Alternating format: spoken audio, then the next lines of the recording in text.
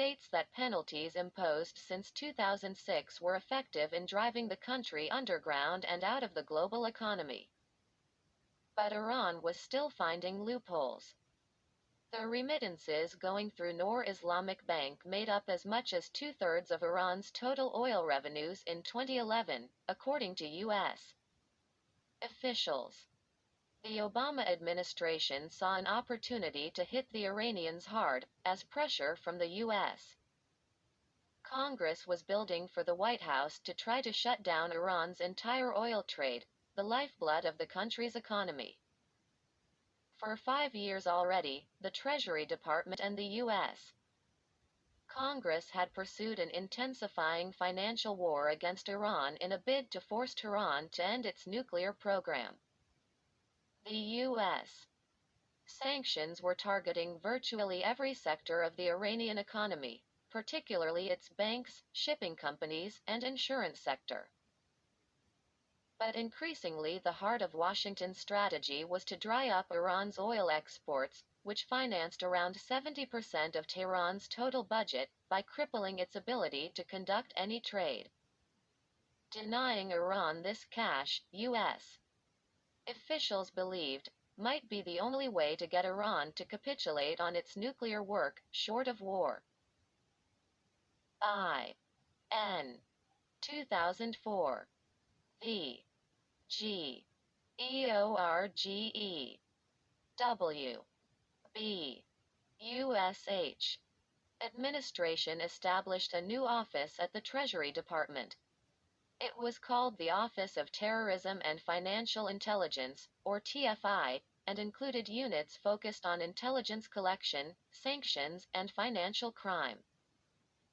Up until that year, successive administrations had at times used the Treasury Department to punish America's enemies with economic sanctions or to track the finances of Latin American drug kingpins and American organized crime leaders. But Treasury didn't yet have a seat at the table in the country's national security apparatus. It was a marginal player, even though Treasury's offices were situated right next door to the White House. This dynamic changed radically after 9/11. The Bush administration quickly prioritized strategies for cutting off the financing of terrorist groups globally, with Treasury at the center of these efforts.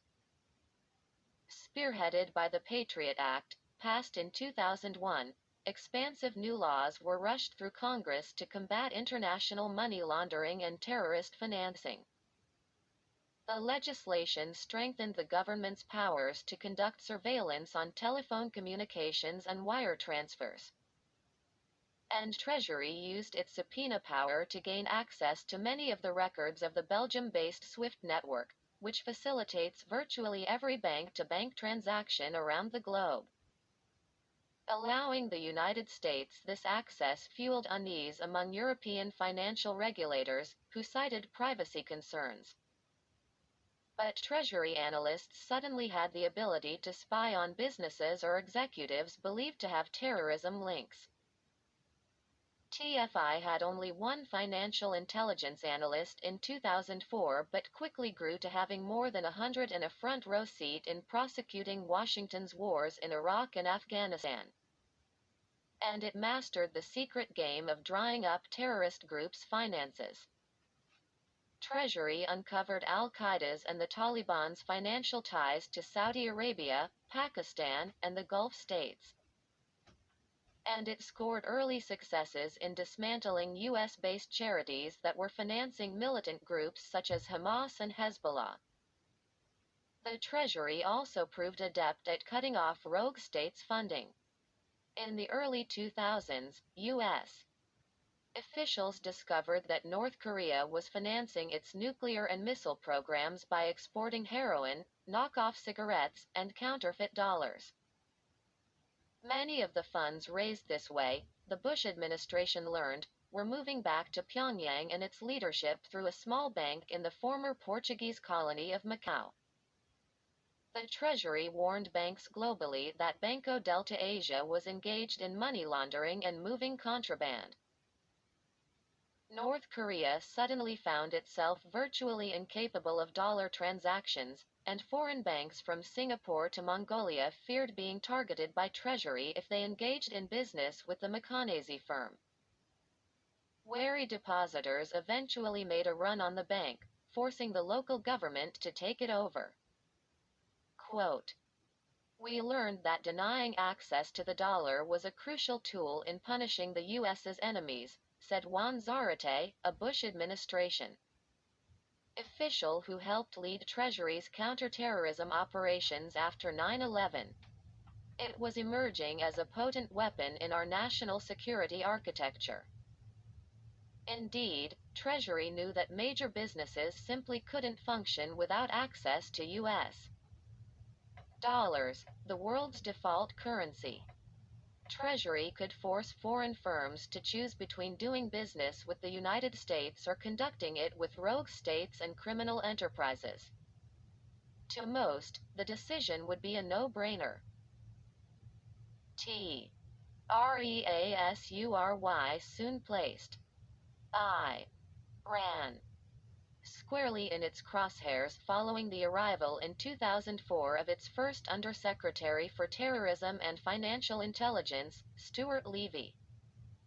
Levy had no special expertise in finance when he took the post. A public prosecutor educated at Harvard, he served in the Justice Department of the George W. Bush administration after providing legal advice to the candidate during the 2000 campaign and recount in Florida. Levy, in his early 40s at the time, had boyish looks for a high-powered attorney. Some friends joked about his recent bar mitzvah. But he'd proved to be an aggressive prosecutor. And he knew how to work the Washington bureaucracy. Once at Treasury, Levy used his legal mind to ruthlessly fixate on Iran. The Iranians, having backed out of earlier commitments to the Europeans to freeze their production of nuclear fuel, had an essentially unrestrained program under their new fanatical president, Mahmoud Ahmadinejad, when Levy began his work. And Tehran had paid only a small price for backing out of the European diplomatic agreements. The Bush administration needed to develop an overarching strategy to curb Iran's capabilities, so Levy decided to build on the tactics Treasury had developed during the first 4 years after 9/11 to put in place one of the broadest campaigns of financial warfare ever launched against a single country.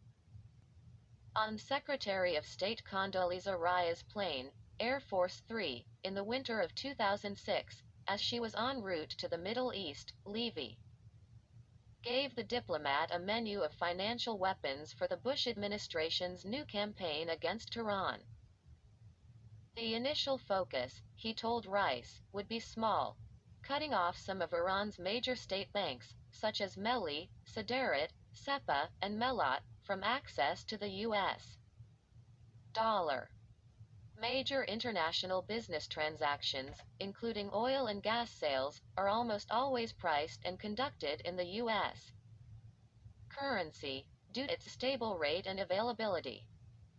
Levy argued that the United States was unlikely initially to get the United Nations Security Council to support sanctions on these banks, as many European, Chinese, and Russian firms still did business with Iran. But he believed that over time unilateral U.S. actions toward these banks would have a devastating impact on their businesses. Any reputable foreign bank or company had to have access to U.S. dollars if it was going to conduct international business. Quote, "We wanted to find a way to put the Iranian regime under so much pressure that it would be forced to choose between integration with the international community, along with the attendant benefits, and increasing, painful financial isolation," Levy told me in a series of interviews starting in 2007. "It was never about containment. We wanted an option short of military action that could potentially be a game changer." Levy went on to describe to Rice an intensifying assault on Iran's finances, which would be tempered only if Tehran gave ground in nuclear negotiations. Virtually all sectors of Iran's economy would be fair game. shipping firms, airlines, insurance companies, and ports.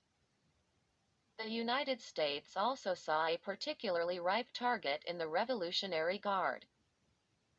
The military unit was carving out a dominant position in large sections of the Iranian economy, including the lucrative oil and gas sector.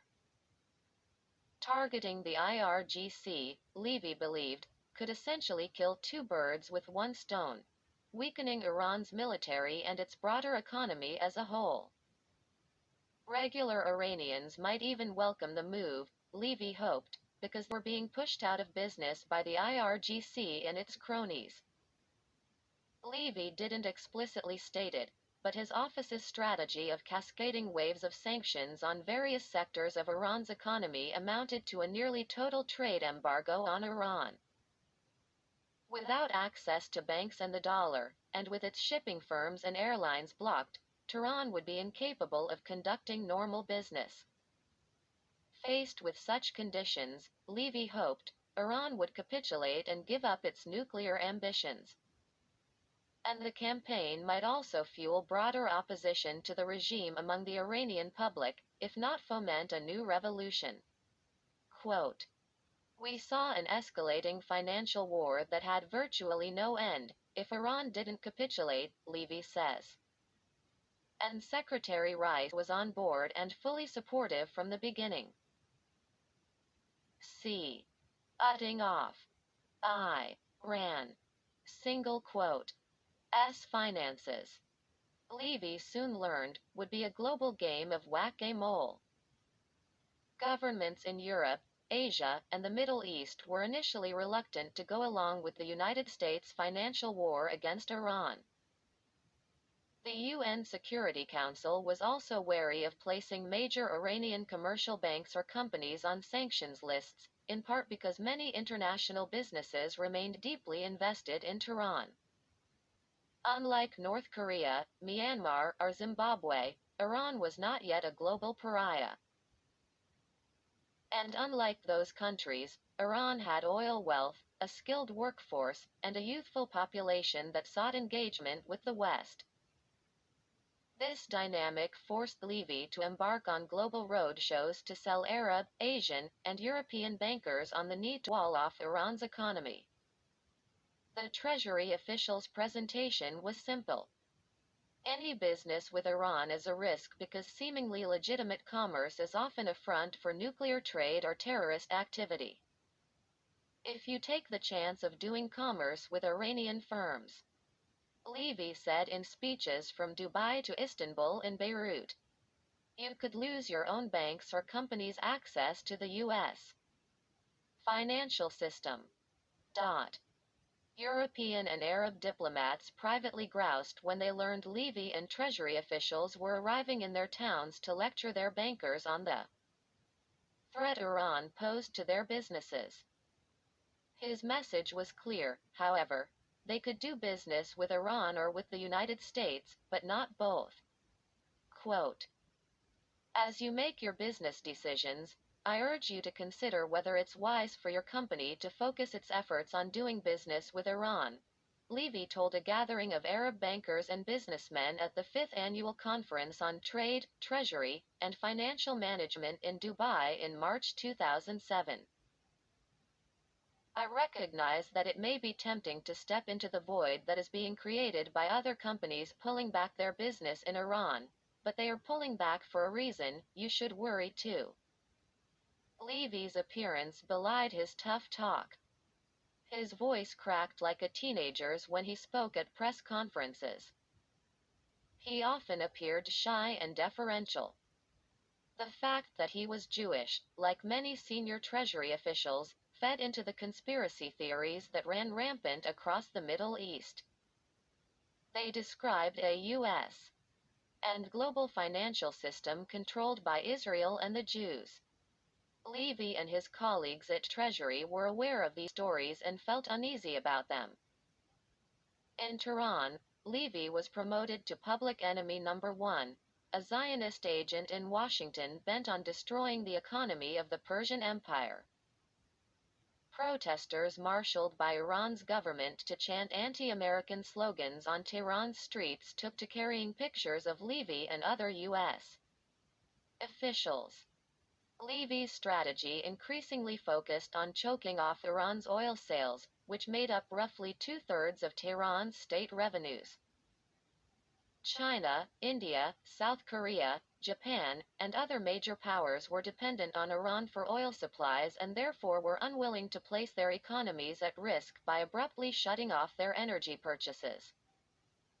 Treasury knew this, but Levy and his team still began to devise ways to block oil transactions by severing Iran's access to global banks. And U.S. officials were looking to find alternative oil supplies for America's allies. The strategy, though, was controversial. For decades, Iran had been among OPEC's top oil exporters. Economists at the Treasury and Treasury Secretaries Henry Paulson and Timothy Geithner privately warned Levy that rapidly cutting off Tehran's oil exports could hurt the United States' own economy by shrinking the fuel supply and driving up global energy prices. Quote, "We were concerned that, if we were so abrupt in imposing these sanctions on oil and financial institutions, and not giving us certain waiver authorities, that it could effectively crash the global economy," Ben Rhodes, Obama's deputy national security advisor, told me. "If you flip the switch a certain way, it could have negative effects or countries could simply ignore it." Levy and the Trasury also turned up the pressure on Iranian insurance companies, airlines, ports, and transport firms. A special emphasis was placed on the Islamic Republic of Iran Shipping Lines, or IRISL, the country's largest cargo handler. Treasury had blacklisted the company in 2009 for allegedly moving arms to Hezbollah and Hamas through the Mediterranean and for importing equipment for Iran's nuclear program. But U.S. officials knew IRISL was also a major cog in Iran's legitimate economy, shipping everything from food to automobiles. This raised a moral quandary that Levy and his staff continually faced in combating Iran: how to stop its nuclear program without unfairly damaging the lives of normal Iranian civilians. IRISL engaged in an elaborate game of subterfuge as Treasury pressed foreign companies to stop allowing the company's ships into their ports. IRISL repainted the colors of their fleets outside hulls. They sailed ships under the flags of Liberia, Malta, and other countries that sold flagging rights. And Tehran established hundreds of front companies in Caribbean and European cities in an effort to hide Iranian ownership. But IRISL's ships were still increasingly denied access to foreign ports, particularly when global insurance companies denied them coverage. Treasury was also choking off Iran's ability to fly internationally. In the wake of the Islamic Revolution in 1979, the United States had sanctioned exports of American airplane parts to Tehran as punishment for the hostage crisis. The result was that Iran's international flag carrier, Iran Air, possessed an aged and depleted fleet of Boeing aircraft that had been bought, for the most part, during the Shah's era. The safety of many of the planes was in question due to the lack of regular maintenance. Tehran publicly stated that the United States should be charged with human rights violations in an international court as Iranian planes increasingly ran the risk of crashing because of maintenance-related issues. The Treasury Department under Levy stepped up its efforts against not just Iran Air but also smaller airlines such as Yas and Mer. All of these companies, Treasury argued, were engaged in terrorist activity due to their shipments of weapons to Hezbollah, the Assad regime, and militant groups in Iraq. International airports subsequently began denying Iran Air, the country's lone overseas carrier, landing rights because of security concerns. B. UTTEHRAN was still finding ways to exploit holes in the world's financial system. Many smaller banks and countries were eager to pick up the slack as multinational companies left Iran. They could charge higher fees or interest rates to Iranians in exchange for the risk they were taking by defying the U.S. Treasury Department. Europäische Iranische Handelsbank AG, or EIH Bank, of Frankfurt, was among the small firms still willing to take the risk. German companies were the largest European traders with Iran, providing engineering expertise, specialty metals, and software, and many German firms that did business in Iran conducted all of their trade through EIH. Iran and Germany established deep political and economic ties in the 1930s, when the Nazis were aligned with Reza Shah Pahlavi. Germans and Persians both identify themselves as descendants of the Aryan race. German firms built much of Tehran's infrastructure, including its subway system. The close business relationship endured after the United States and Britain replaced Reza Shah with his son Mohammed in 1944 because of the father's Nazi sympathies, and later the relationship even survived the 1979 revolution that threw out the family altogether. The Treasury sanctioned EIH in late 2010, banning it from using the U.S. dollar or engaging with American banks. The move sparked an outcry from German businesses and politicians. Powerful trade groups pressed the German government not to follow Washington's lead. Levy personally delivered intelligence to German finance officials to document how Iran had used EIH to finance at least 2 transactions aimed at procuring equipment for Iran's nuclear program. The Germans complied and blacklisted EIH, rather than risk broader U.S. penalties. Levy believed that offering countries the choice of doing business with either Iran or the United States, but not both, was the brilliance of their Iran strategy. It assumed that most foreign governments and businesses didn't want to cooperate, but that ultimately they would have to. The result was that by 2010 most of Europe had largely cut itself off from Iran because of the fear of more U.S. sanctions and fines. And while Washington's heavy hand angered European businesses, U.S. officials believed President Obama's repeated efforts to hold direct negotiations with Iran on its nuclear program made it easier for Washington to pursue sanctions, as it meant that the Europeans couldn't blame the White House for not extending a hand to Tehran. The onus of blame for the stalemate was shifting. EHRAN began moving more of its assets to the east. In the 1970s, with the help of the United Nations, Iran had established a little-known trading office in South Asia called the Asian Clearing Union, ACU. The ACU brought together 7 of the region's poorer countries that faced trouble conducting trade due to both a lack of U.S. dollars and their fluctuating currencies. The ACU allowed these countries to essentially barter goods through its system, which, in a large part, was based on IOUs. The ACU's headquarters were in Tehran, and many of its senior executives were Iranians. At the time of ACU's establishment, Tehran saw the trading office as a vehicle to cement Iran's role as an economic leader in the Middle East and Central and South Asia. Levy and other U.S. and European officials in 2010 grew alarmed by the amount of trade going through the ACU.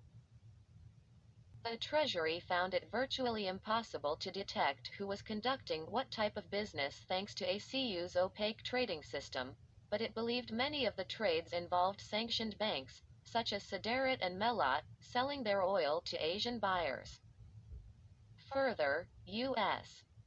officials worried that the ACU masked Tehran's ongoing efforts to procure equipment for its nuclear program through middlemen based in India and Pakistan. In January 2011, Treasury wreaked havoc on the Indian economy when it announced it was sanctioning the ACU, barring it from U.S. dollar transactions. Indian officials had begun conducting much of their oil trade with Iran through the ACU after Germany's EIH shut down its business. After its access to oil via the ACU was blocked, New Delhi first tried to purchase Iranian oil in rupees as a means to evade American sanctions. But India's oil purchases from Iran totally outpaced the country's ability to make payments in its own currency. So New Delhi was forced to start looking for alternative energy supplies beyond Iran where it could pay in dollars, a dynamic that was repeating all over the world as U.S. sanctions hit one bank after another. The Treasury's action effectively shut down the ACU, which was almost completely dependent on Iran. India and others couldn't afford to cross the Treasury. Iranian financial officials and businesses were getting desperate as the global economy was closing itself off to them. Levy and his staff were successfully plugging up the holes. Tehran established one more financial channel through the Persian Gulf in order to continue its oil trade.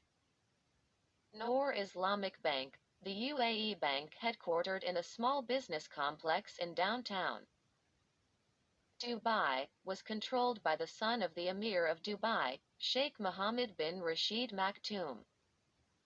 Its business was largely focused on providing Islamic banking services to businesses in the Gulf. For example, Islamic law prohibits the charging of interest, so the bank had rules against paying interest to clients.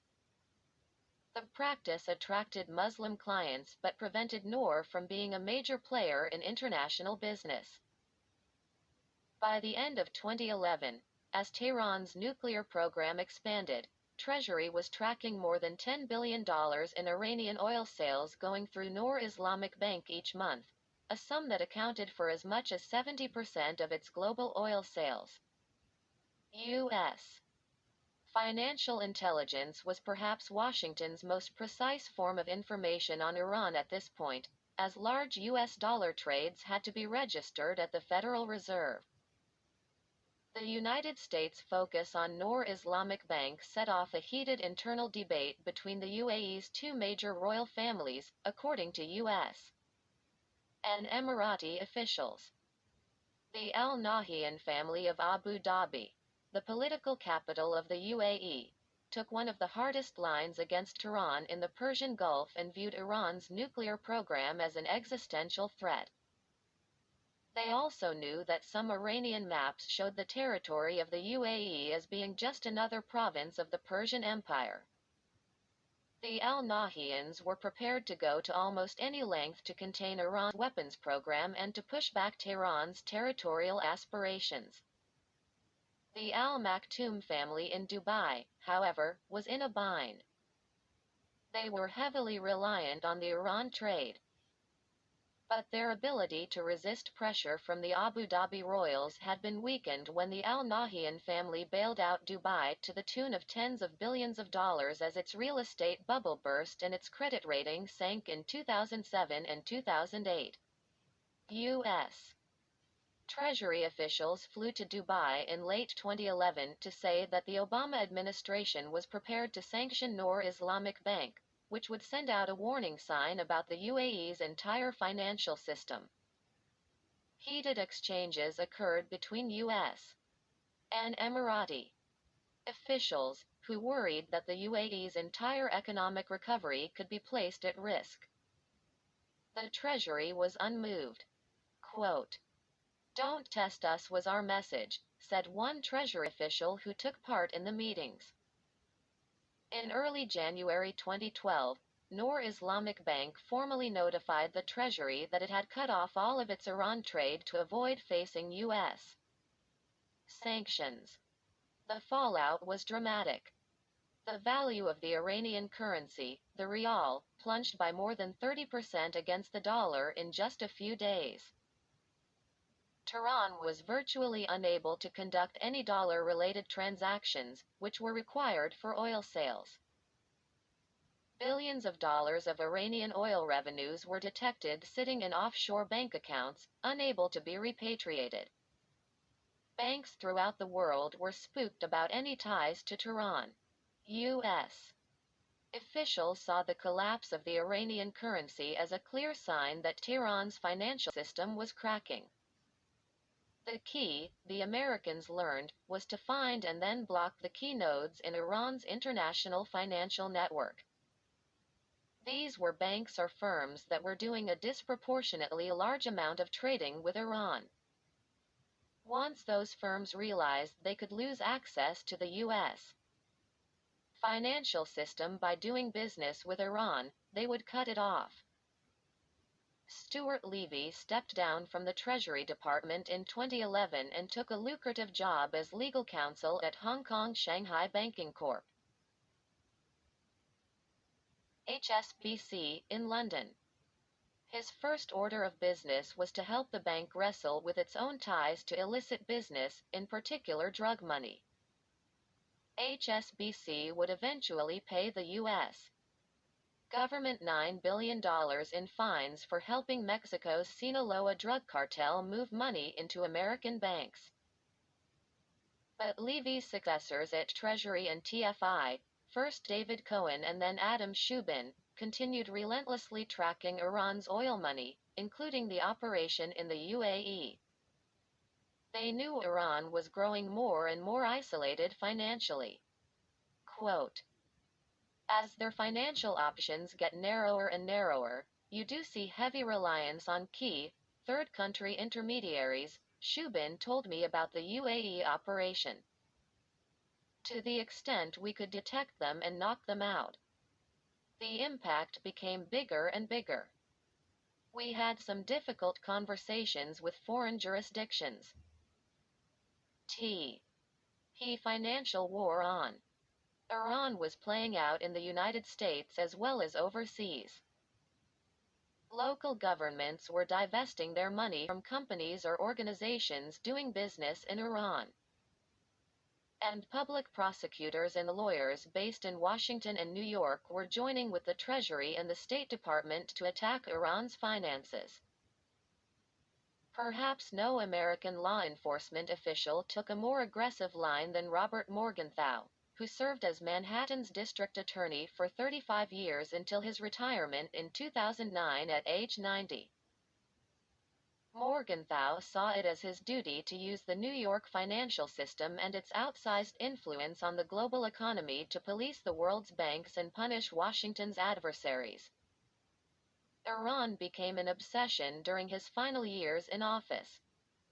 Morgenthau built on the work of his father, Henry Morgenthau Jr., who had served as Secretary of the Treasury under President Franklin Delano Roosevelt.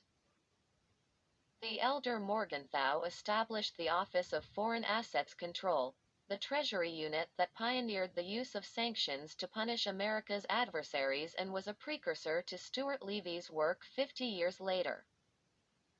In his early years as Manhattan District Attorney, Robert Morgenthau led investigations into New York banks that cycled Latin American drug money through the U.S. financial system and into funds controlled by the mafia. The Morgenthaus, a German family that had emigrated from Bavaria in the 1800s, were passionately committed to protecting world Jewry and the State of Israel. Henry Morgenthau was the top figure inside the Roosevelt administration calling for an aggressive American effort to save Jews in Germany, Poland, Italy, and Hungary from Hitler's war machine and to provide them with a safe haven in the United States. Morgenthau's efforts resulted in the creation, in 1944, of the War Refugee Board, the top American agency seeking to safeguard Europe's Jews, though the family still bemoaned the fact that there were so many who could not be saved from the Holocaust. Henry Morgenthau also used his leadership of the Treasury to push President Roosevelt to reclaim billions of dollars in assets that had been looted by the Nazis from Europe's Jews during World War II, with much of the money salted away in leading Swiss and Austrian banks. Robert Morgenthau, a World War II naval veteran, saw the threat posed by Iran and its nuclear program to the United States and the State of Israel as comparable in many ways to the Nazi threat. The native New Yorker believed that Tehran's nuclear work was designed to create an atomic weapon that could hold Israel hostage and would allow Iran's Middle East allies, including Syria, Hezbollah, and Hamas, to intensify conventional attacks on the Jewish state under the protection of an Iranian nuclear umbrella. In such a scenario, Morgenthau believed, the Pentagon and the United States would be able to offer only minimal support to its closest Mideast ally, as the likelihood of the United States engaging militarily would be slim. And here there was another analogy to World War II. The United States would be bystanders as Jews were targeted for extermination overseas. Morgenthau was aware that bankers in Zurich, Vienna, Paris, and London were reprising their role as the financial underwriters for the Jewish people's enemies through their continued business with Iran. And he believed that New York's banking system could be used as a tool to hit back. Quote, "If there is a buck to be made with the Iranians, I firmly believe they can always find a banker willing to take on the risk of doing business with them," Morgenthau told me in an interview in 2012.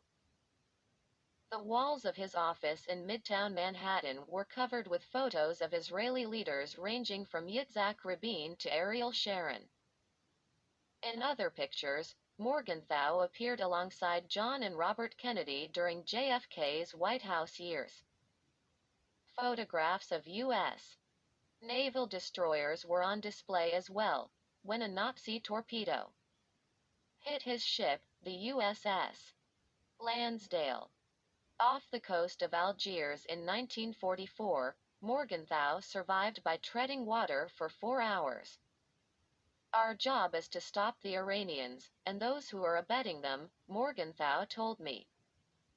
"It's our duty." I.N. 2005. One of Morgenthau's top aides at the DA's office was a former Israeli military officer named Eitan Aruzi. The 32-year-old once served as a spokesman for the Israeli Defense Forces. But while in the military, he also developed an expertise in tracking the finances of the Jewish state's enemies, including Hezbollah, Hamas, and their chief benefactor, Iran. At the time, Morgenthau was ramping up a staff of counterterrorism experts to meet the post-9/11 threat. To support this, he developed a close working relationship with Israeli intelligence and law enforcement. Morgenthau brought Aruzi, known for having an encyclopedic knowledge of terrorist groups and the ways they moved money, to New York to fortify his bond with the Israelis and to educate the New Yorkers about terrorist financing.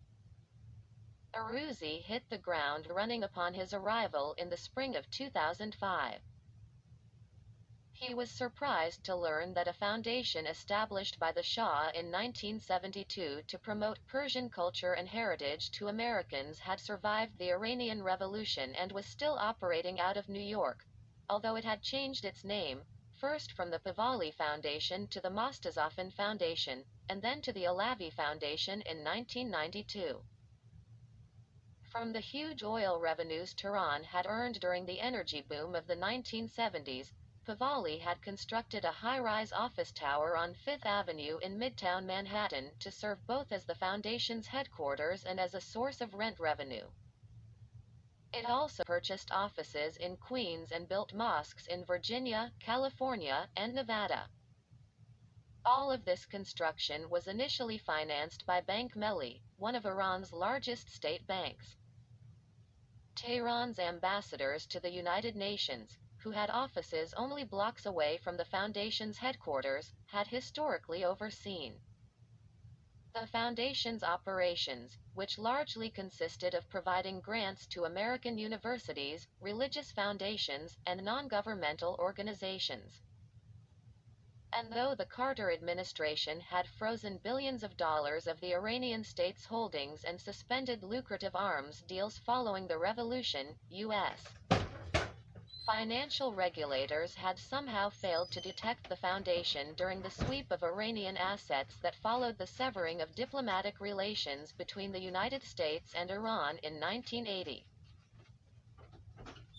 Now Aruzi and New York law enforcement agencies closely scrutinized Alavi's finances and the Iranian diplomats who oversaw the foundation. Because of the sanctions, no Iranian money at all was supposed to be in the U.S. financial system. They paid particular attention to Iran's ambassadors to the United Nations, including Javad Zarif, who had cooperated with the United States on Afghanistan, and his successor, Mohammad Qazi, who moved to New York in 2007. Morgenthau's office learned that the diplomats regularly attended the foundation's meetings and that Qazi was keeping a close watch on Alavi's donations and its overall finances, according to transcripts obtained by Aruzi and U.S. law enforcement officials. Quote, "I have to be kept informed, and I have to be able to state my opinion in order for you to make a decision," Qazi told Alavi's board during an October 2007 meeting at his residence on the Upper East Side. "We, in Iran, have to be kept informed regarding the general ongoings and allocations because we will be held responsible." The upshot was that the leadership of the Iranian regime was running the foundation. Digging into the foundation's finances, Aruzi discovered that in the 1980s Iran had constructed a complex financial system both to continue to fund the Alavi Foundation with donations directly from Tehran and to mask the involvement of Iranian banks that were banned from the U.S. market. Tehran had established a front company, Asa Corp, in one of Europe's most renowned tax havens, the Channel Islands, to finance Alavi. Banking records revealed that Bank Melli was the primary stakeholder in the Asa Corp, and thus controlled the Alavi Foundation, a clear violation of U.S. sanctions law. Melli itself had been blacklisted since 2007 for its role in financing Iran's nuclear and missile programs, and because Iran also was banned from doing any charitable work in the United States, the foundation's charitable activities were violations as well. Aruzi uncovered additional information by developing confidential sources knowledgeable about Alavi's operations, and he eventually gained access to some of the foundation's emails. This information served as the cornerstone of a broader campaign Morgenthau planned to launch against European banks. Financial records obtained by Morgenthau's office showed that two major European financial institutions, Lloyds Banking Group plc of London and Switzerland's Credit Suisse Group AG, illegally served as the primary conduit for Bank Melli to move money in and out of New York for the Alavi Foundation. Lloyds and Credit Suisse systematically hid these transactions by removing the Iranian originating codes on the wire transfers made through SWIFT, the International Electronic Payment System. The bank's strategy, which is called stripping, and is illegal inside the United States, made it virtually impossible for American financial regulators at the Treasury or in New York to detect that Iran was the original source of the money going into New York or the destination for funds leaving it. All this meant that the European banks were complicit in a massive scheme to evade sanctions. Lloyds and Credit Suisse had established special units in their European offices to oversee the transactions coming in from Tehran, but without any mention of the Iranian ties. The processing steps were laid out in an internal document of Lloyds's, called the Payment Services Aid Memoir, that advised its staff on how to remove any Iranian reference codes when wiring funds through the U.S. financial system. The practice made it appear that all transactions were originating from Lloyds's offices in the United Kingdom. A member of Lloyds would physically mark up the printed payment instruction to show what information should be changed, including crossing out any reference to Iranian banks or other sanctioned entities. Morgenthau's office wrote in a court filing describing the British bank's strategy. Early in 2009, Morgenthau's office moved against the Alavi Foundation, charging it with being a front for the Iranian government. FBI agents raided and seized its offices in Manhattan and Queens and froze religious and cultural centers across the United States funded by the foundation. These included the Imam Ali Mosque in Queens, the Islamic Education Center of Houston, and the Islamic Education Center in Rockville, Maryland. In response to a complaint by a number of Islamic religious leaders that Morgenthau's action against the Alavi Foundation was part of the U.S. government's efforts to persecute Muslims following 9/11, the district attorney said he was simply safeguarding the U.S. financial system and preventing Iran from illegally earning revenues from U.S. businesses, although Morgenthau's office also feared the Iranian government was using Alavi's network to conduct intelligence operations and spread propaganda on behalf of the Tehran regime. As part of the crackdown, FBI agents tailed the head of the Alavi Foundation, Farshid Jahidi, as he walked the streets of New York in December 2008. Jahidi was among a coterie of Iranian government officials who maintained U.S. citizenship, thus presenting a test to U.S. intelligence services. One afternoon, Jahidi tried to get rid of evidence by dumping the contents of his briefcase into a trash can, according to the FBI. As agents rummaged through the detritus, they found additional records directly tying the Alavi Foundation to Bank Melli and the UK-based front companies in the Channel Islands. The FBI later charged Jahidi with obstructing justice, for which he pleaded guilty and went to jail. Lloyds and Credit Suisse agreed to pay fines $350 million and $536 million, respectively, for helping Iran, as well as Sudan, evade U.S. sanctions. But Morgenthau's office learned that these banks were just part of a much broader effort by Europe's banks to help Tehran commit financial fraud in New York. From 2009 to 2012, 5 other large European banks also admitted to sanctions busting in plea agreements made with the Manhattan District Attorney's Office and other American financial regulators.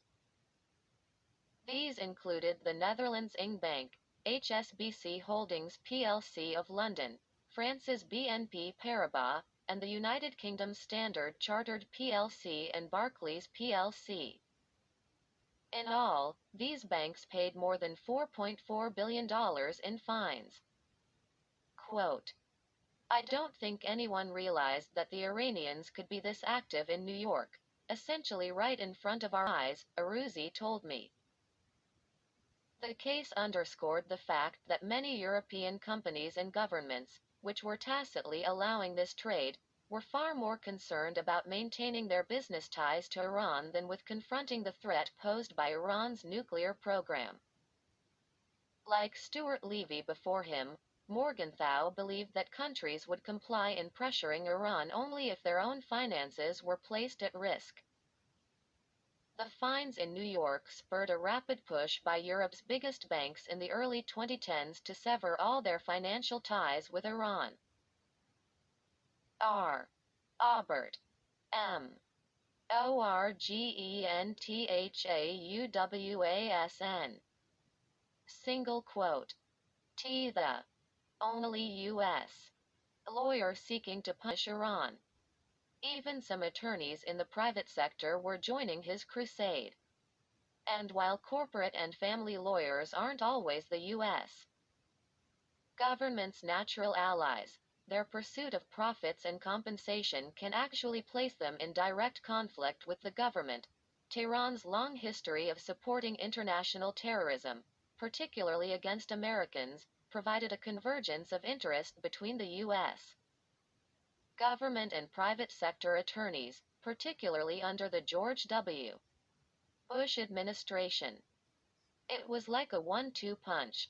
The Treasury Department targeted bankers with sanctions for doing business with Iran, and American lawyers then enforced those sanctions in court.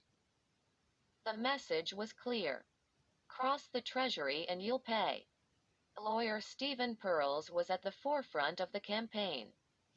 A one-time congressional aide to Alaska Senator Ted Stevens, who was the acting Senate Minority Leader in 1979, Pearls had staffed a special Senate committee set up in that year to monitor the Iran hostage crisis. Pearls, a transplanted Alaskan, was impacted by his experience facing Tehran's revolutionaries and morphed into a modern-day Simon Wiesenthal, dedicated to hunting down the assets of Iran and its allies. Pearls worked on international trade issues while on Capitol Hill before shifting into private practice in the 1980s. Thrust into prominence by his investigative work, he regularly lectured at prominent law schools, from Harvard University to the Sophia International University School of Business in Tokyo. He was also active in Jewish affairs, receiving awards from the American Jewish Congress and the Rabbinical Alliance of America. But Pearls's true calling emerged in the 1990s as Hezbollah and Hamas, with Iran's purported blessing, launched a campaign of suicide bombings against the State of Israel. Pearls was an expert on a U.S. law known as the Sovereign Immunity Act, which held that assets owned by foreign governments inside the United States should be protected from seizure or litigation. The statute was designed to preserve the United States' position as the world's preeminent financial safe haven. Pearls, however, saw cracks emerge in this law in the late 1990s. President Bill Clinton endorsed legislation that allowed U.S. citizens to sue foreign governments that were on the State Department's list of state sponsors of terrorism.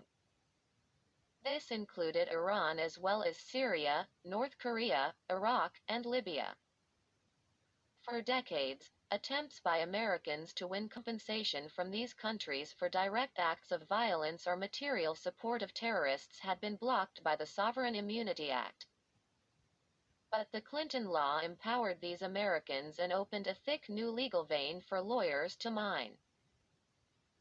An early landmark victory for Pearls in his campaign for victims' rights was a judgment of nearly $250 million he won against the Islamic Republic of Iran in 1999 on behalf of the family of Elisa Flato. The 20-year-old American had been killed 3 years earlier when a bomb planted by the militant group Palestinian Islamic Jihad blew up on a bus she was riding during a holiday stay in Jerusalem. The attack was part of a wave of bombings by Islamic Jihad and Hamas following the 1993 Oslo Accords, which attempted to set a framework and timetable for a formal peace agreement between Israel and Palestine. Iran, using these militant groups, hoped to sabotage the accords. Pearls would argue in the Flato case, and in future litigations, that these terrorist attacks weren't the work of non-state actors or lone wolf organizations. Rather, Iran was the ultimate culprit. In court, he'd present the depositions of Israeli defense officials, American intelligence agencies, and Iranian dissidents that documented how Tehran trained, armed, and funded these militant groups who killed not just Americans but citizens from allied countries. Iran, with its vast oil wealth, should be forced to pay, Pearls concluded. The verdict in the Flato case sparked a furious hunt by Pearls and his legal team to find assets linked to Iran that could be seized and used to cover the judgment, which Tehran would never pay voluntarily. Iran's lawyers didn't even offer a legal defense during the trial, saying Tehran didn't recognize American law. Pearls initially tried, unsuccessfully, to seize diplomatic properties in the District of Columbia that at one time had been owned by the Shah's government. A beautiful embassy with a turquoise-colored dome sat on Massachusetts Avenue, just on the outskirts of downtown Washington. But it hadn't been occupied since the early 1980s, and so Pearls's claim was denied. The Sovereign Immunity Act, it turned out, still held sway among many U.S. courts and judges.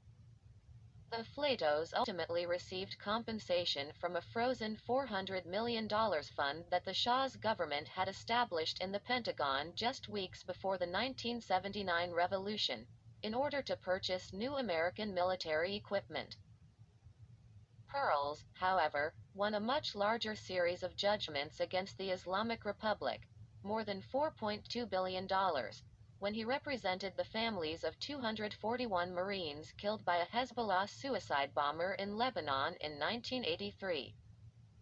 Pearls's team successfully argued that the Islamic Revolutionary Guard Corps created, armed, and financed Hezbollah, and that the suicide bomber was trained at a camp run by the IRGC in Lebanon's remote Bekaa Valley.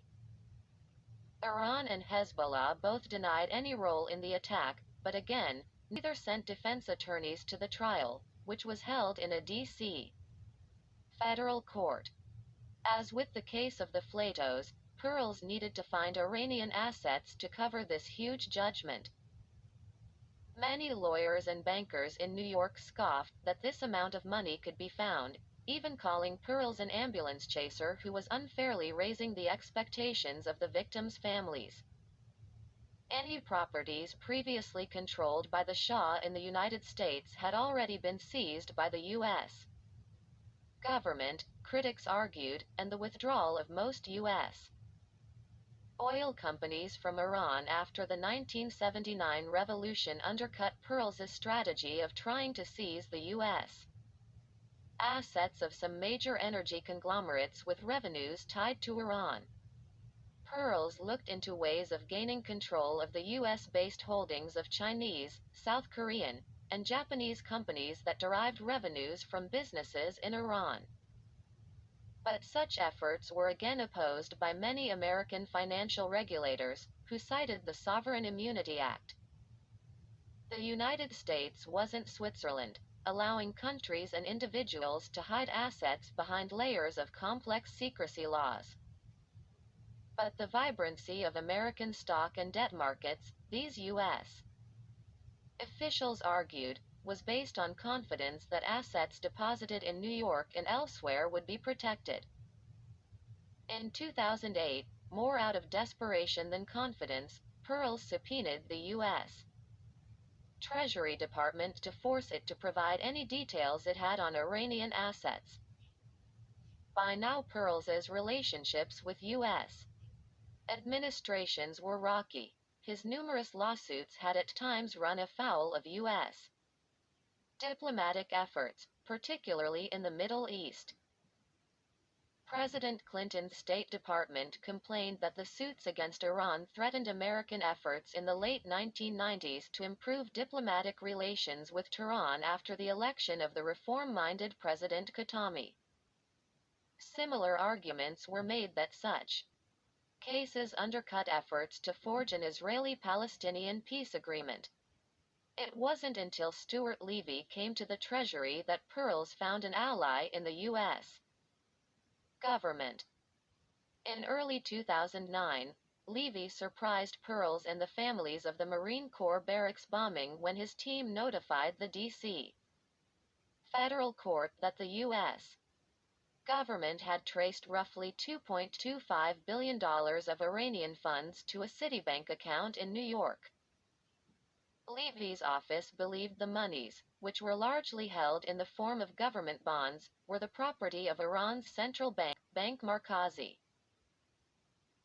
Tehran had initially placed these holdings in an account with a secretive European financial services company called Clearstream Banking SA, which is based in the Duchy of Luxembourg. The tiny landlocked country's stringent bank secrecy laws had made it a rising European financial center but an adversary of the U.S. government in the post-9/11 era.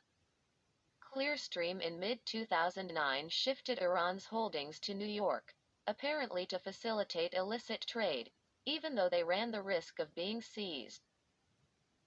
Citibank's filters missed Tehran's links to the money because it was hidden inside other Clearstream accounts, U.S. officials concluded. Pearls wasted little time in jumping on Levy's intelligence.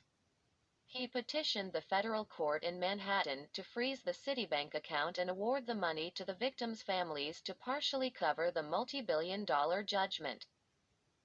Pearls also gained clearance to submit to the court treasury's information detailing Bank Markazi's ownership of the bonds. The size of the Iranian holdings stunned both Pearls and Treasury officials because it represented by far the largest single seizure of Iranian money since the Islamic Revolution.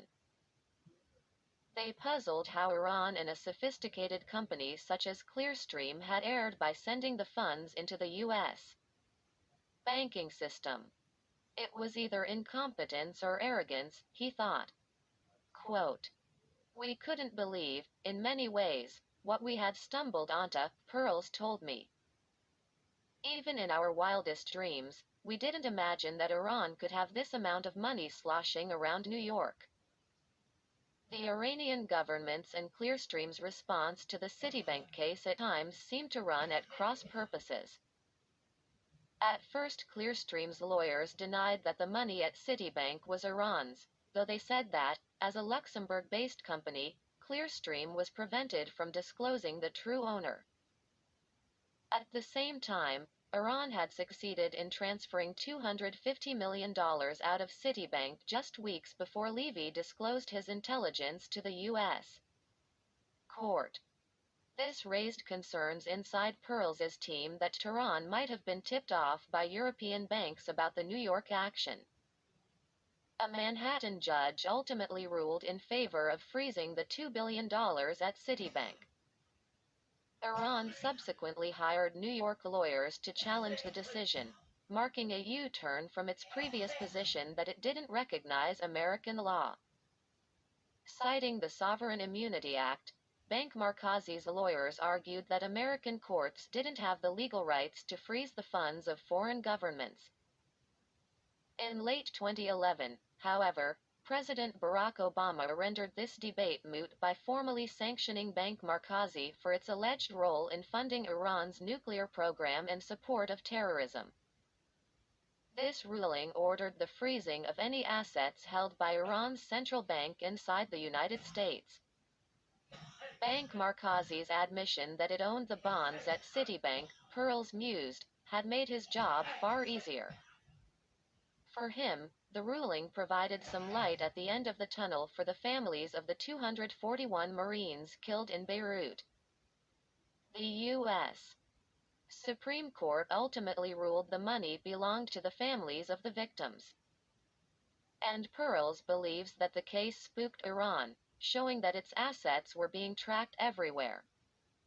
Quote, "The case made it clear to Iran that its money isn't safe even in secretive European accounts," Pearls said. U.S. sanctions campaign against Iran had created a chain reaction across the globe, reinforcing itself on many levels. Treasury's warnings to banks and businesses forced them to sever ties with Iran or risk their access to the world's largest market. U.S. courts were vigorously enforcing the Treasury's regulations. And people such as Robert Morgenthau and Steve Pearls were punishing banks and companies that weren't complying. Altogether, the United States was driving Iran out of the global economy. Treasury's financial war against Iran proved singularly lethal, thanks to the canny use of American influence.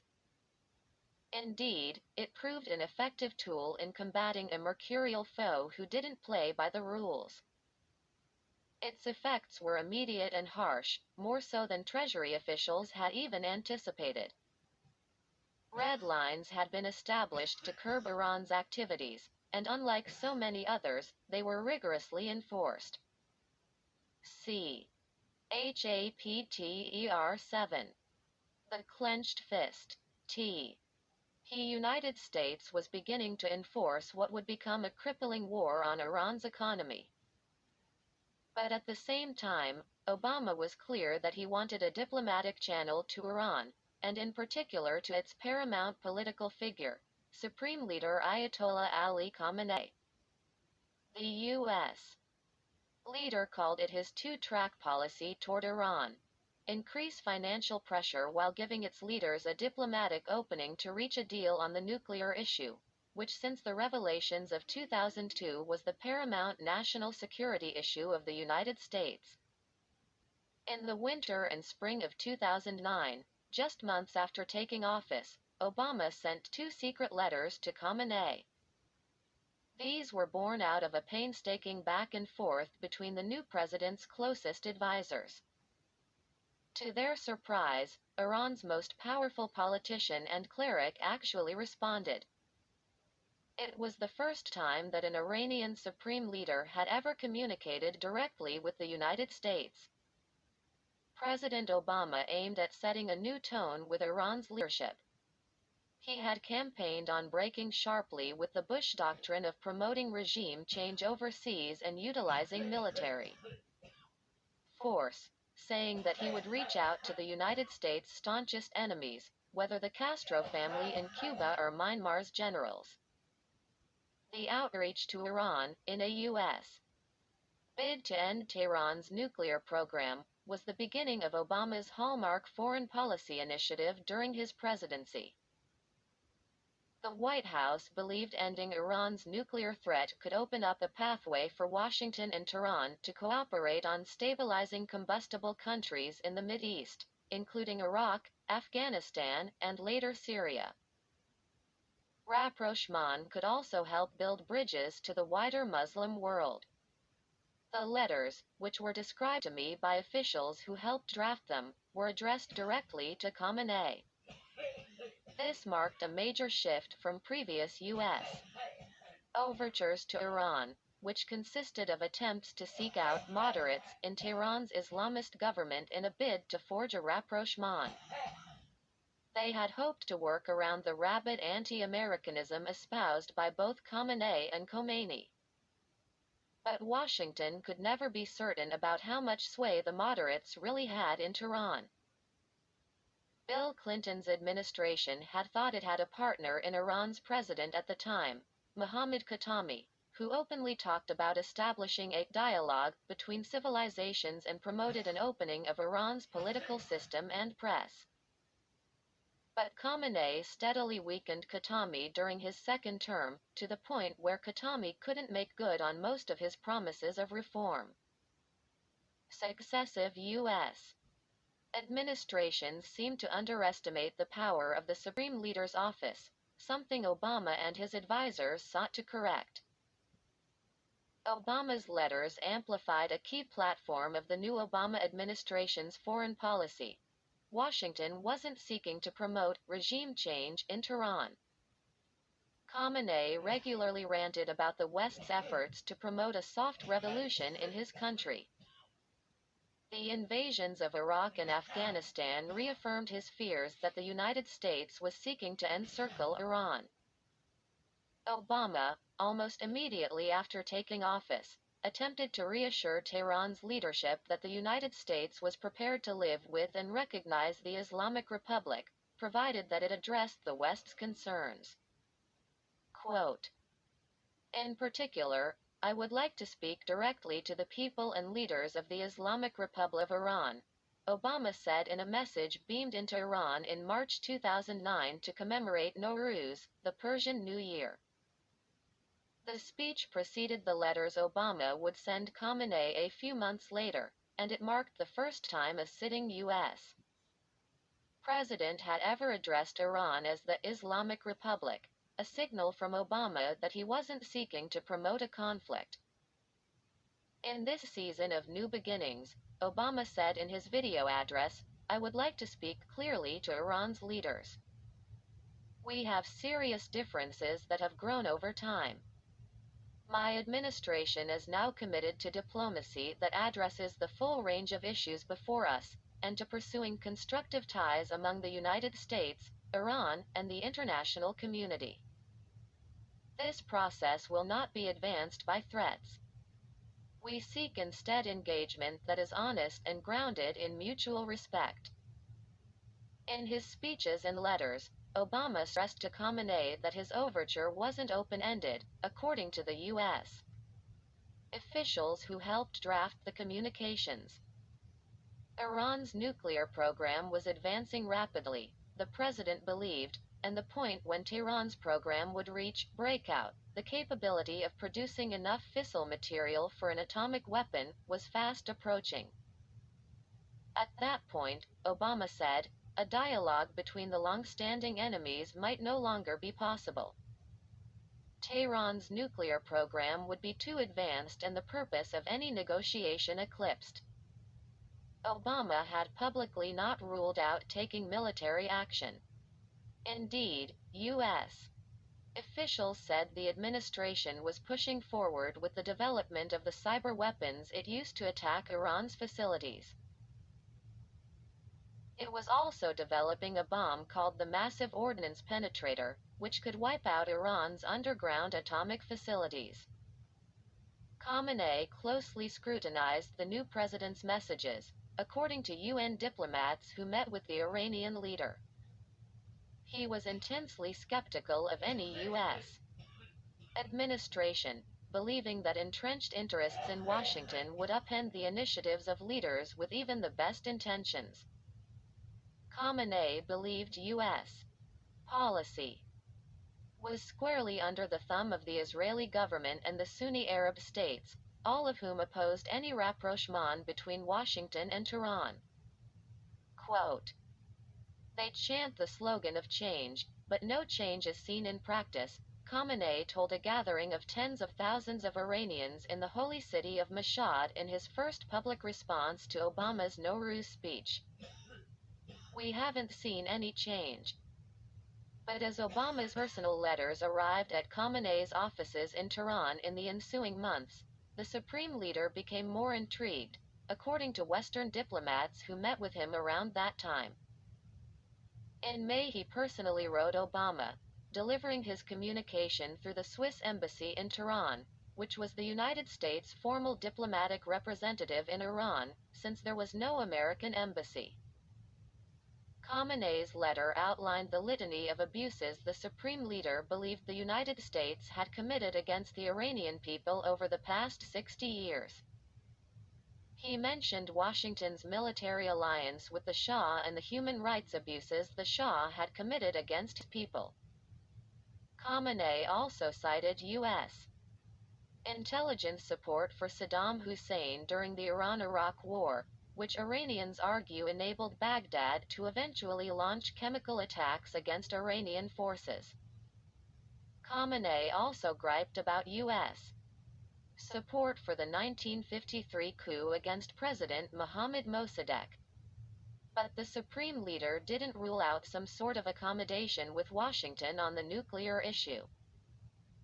He stressed his theme of mutual respect between the two countries as possibly opening up a pathway. Quote, he left the door open, said an American diplomat who read the letter at the time. This fed sentiments in the White House that the diplomacy should proceed. Iran was perhaps the most contentious foreign policy issue debated during the 2008 presidential campaign. The conflicts in Iraq and Afghanistan had created war fatigue among many voters, which Barack Obama seized on during the Democratic primaries and then his run against the Arizona conservative John McCain. Unlike George W. Bush with his overtly confrontational policies, Obama said, he would restore America's image and prestige overseas by offering to talk with Iran, along with Syria, North Korea, Cuba, and Venezuela. Obama's position placed first Hillary Clinton and then John McCain in a strategic bind. Clinton had voted for the Iraq War, so she was determined to distance herself from its failures. She criticized the management of the Bush administration's campaigns in Iraq and Afghanistan. And she stressed that if elected she would focus on restoring the American economy over the next decade. But she viewed Obama's position on Iran as vulnerable. In one of the more contentious debates during the campaign, she called her Democratic challenger naive, for thinking he had the charisma and personal charm to wipe away decades of enmity with Tehran by personally embracing its leaders. She said Obama risked elevating the Islamic Republic's international status by dealing directly with Khamenei, tarnishing the White House in the process. Quote, I think I would closely coordinate with my advisors before approving any direct talks with Iran, she said during the debate. This isn't something that should be taken lightly, as my opponent suggests. Obama and his aides in turn jumped on Clinton's position, seeing it as a vehicle to clearly differentiate him from the senator and former First Lady and to feed off the post-Iraq War sentiment. Though he had spent just 2 years in the Senate, Obama understood that the growing tensions with Iran could define his presidency and that he needed to stake out his position early on. Quote, he decided that instead of backing off it, we should double down on it and say, no. This is actually the core contrast, said Ben Rhodes, who served as a close campaign aide to Obama in 2008. The same mindset that led people to follow a herd momentum into a conflict with Iraq was not being tested on Iran. Clinton's position on Iran marked her as perhaps the most hawkish on the issue among the Democratic Party's leadership. She embraced the need for military force if Tehran didn't roll back its nuclear program, something Obama was reluctant to do. Differences on Iran would affect their working relationship going forward. Jewish voters and pro-Israel lawmakers on Capitol Hill, who deeply opposed any engagement with Iran, embraced her. Clinton's position also dampened some criticism of her from the right. Many Republicans, who hated her social platforms, suddenly viewed her as among the most pragmatic of the Democrats seeking to succeed George W. Bush. This sentiment held throughout Obama's first term, when Clinton served as his Secretary of State. It would also split the pro-Israel community in the Democratic Party and Washington's foreign policy establishment.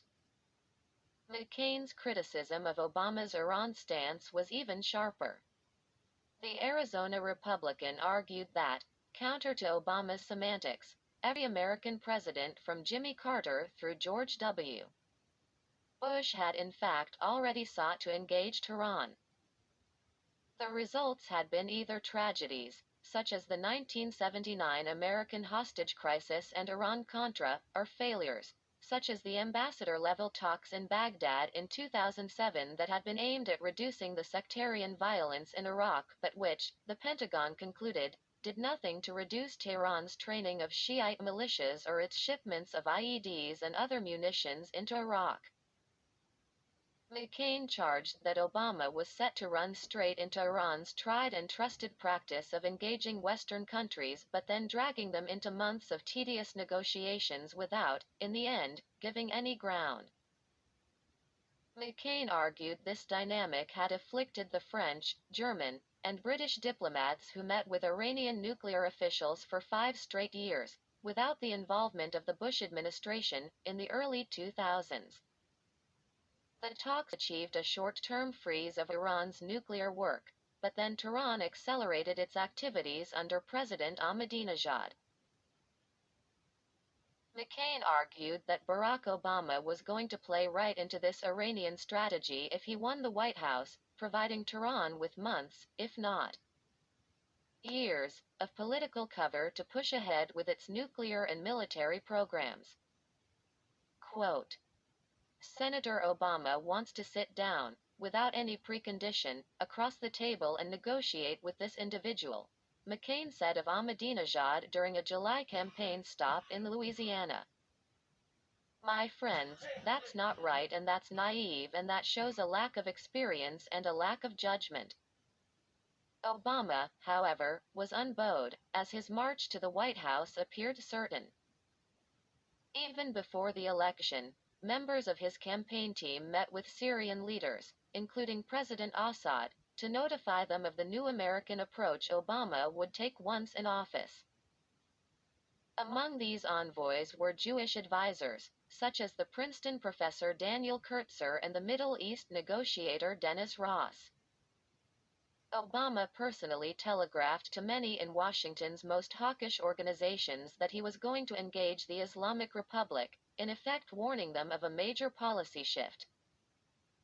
If Tehran responded with a clenched fist, he argued, Washington's ability to gain international support to exert even more financial pressure on Iran down the road, or even take military action, would only be enhanced.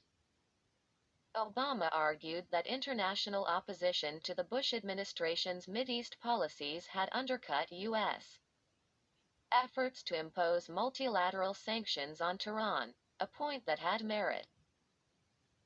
In June 2008, Obama, along with McCain and Clinton, addressed Washington's powerful pro-Israel lobby, the American Israel Public Affairs Committee, AIPAC, at its annual policy conference in Washington. Despite facing a potentially hostile audience, the young candidate sought to woo the Jewish voters at AIPAC to support his new position.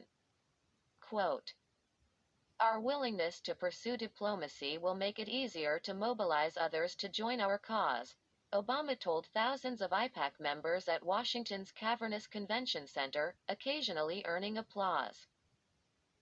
Some in the audience said they were concerned about alienating the man most people believed would be the next president of the United States.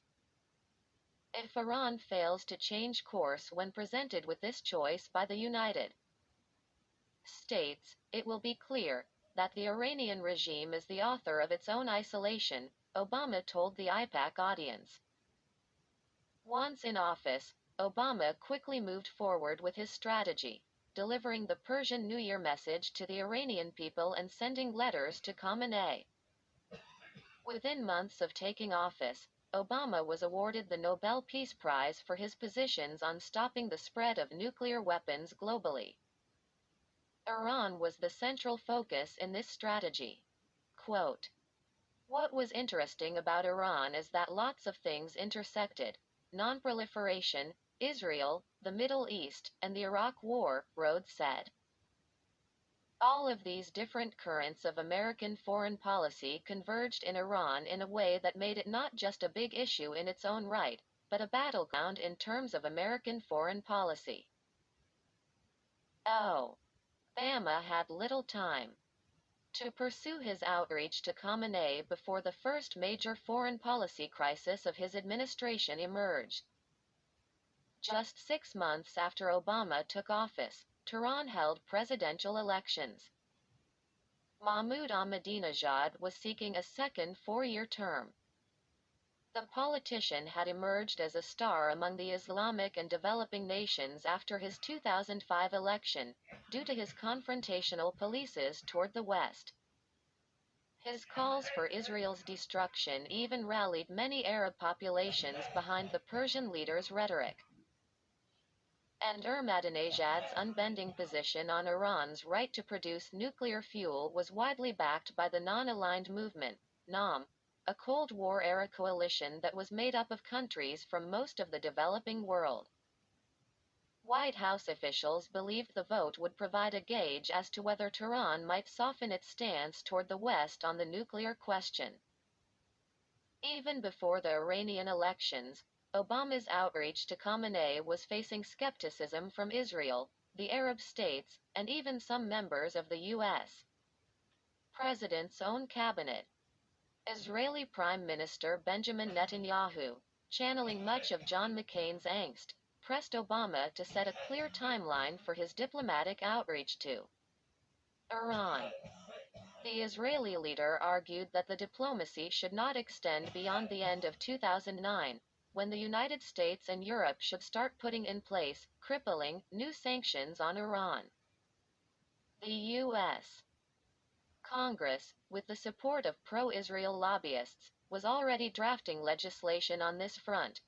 Netanyahu and his advisors particularly pushed for a formal oil embargo on Iran to dry up Tehran's largest source of revenue, rather than pursuing the Treasury's stepped-up approach.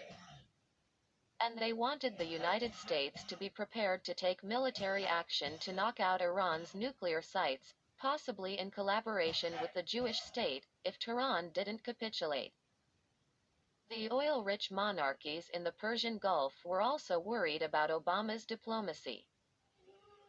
Countries such as the United Arab Emirates, Bahrain, and Saudi Arabia had grown rich in part because of the isolation of Iran after the Islamic Revolution, becoming major energy and service providers after Tehran was forced to pull back from the global economy.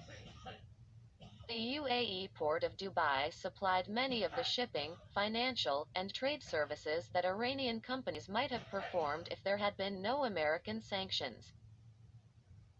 Saudi Arabia, the UAE, Qatar, and Bahrain had all scored major arms deals as the United States beefed up its military capabilities, as well as those of its allies, along Iran's borders and in the Persian Gulf.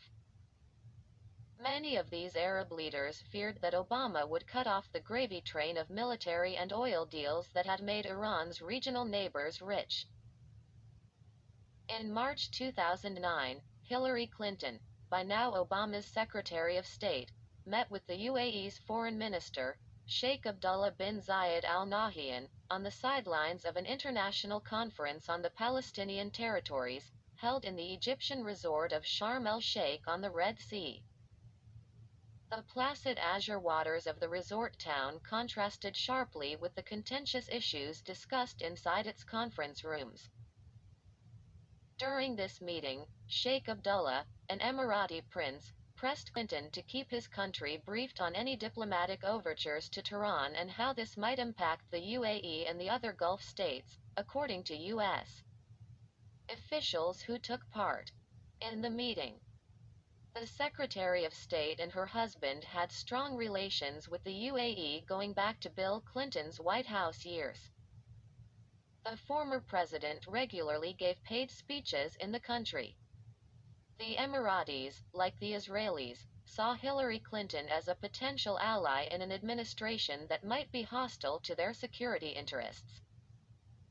Clinton stressed to the British-schooled diplomat, who wasn't yet 40 and was known by the acronym ABZ, that she would keep his country up to date on any developments concerning Iran. But she also voiced a skepticism, shared by others inside Obama's cabinet, about the prospects for success. Quote, "Our eyes are wide open when it comes to Iran," Clinton told her Emirati counterpart. She said she was doubtful Iran would respond to the calls for international dialogue that President Obama was promoting, or that Tehran would scale back its nuclear program in any meaningful way. Clinton's comments weren't well received at the White House. Obama's aides believed she was undermining a signature foreign policy initiative of the new U.S. president in the eyes of one of Washington's closest Arab allies. Saudi Arabia, the UAE, Qatar, and Bahrain had all scored major arms deals as the United States beefed up its military capabilities, as well as those of its allies, along Iran's borders and in the Persian Gulf. Many of these Arab leaders feared that Obama would cut off the gravy train of military and oil deals that had made Iran's regional neighbors rich. In March 2009, Hillary Clinton, by now Obama's Secretary of State, met with the UAE's Foreign Minister, Sheikh Abdullah bin Zayed Al Nahyan, on the sidelines of an international conference on the Palestinian territories, held in the Egyptian resort of Sharm el-Sheikh on the Red Sea. The placid azure waters of the resort town contrasted sharply with the contentious issues discussed inside its conference rooms. During this meeting, Sheikh Abdullah, an Emirati prince, pressed Clinton to keep his country briefed on any diplomatic overtures to Tehran and how this might impact the UAE and the other Gulf states, according to U.S. officials who took part in the meeting. The Secretary of State and her husband had strong relations with the UAE going back to Bill Clinton's White House years. The former president regularly gave paid speeches in the country.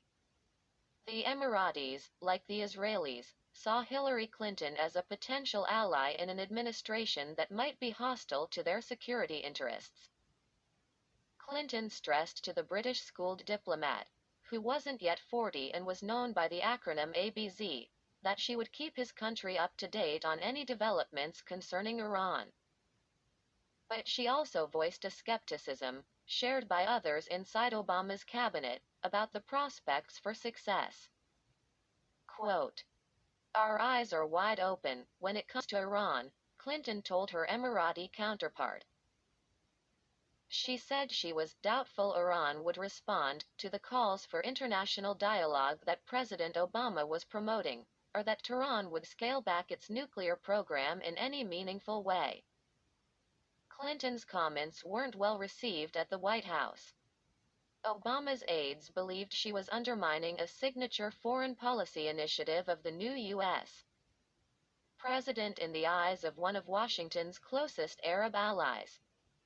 White House officials always knew that policy differences with Clinton, going back to the campaign, risked undercutting Obama's international objectives. But they still calculated that it was better to keep Clinton inside the tent than outside, where she could publicly criticize White House initiatives.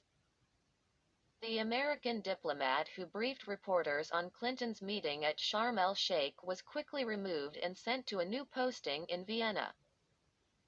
And Clinton's advisors became increasingly cautious about briefing journalists on the secretary's private meetings, worried about offending the White House. They didn't want the bad blood from the campaign drifting into foreign policy. A. S. I. Ran. Single quote. S. J. Un. 2009 elections grew closer. The Obama administration further toned down the anti-Iranian rhetoric that had defined the later years of the Bush administration. U.S. officials said they didn't want to allow Khamenei or Ahmadinejad to make the United States an issue during the campaign, which could give political ammunition to Iran's conservative and hardline political players. The White House was intent on opening nuclear diplomacy but viewed any diplomacy with Tehran as frozen until its election cycle was completed. The Obama administration needed to know who they would be dealing with. In the months leading up to the vote, the State Department also rolled back some of the democracy promotion initiatives that the Bush administration had championed to spur change in Tehran, such as funding to train Iranian journalists and opposition websites.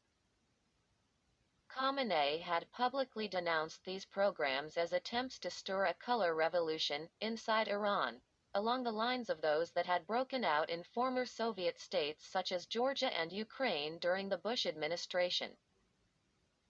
Obama's advisors voiced skepticism that such programs even worked. Furthermore, they didn't see a need to antagonize Khamenei. The Obama administration, for example, cut funding for the Iran Human Rights Documentation Center, based in New Haven, Connecticut, which cataloged the abuses committed by the Islamic Republic dating back to its founding in 1979. The State Department denied Freedom House, the Washington-based organization focused on global human rights, $3 million in new grants for a Farsi website that sought to promote democracy. Critics of the Obama administration's moves said it was coddling the Iranian regime in a bid to promote a deal on the nuclear program at any cost.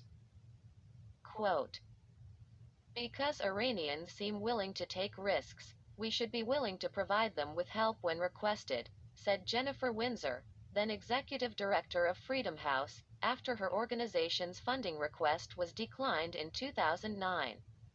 Quote, "The White House clearly didn't want to rock the boat," said Kareem Sajapour of the Carnegie Endowment. "They were fixated on the nuclear issue." U.S. officials predicted an uneventful election in 2009 and believed none of the candidates opposing Ahmadinejad offered much hope for dramatic change. Mohsen Rizai was a former Revolutionary Guard commander whom the Argentine government was seeking to arrest for his alleged role in orchestrating the 1994 bombing of the Jewish Community Center in Buenos Aires. The other two main candidates, Mir Hossein Mousavi and Mehdi Karoubi, were also longtime supporters of the Iranian Revolution. Mousavi had served as Iran's prime minister in the 1980s, during which time he had been just as committed to pursuing Iran's nuclear program as any other Iranian official, and Karoubi had twice been president of the Iranian parliament. Both men were creatures of the Islamic Republic. While opposed to Ahmadinejad, they didn't want to fundamentally change the structure of Iran's theocratic government or the power of the Ayatollahs. American officials' assumptions about the Iranian election meant the Obama administration was caught flat-footed when a wave of young, middle-class voters rallied that June behind Mousavi to protest Ahmadinejad and his hardline supporters in the military and the Supreme Leader's office. The campaign spurred a vigorous and heated debate between the two men on issues ranging from economics to Iran's place in the world. Mousavi chastised Ahmadinejad for mismanaging Tehran's finances and needlessly agitating the West through his threats against Israel and denial of the Holocaust. Ahmadinejad countered that Mousavi and Karoubi were representatives of Iran's corrupt elite class and were denying Iran's poor the fruits of the country's oil wealth. In a nationally televised debate, Ahmadinejad took the rare step for an Iranian politician of attacking Mousavi's wife, claiming she had fraudulently obtained her Ph.D. Support for Mousavi and Karoubi quickly cascaded into what became known as Iran's Green Movement. It took its name from a green sash given to Mousavi by former President Khatami, the reform movement's standard-bearer. Campaigners wore green shirts and scarves, or painted their faces green, to demonstrate their opposition to the regime.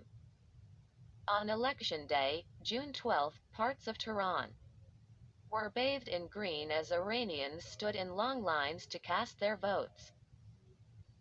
The sheer size of the outpouring of support for Mousavi caused many in the White House and State Department to believe that Ahmadinejad would lose the election, though U.S. officials were skeptical that this political change would fundamentally change Iranian policy. Within hours of the voting booths closing, Iranian state television announced that Ahmadinejad had won the election, with 64% of the ballots cast. Mousavi's office immediately cried foul, arguing it was impossible to call the election so quickly after voting ended. Opposition news sites claimed that Mousavi was well ahead in the election. But the Iranian state was adamant that the incumbent had won with a healthy majority. Election returns even showed that Ahmadinejad had won handily in Mousavi's home province of East Azerbaijan, according to state media, prompting even more protests from the Green Movement. The seeds for a major conflict were sown in Tehran's streets. Over the next 2 days, first tens of thousands and then hundreds of thousands of Iranians started taking to the streets to protest the results. Many started chanting, "Where's my vote?" in Farsi or carrying placards emblazoned with the same mantra. The large numbers of foreign media who had been allowed into Iran to report on the election were giving 24-hour coverage to the political crisis and the state's response. Iranian security forces responded by shutting down the internet and confining the opposition candidates, Mousavi and Karoubi, as well as their families and staffs, to their homes. The government also started to expel foreign reporters. By the third day, as many as 3 million Iranians massed at the center of Tehran, according to media reports and opposition leaders. Their target was Azadi, Freedom, Square, a national monument that had served as the center for political protests in Tehran going back to before the Shah. The Iranian security forces appeared incapable of suppressing the popular outrage about the vote. And for the first time in more than a decade, Khamenei and the Revolutionary Guard seemed genuinely confused over how to respond to a political threat. But the Green Movement, despite a pro-Western position, found almost no support in the White House. In fact, it had thrown Barack Obama's Iran policy into chaos. This White House wasn't seeking to spread democracy in the Middle East, or to aggressively intervene in the affairs of other states. That was the doctrine of his predecessor. Obama's mantra had been to wind down the U.S. wars in Iraq and Afghanistan and cast the United States as a benign superpower, more interested in stability than in stoking democratic change. But all of a sudden the potential for major change emerged in Iran. President Obama held emergency meetings in the Oval Office as the numbers of people on the streets of Tehran swelled. Some administration officials argued the political revolt offered the United States the most important opportunity to promote democratic change in Tehran since 1979. At the very least, they said, the president should provide moral support for the protesters in a public statement. Over at the CIA, many also believed Washington should be doing more, such as enhancing the ability of the protesters to communicate with one another. Administration officials who took part in the debates said they were getting mixed messages from the Green Movement. Some supporters, particularly within the Iranian diaspora, pressed for President Obama to publicly endorse their cause. They felt it could protect them from an anticipated government crackdown.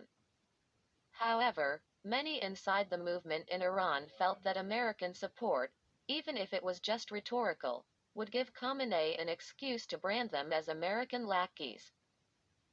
President Obama ultimately decided to remain silent in the crucial early days of the revolt.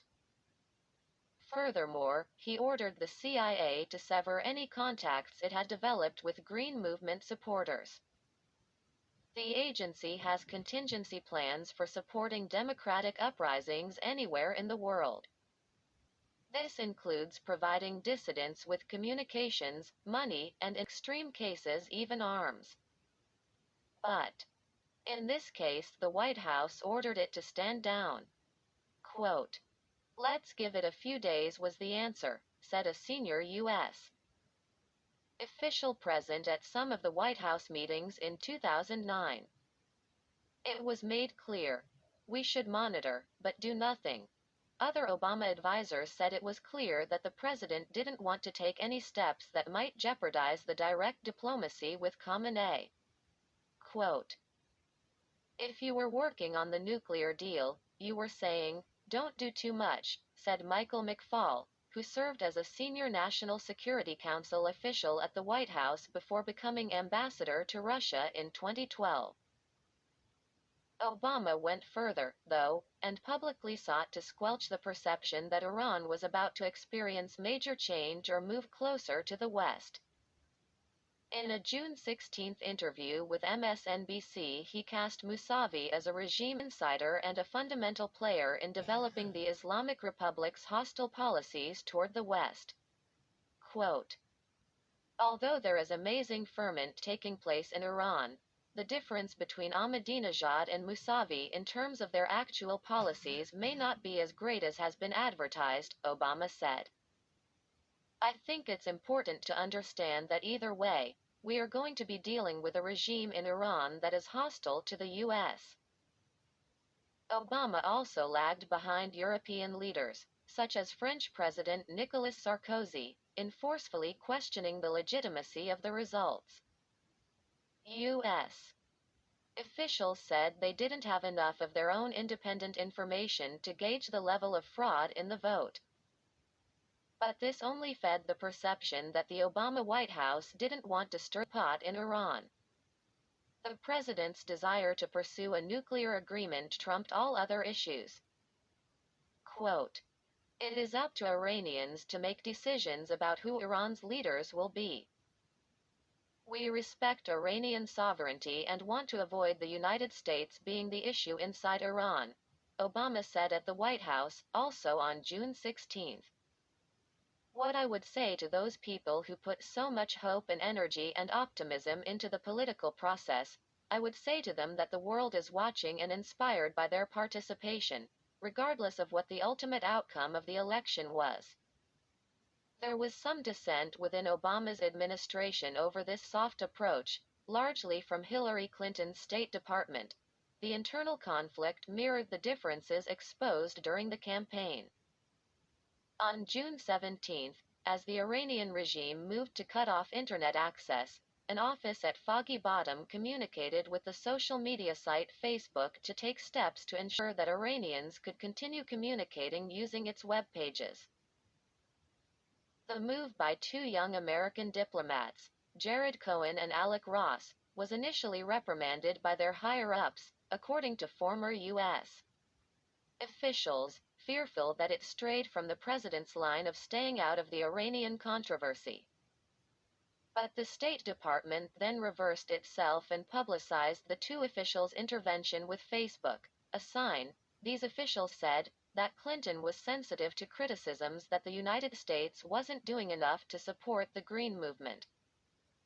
It wouldn't be the last time Clinton appeared to break from Obama on the issue of how directly to challenge Tehran. After leaving the Obama administration, Clinton said the failure to support the Iranian opposition, at the time of the uprising, was one of her greatest regrets during her time as Secretary of State. Khamenei and Iran's government forces utilized the general lack of international outrage, and the Green Movement's own tactical errors, to regroup following the opposition's takeover of Azadi Square. The movement's leaders were divided, and Mousavi appeared reluctant to publicly challenge Khamenei. Inexplicably to some in the Green Movement, their own leaders called for protesters to return home after their massive show of force on June 17. They felt that momentum was on their side and that they needed time to recalibrate their strategy.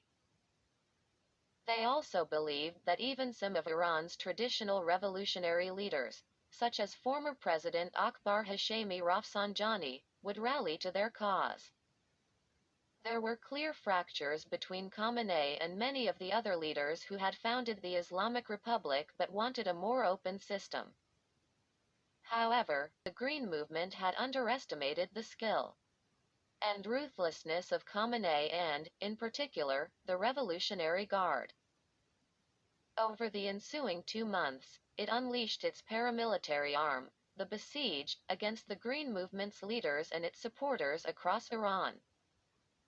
Iran's security forces placed Mousavi and Karoubi under permanent house arrest, and they arrested thousands, incarcerating many in Tehran's notorious Evin prison.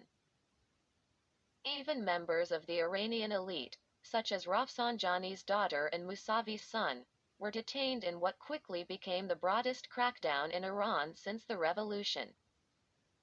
The Iranian government's selective use of terror and brutality also unnerved the world. A video on YouTube documenting the shooting and death on a Tehran street of a Green Movement protester, a woman named Neda Agha Sultan, shocked the opposition and served as a signal to the international community of the extent the regime would go to in order to push back its political challengers.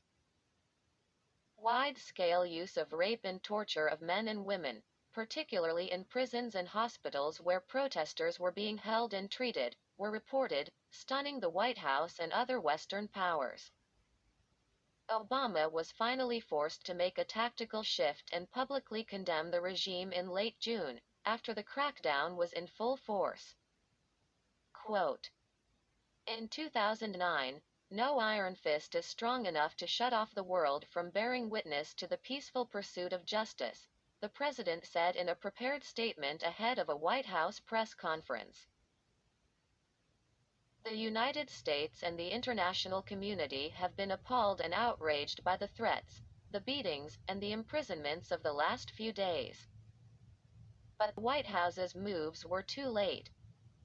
The IRGC and its Basij continued their roundup of the Green Movement's leaders and the suppression of its supporters. Through the end of summer and early fall, Iranian state television aired show trials of opposition leaders confessing to being agents of the United States, Israel, and the West. Thousands of political activists fled to Turkey, France, Australia, or the United States to evade Khamenei's security forces. Obama had bet that minimizing U.S. involvement in the Iranian crisis might soften Tehran's response, or even win its gratitude. But in the end, the opposite was true. Quote, "There were a few days where the opposition held the streets and real change was possible," said Kareem Sajapour of the Carnegie Endowment, who regularly met with Obama administration officials. But Obama didn't realize that, regardless of his actions, Khamenei would paint the uprising as a Western plot. The unexpected uprising was snuffed out nearly as fast as it started. At the time, U.S. officials downplayed that they had missed a major opportunity. But as Ahmadinejad consolidated his power and the nuclear negotiations stalled, criticism of the White House grew. Many Iranians said the biggest window to effect change in decades had closed. Even as the crackdown on the Green Movement continued, the Obama administration pressed forward with the pursuit of nuclear negotiations. Critics said engaging with Tehran so soon after the crackdown only legitimized Ahmadinejad's re-election. It would also serve as a green light to Khamenei and his security forces that they could repress their population without any serious consequences. But Ahmadinejad's government, possibly because it sought international acceptance, was declaring its willingness to engage in its first direct high-level contacts with the United States and other Western powers since Obama's inauguration. And this came as Tehran's nuclear capacity continued to grow. And the outskirts of Geneva in late October 2009, in a town called Genthod, American diplomats joined with representatives of the P5+1, the UN Security Council members plus Germany, in a plush European villa to outline a plan to deter Iran's nuclear ambitions. Just weeks earlier, the US, French, and UK governments had jointly announced that their intelligence sources had uncovered a new Iranian uranium enrichment facility buried in a mountain outside the holy Iranian city of Qom. U.S. officials believed that, had the site been left undetected, Tehran planned to use the facility to produce the highly enriched uranium used in building a nuclear weapon. Iran admitted to hiding the construction of the site from inspectors at the IAEA, but stressed it wasn't for weapons use. Tehran said it needed to keep the Qom site secret and underground in order to protect it from an Israeli or American military strike. The West believed this was a ruse. The U.S. and Iranian delegations to the Swiss negotiations were led by two mild-mannered and unassuming negotiators, William Burns on the American side and Saeed Jalili on Tehran's. Jalili was the head of Iran's Supreme National Security Council and the personal representative of Ayatollah Khamenei. A veteran of the Iran-Iraq War, he, like most of Iran's senior leaders, spouted anti-American catchphrases and railed against the double standards of the West. But the diplomat, with his trim beard, spiky silver hair, and collarless shirts, had the appearance of a religious scholar. He peppered his speeches with calls for world peace and harmony among the world's religions and ethnic groups. Jalili's press conferences could stretch on for more than an hour without making any headlines. Burns was a rare State Department diplomat who rose to the top of the foggy bottom bureaucracy without displaying any particular political leanings. Burns had served as the ambassador to Jordan and Russia under George W. Bush and was Assistant Secretary of State for Near Eastern Affairs. His regional experience and apolitical nature placed him in a strong position to engage with Jalili and to break down Iran's paranoia toward the United States, according to American and Iranian officials. His non-ideological diplomacy also appealed to the Russian and Chinese delegations at Geneva. Jalili entered the talks at Genthod maintaining the same line that Iran had expressed in its earlier negotiations with the Europeans. that Tehran had the right under the United Nations Nuclear Non-Proliferation Treaty to enrich uranium and produce its own nuclear fuel. Iran also wouldn't negotiate unless the United States first began unwinding the expansive economic sanctions imposed on the Islamic Republic.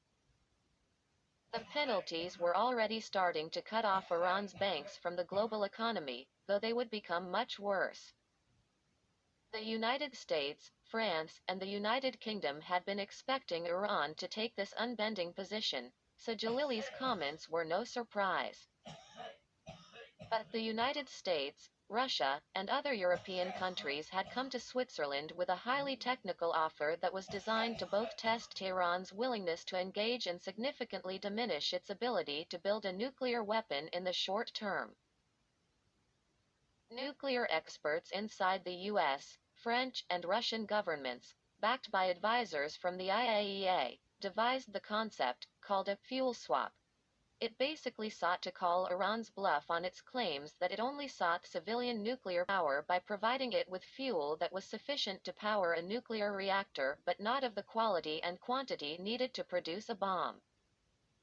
For the White House, this marked the ideal first step toward a rapprochement with Tehran, if Jalili would accept the proposal. If not, the administration said, it was prepared to put in place more economic sanctions on Iran. Sitting at a conference table at the old Swiss villa, Burns and his partners detailed to Jalili the outlines of the plan. Iran would need to ship out 2/3 of its uranium stockpile, which had been enriched to 3.5% purity, to Russia, where it would be converted into the fuel plates used to power Tehran's research reactor. French nuclear power companies would play a role in fabricating the fuel plates, which in that form couldn't be used for nuclear weapons. In return, the P5+1 would lift sanctions on Iran's airline industry, provide greater support to Iran's civilian nuclear program, and support Tehran's bid to join the World Trade Organization. Burns and other Western diplomats reveled in the plan, because they believed it would keep Iran from acquiring enough fissionable material to produce a nuclear bomb for at least another year. Negotiators believed this would give the United States enough time to launch military strikes on Iran if it decided to break out and try to assemble a bomb. If the first stage succeeded, more negotiations could be held to permanently scale back Iran's program. At the time, Iran had 1,800 kilograms of uranium that had been enriched to 3.5% purity. Tehran was estimated to need an additional 1,200 kilograms to construct one bomb, if it was processed further into weapons-grade material. Burns personally laid out the importance of the deal in a 45-minute one-on-one meeting with Jalili in Jeddah. The American also raised issues such as Iran's human rights record and the June elections, and Jalili responded that Iran wanted to broaden its dialogue with the United States to include the topics of Iraq, Afghanistan, and the Persian Gulf. This illustrated the delicate balance of the diplomacy. The United States wanted a deal focused on the nuclear question but found it difficult to exclude other security issues. Still, to the American surprise, Jalili tentatively accepted the fuel swap arrangement, stirring a collective sigh of relief in Washington and European capitals. Quote, "This limits Iran's ability to have the breakout ability needed to have nuclear weapons," an aide to Burns told reporters in Geneva at the time. The diplomats in Switzerland decided to hold follow-up discussions at the IAEA's headquarters in Vienna to finalize the technical details of the plan. But, as with much of the West's diplomacy with Iran since 1979, this initial euphoria over the Geneva Agreement quickly turned into confusion and then heartbreak. Just a day after Jalili's agreement with the P5+1, senior Iranian officials were quoted by state media denying they had struck an accord on the fuel swap.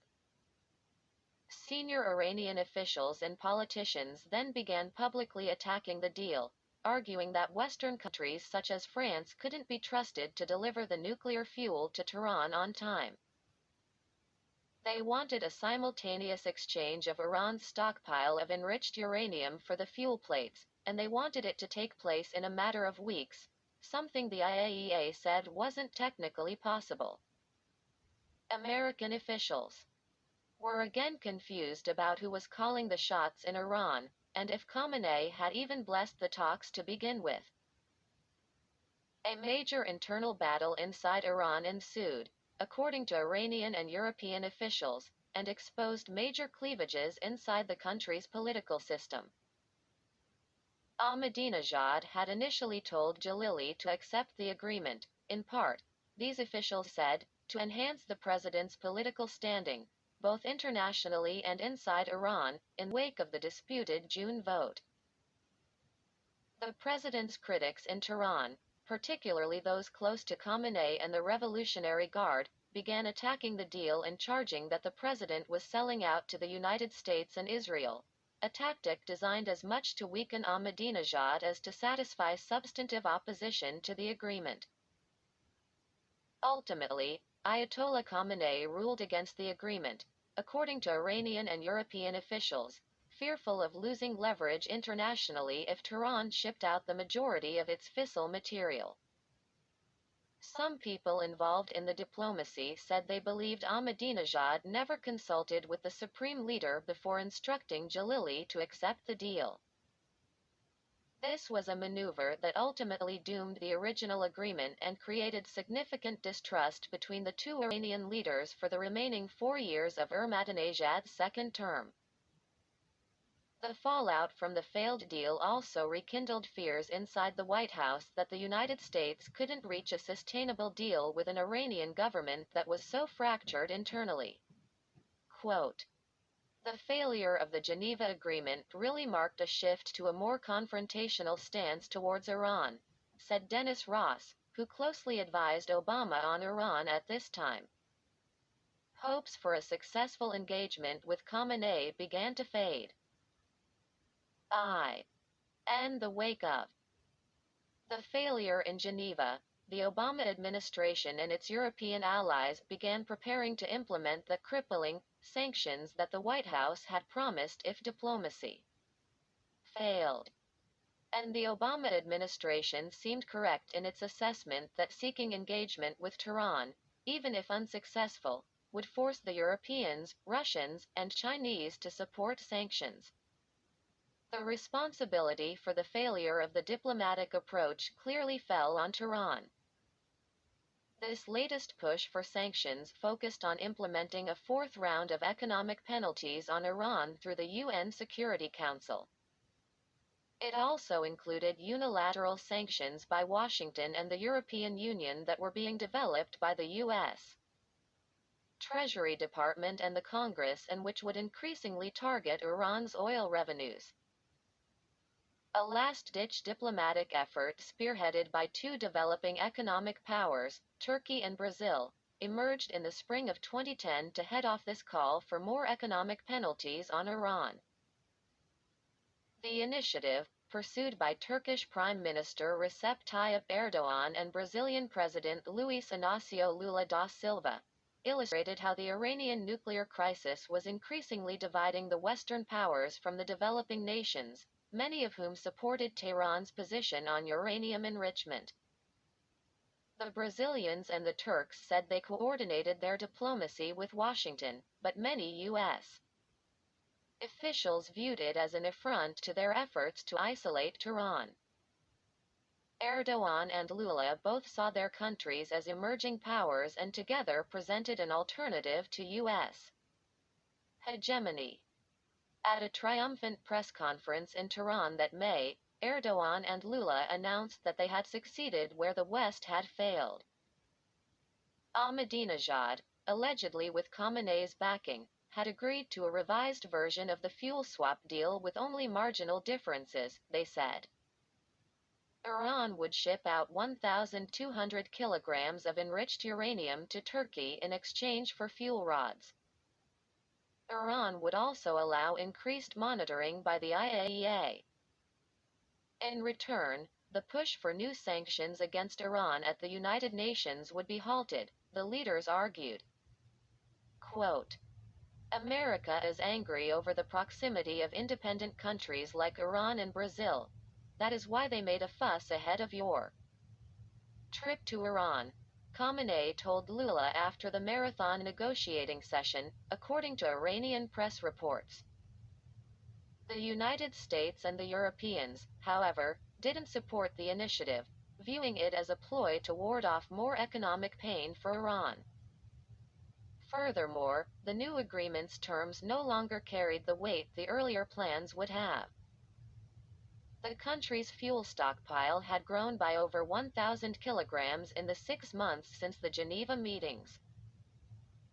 This meant that the transfer of 1,200 kilograms of fissile material to a third country no longer had the value it once did, since Iran would retain enough nuclear fuel to make an atomic weapon.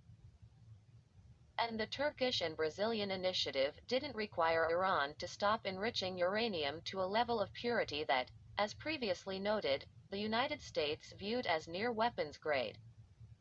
Quote, the confidence that the original deal would have done is greatly diminished, said a senior U.S.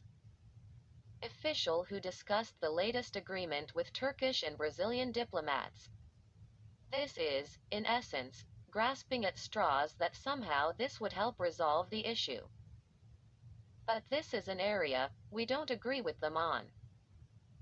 The Turks and Brazilians were incensed by the West's rejection of their diplomacy. They said they had only implemented what the Obama administration had required, and that a huge potential breakthrough was being missed. However, they didn't address U.S. concerns that Iran's capabilities had greatly increased during the 6 months between the two sets of negotiations. The promised fourth round of economic sanctions was approved by the UN Security Council in June, essentially ending the Obama administration's initial outreach to Iran. Even before the sanctions were imposed, Obama signaled that his initial strategy to woo Tehran and Khamenei had so far failed. In March 2010, speaking to the Iranian people in another speech marking the Persian New Year, Nowruz, he voiced frustration with Khamenei's unwillingness so far to respond to his overtures. Quote, for reasons known only to them, the leaders of Iran have shown themselves unable to answer that question. You have refused good faith proposals from the international community, Obama said. They have turned their backs on a pathway that would bring more opportunity to all Iranians, and allow a great civilization to take its rightful place in the community of nations. Faced with an extended hand, Iran's leaders have shown only a clenched fist. C. Chapter 8. Black Gold. T. P. Treasury Department's financial war was bearing fruit as President Obama prepared to launch his re-election campaign in 2012. Iran's major banks were all blacklisted by the United States and Europe. Its shipping firms and airlines were being cut off from the global economy. And major corporations were severing their Iranian ties, believing the threat of losing access to the U.S. economy far outweighed whatever profits they could still reap from the Iranian market. Tehran, meanwhile, was offering few signs to the international community that it was serious about engaging in diplomacy to curb its nuclear program. Despite the radical measures already in place, Iran was exporting more than 2 million barrels of oil per day to Europe and Asia. This kept Tehran's coffers relatively flush, as crude was then selling at well over $100 per barrel. Tehran, meanwhile, was expanding its nuclear program at a rapid pace. The country had installed thousands of new centrifuges at its nuclear fuel production plant at Natanz and had secretly opened the third facility in Qom. These advances were allowing Tehran to amass large stockpiles of uranium. enriched to 20% purity levels, dangerously close to weapons grade. Iran was on the verge of having enough fissile material for an atomic bomb. Frustrated with Iran's advances, Congress began to maneuver on its own to force the Obama White House to impose a total embargo on Iran's oil exports, the plan Stuart Levy had hinted at for years. Congressional and Treasury officials privately referred to this as the nuclear option in any financial war against Iran's economy. The United States hadn't taken such measures against an enemy's economy since the 1940s, when the Roosevelt administration imposed an embargo on all Japanese oil imports. The Imperial Japanese Navy responded by attacking Pearl Harbor in 1941, dragging the United States into World War II. But there remained fears inside the U.S. government that such a radical step could drive up oil prices, hurting the United States' own economic recovery from the recession that had begun in 2008. Healing the U.S. economy had been President Obama's primary focus during his first term, and he wouldn't do anything that placed the recovery at risk, White House officials said. The United States' main tool to enforce such an embargo would be to sanction Iran's central bank, Bank Markazi, through which all of Iran's oil sales flowed. Treasury officials believed countries couldn't buy Iranian oil without financial ties to Bank Markazi. Emerging economic powers such as China and India, however, had opposed most U.S. sanctions against Iran and might reject U.S. demands to cut off their imports, even though they would place themselves at risk of being sanctioned. Their refusal to comply with a U.S. policy demand could expose Washington as an emperor with no clothes, administration officials feared. Quote, "If you sanctioned the Iranian central bank, you had to really think about whether the policy could be implemented," Levy told me in 2010, as the policy debate about Bank Markazi was beginning to gather pace. To take the step and have China and India not comply, you could see a real challenge to American power and prestige. Indeed, China, India, and other developing nations had been discussing developing a global currency that could stand beside the dollar. A public fight over Iranian oil sanctions could accelerate this debate, American officials believed. And China and India could simply have continued buying Iranian oil in U.S. dollars in a direct rebuke of Washington. Successive U.S. administrations feared that an over-reliance on sanctions could hurt the country's status as the world's economic safe haven and Wall Street's preeminence as the globe's leading financial center. U.S. oil war on Iran started quietly in the spring of 2009, early in Obama's presidency. The White House dispatched its point man on Iran policy, Ambassador Dennis Ross, to the Persian Gulf and Asia to discuss Iran's energy trade and emerging nuclear program. Ross and the White House began conceptualizing what was essentially an oil offset strategy. The major Arab oil producers, Saudi Arabia, Kuwait, and the UAE, would increase their exports to the Asian powerhouses, China, Japan, South Korea, and India. In return, these countries would cut back their purchases of Iranian oil. The plan, in theory, would keep Asia's economies humming without driving up oil prices. And the loss of oil sales would place enormous pressure on Tehran's bottom line. Many of the Arab leaders were wary of welcoming Ross and distrusted him because of his close relationships with successive Israeli governments. Some Arab leaders derisively referred to Ross as the White House representative of Likud, the hawkish Israeli political party headed by Benjamin Netanyahu. In private discussions, they described Ross as pursuing Israel's interests above those of the United States.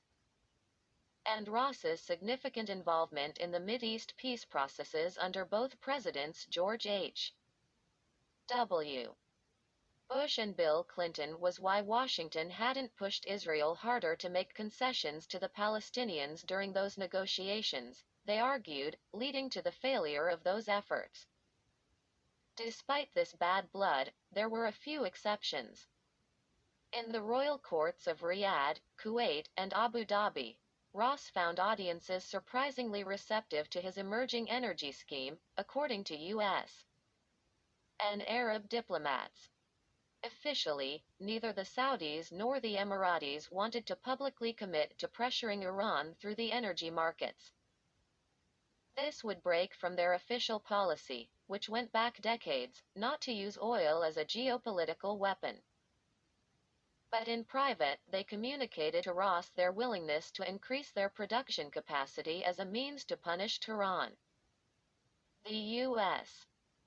envoy heard an increasingly hawkish line on Iran from the Saudi and Emirati royal families during his stops, positions similar to the one espoused by the Israeli government. This private convergence of Israeli and Arab positions on Iran bolstered Washington's hopes of pressuring Tehran. Give sanctions a chance to alter Tehran's stance on its nuclear program, Arab and Israeli officials told Ross, but also plan for military action if they failed. Another U.S. envoy, General David Petraeus, visited Saudi Arabia shortly before Ross and was stunned by King Abdullah's tone.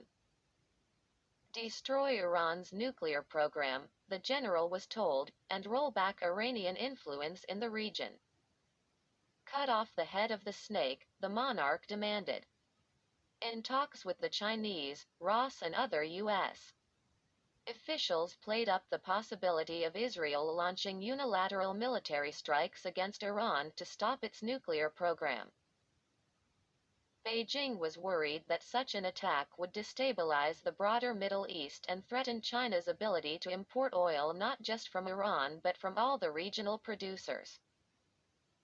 Ross's response to the Chinese was that the best way to prevent such an apocalyptic scenario was to help Washington increase financial pressure on Tehran. Such a move would convince the Israelis that military action wasn't necessary. In the months after Ross's trip, major Arab oil exporters began replacing Iranian energy exports in Asian markets. The UAE's Crown Prince Mohammed bin Zayed Al Nahyan, on a private mission to Beijing in 2010, communicated his government's willingness to quadruple its oil exports to China to offset any reduction of purchases from Iran. Saudi Arabia, meanwhile, which was already exporting 700,000 barrels of oil per day to China, told Chinese officials Riyadh was willing to ramp up its production even more to assuage China's supply concerns.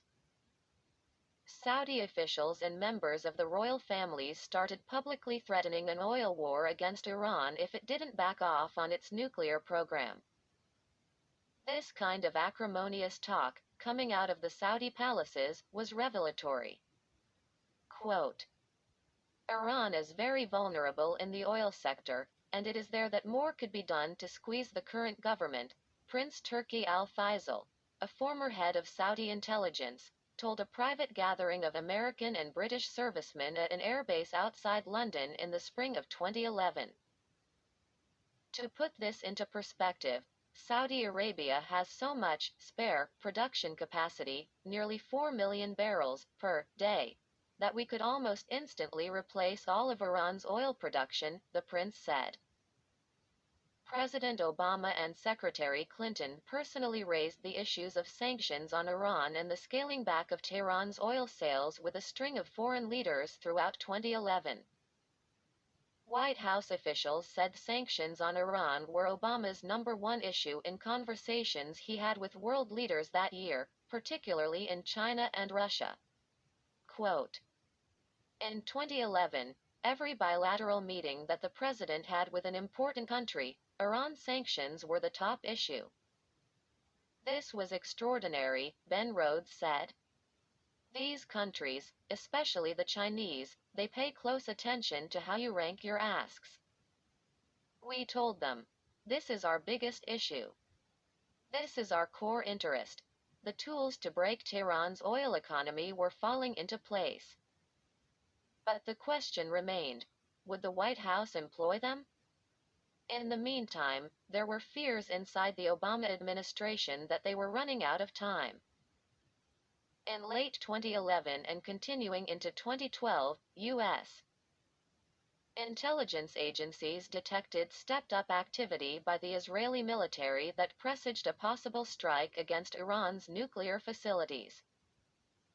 The White House was particularly alarmed when Israeli aircraft flew into and out of Iranian airspace, ostensibly as a dry run for a commando raid. President Obama responded by dispatching a string of aides to Israel, including National Security Advisor Thomas Donilon, to walk Benjamin Netanyahu back. Quote, "We spent many hours in these consultations with them that had the purpose of essentially dissuading that strike," said a senior U.S. official who took part. L. Later in 2011, the U.S. Congress stepped up its pressure on the White House to take out Iran's oil exports, even as the Treasury's financial campaign was ramping up. The need to stop Iran's nuclear program was one foreign policy issue that generated nearly uniform bipartisan support on Capitol Hill, largely because of the threat Tehran posed to Israel. Legislation targeting Iran was framed, in part, through the lens of the Jewish state's security concerns. A coalition of U.S. lawmakers had been repeatedly challenging the Obama administration and the Treasury Department to impose ever more draconian measures on Tehran. In 2010, Congress had rammed through legislation that carried extraterritorial power, meaning that other countries would need to abide by U.S. law. This broke sharply from previous American sanctions regimes. The new law, the Comprehensive Iran Sanctions, Accountability, and Divestment Act, CISADA, not only required the United States to blacklist Iranian companies and individuals alleged to be involved in Tehran's nuclear program and support for terrorism, but also required the United States to sanction entities anywhere in the world, be they Chinese, Russian, or Emirati, if they were doing business with blacklisted Iranian firms. U.S. sanctions law was increasingly becoming international law. The White House resisted CISADA, fearing that its secondary sanctions would alienate U.S. allies and place the administration on a collision course with key investors in the American financial system, such as China and Japan, who saw the financial war on Iran as a direct threat to their economies. Still, Congress unanimously passed the legislation. The State Department and Treasury established units to enforce the laws. Billions of dollars in fines on foreign companies, mostly European, followed for their violations of U.S. sanctions laws. Many were tied to the cases exposed by Robert Morgenthau and the New York prosecutors. The same coalition of American lawmakers assembled again in 2011 to press the Obama White House to target Bank Markazi, the Iranian central bank. The initiative was overseen in the Senate by a Democrat, Robert Menendez of New Jersey, and a Republican, Mark Kirk of Illinois. It was supported by AIPAC, the powerful pro-Israel lobby.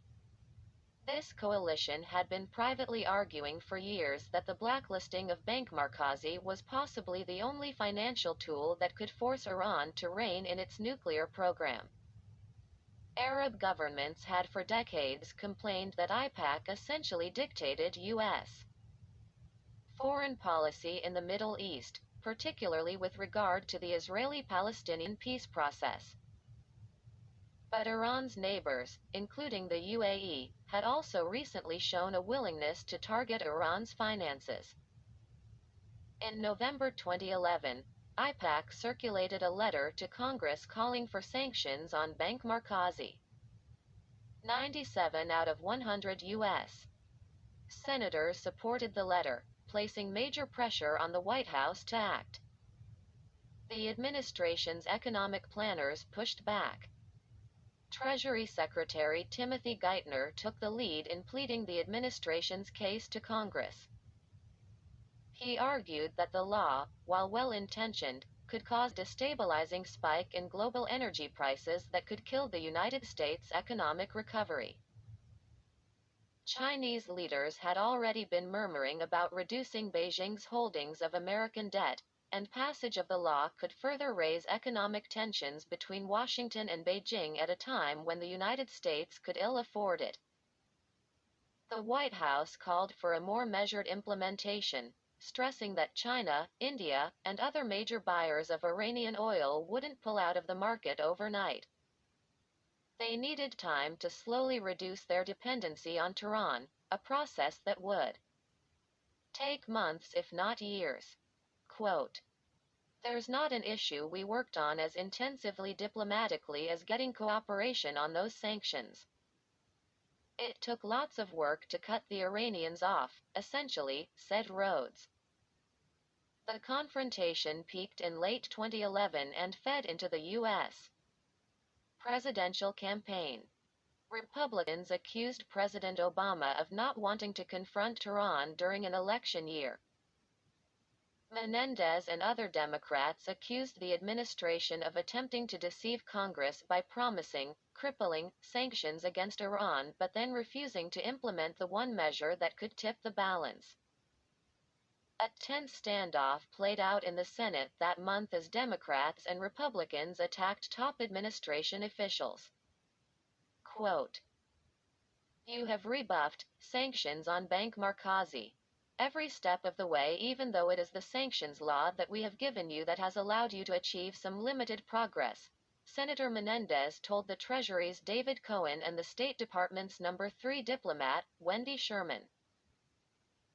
"I find it pretty outrageous that while the clock is ticking and you ask us to engage in a more reasoned effort, you come here and say what you say, which really undermines your relationship with me for the future."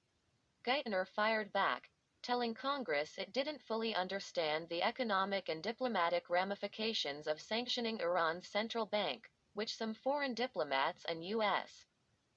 lawmakers argued was an act of war. Quote, "I am writing to express the administration's strong opposition to this amendment because, in its current form, it threatens to undermine the effective, carefully phased, and sustainable approach we have undertaken to build strong international pressure against Iran," Geithner wrote in a December 1, 2011, letter to Senate leaders. To no avail. The Senate passed the law 100-0, forcing the administration to blacklist Bank Markazi in July 2012. The European Union, fortifying the congressional action, joined the United States in imposing its own ban on any purchases of Iranian oil by its 28 member states. Even the most hawkish U.S. officials said they were stunned by the pace at which Iran's energy exports fell. In less than a year, Iran's crude exports dipped to as low as 750,000 barrels a day from levels close to 3 million. South Korea and Japan cut their imports to zero, which meant they had to scramble to find new suppliers. China and India pared back their own imports even while they continued to gripe to the Obama administration. Quote, "That was the statistic I found most surprising. The Treasury's Adam Shubin told me about the plunge in Iranian oil exports. We began at a time of $90 a barrel oil in China growing. We brought their exports down so low that they had to limit production, which in turn harmed their infrastructure. That's what really surprised me. Then as the oil embargo went into effect in 2012, Congress wasn't finished pursuing its own financial war on Iran. Powerful lawmakers such as Menendez and Kirk believed it was primarily their legislation that had pushed Tehran toward a financial cliff and had compelled Treasury to act as forcefully as it did. Congressional staffers, partnered with largely conservative Washington think tanks, were looking at ever newer ways to squeeze Iran's oil profits and ability to conduct financial transactions. Iran had emerged as a laboratory for concocting innovative ways to inflict economic damage. A lethal weapon came from an unlikely source. The Foundation for Defense of Democracies, FDD, a little-known think tank based near DuPont Circle. The FDD is a small operation that focuses on combating Middle East extremism and, in particular, promoting the security of the United States, Israel, and other democracies threatened by radical Islam. Among its benefactors was Sheldon Adelson, the Las Vegas casino magnate who's been among Israel's most powerful financial supporters in the United States. Adelson once publicly called for the United States to detonate a nuclear device in an Iranian desert to prove to Khamenei the United States was serious about stopping Tehran's nuclear program. But the FDD wasn't hardline enough for the mogul, and he cut off his funding in 2013. The FDD's executive director, Mark Dubowitz, was South African-born and Canadian-raised, and his Farsi-speaking research team fixated on the Iranian nuclear threat. They provided a constant stream of reports to U.S. lawmakers on Iranian companies and individuals that they believed should be sanctioned for their roles in developing Tehran's nuclear program. These targets ranged from units of the Revolutionary Guard to obscure Iranian trading firms in Dubai and Hong Kong. Dubowitz and his FDD colleagues were convinced that the financial pressure on Tehran wasn't extreme enough to force the Iranians to capitulate. They were looking for a new financial bomb to drop.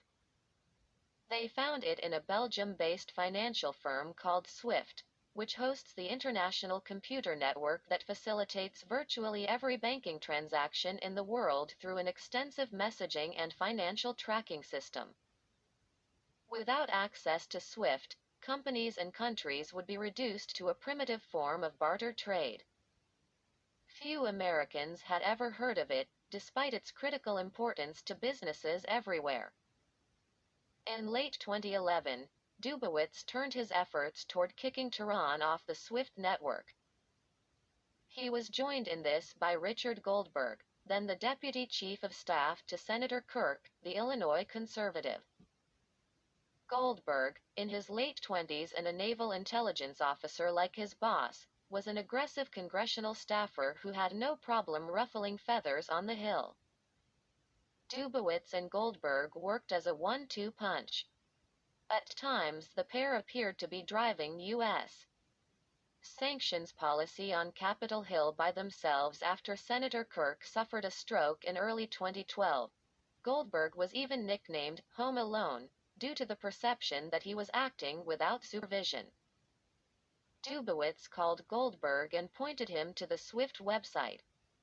Despite international sanctions, Iran had been using SWIFT to continue conducting oil trades and to procure energy-related equipment and technology. 19 Iranian banks and 25 Iranian entities used SWIFT more than 2 million times in 2010, sending 1,160,000 messages and receiving 1,105,000. These messages and transactions allowed Iran to conduct $35 billion in trade with Europe alone that year, Dubowitz and the FDD concluded.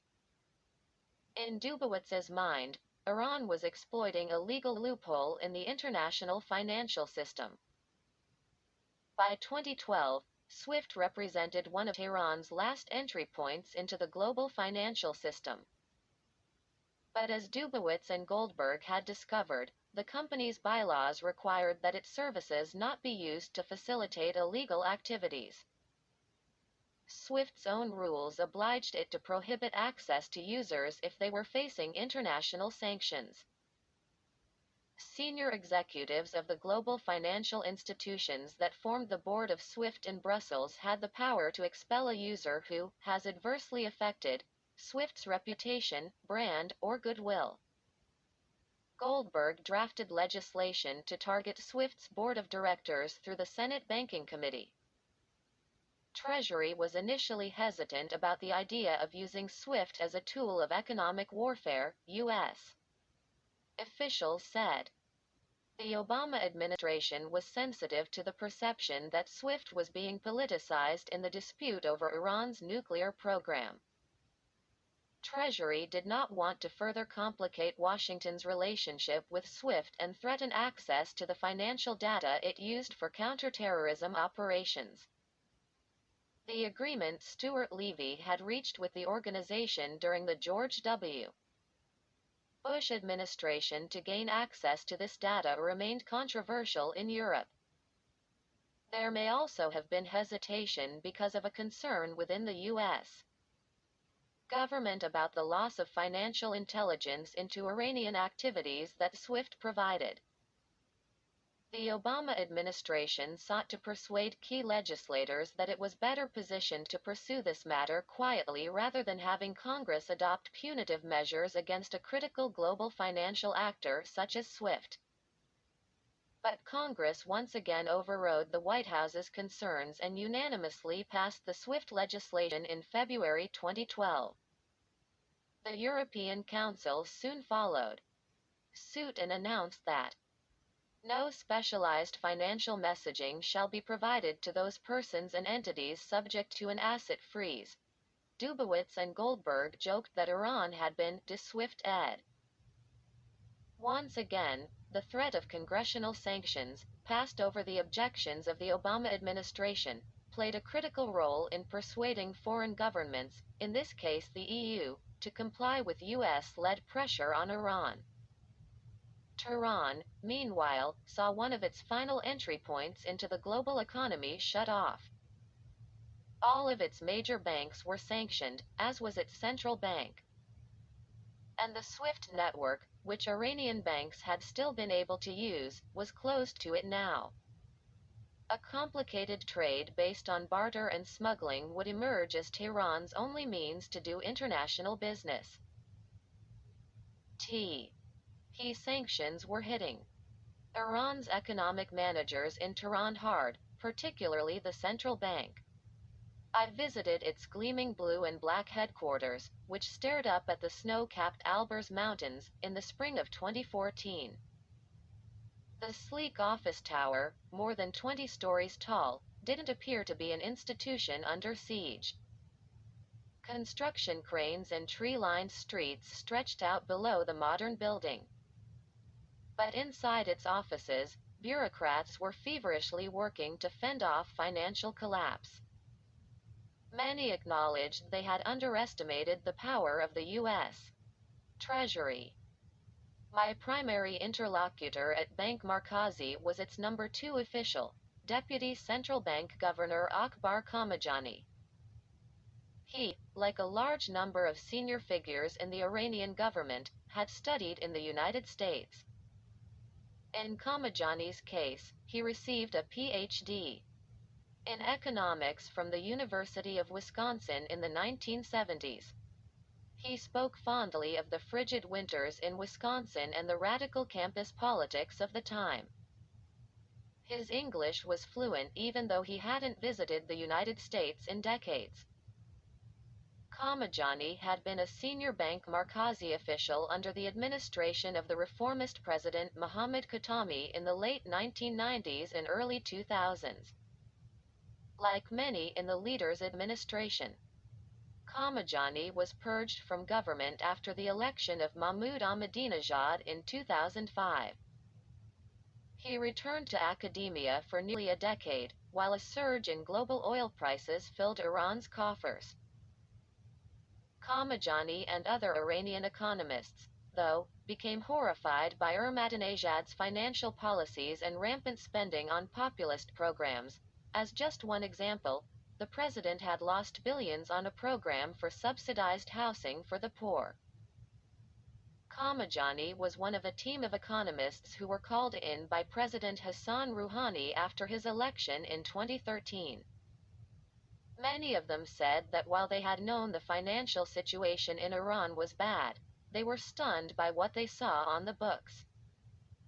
The government's balance sheet had a black hole of more than $200 billion, much of the money assumed to have been lost due to corruption. Bank Markazi also had incurred huge debts to the country's banks and state-owned companies, in part due to the low-income housing scheme. The only solution to Iran's financial woes, Khamajani and Rouhani's economic planners concluded, was accessing the more than $100 billion of Iranian oil revenues frozen in overseas banking accounts because of the U.S. sanctions. To get the funds, the Rouhani team knew they needed to quickly enter into negotiations with the Obama administration to end the standoff over the nuclear crisis. Quote, "The sanctions were a catalyzer that exposed many other problems in our economy," said Khamajani in between cups of Persian tea. "If the negotiating process is speeded up, the country can have access to increased oil revenues and better access to overseas assets. We will have the opportunity to import the necessary inputs for our industrial capacity." E. Van Az. K. Omijani and others tried to right their country's economic ship, the impact of the U.S. financial war was being felt across Iran. Oil exports had fallen to below 1 million barrels a day from more than 2.5 million before the US-EU embargo went into effect. The value of the rial had fallen by 30% against the dollar in one trading day.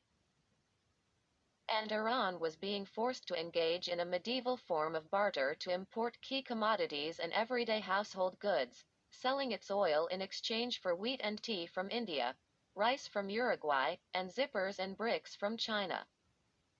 Industry in the country seized up. A. Wall Street Journal. Reporter traveling through Iran after the sanctions hit home saw factories and plants firing employees by the hundreds of thousands and taking radical cost-cutting measures to deal with the twin evils: a spiraling cost of imports and slackening demand for their products at home or abroad. At the Alborz industrial complex near the city of Kazvin, not far from the Caspian Sea, factory owners were eliminating paid holidays, reducing the numbers of free meals given to employees, and cutting the workweek by a day. Dairy companies wrote Supreme Leader Khamenei and said that if the economic siege didn't end, they would all go out of business. Iran's car industry, the largest in the Middle East, was posting production declines of 60 to 80%. Some producers of spare parts were working at only 40% capacity because of a shortage of cash and a lack of raw materials. Visiting the Iranian city of Dilijan, 3 hours south of Tehran, our Iranian reporter saw an industrial area with 160 factories grinding to a halt. Once a model for economic growth, the city and its 50,000 inhabitants had been producing everything from paint to industrial textiles. A university outpost had opened and offered advanced vocational training. Services businesses, such as catering and cargo transportation, had taken root. Dilijan firms had been selling to Afghanistan, Iraq, and Turkmenistan. But once the sanctions hit in 2012 and the currency plunged, the cost of maintaining the factories snowballed. Many smaller factories shut down. Dozens of the bigger ones were fighting bankruptcy. At Bamshar Isogam, a manufacturer of insulation sheets in Dilijan, a manager told the Journal reporter that he had fired more than half of his 350 employees and didn't pay the remaining workers for months. From the owner to the line worker, no one is safe, the manager, who called himself Bijan, said. Our country is facing an economic disaster. A decade earlier, Stuart Levy and other Treasury officials had initiated a campaign to gradually wall off Iran from the global economy. Now the wall was nearly complete. C. Chapter 9. The Arab Spring. I. Iran may have been facing economic disaster, but it wasn't going to shrink from defending itself or its allies from the revolutions that swept the Middle East in 2011. Tehran's Green Revolution of 2 years earlier had to some extent created the climate for these democracy movements, which eventually posed a major threat to Iran's closest Arab ally, Bashar al-Assad of Syria. A collapse of the Assad regime, Iranian officials knew, would threaten Tehran's regional influence and its ability to send arms and funds to Hezbollah in Lebanon and to Hamas and Palestinian Islamic Jihad in the Palestinian territories. Whatever gains Tehran had made in its struggle against the United States and its allies since the Iraq War would be undermined by regime change in Damascus. For the Obama administration, the political tumult raised the prospect of vastly reshaping the Middle East but also posed limitless quandaries for U.S. policy. Close American allies in Egypt and Bahrain were under threat, as were their government's repressive rules. Should the White House support change and risk greater regional instability? Or should it back its partners at the cost of lives and human rights? A long-standing U.S.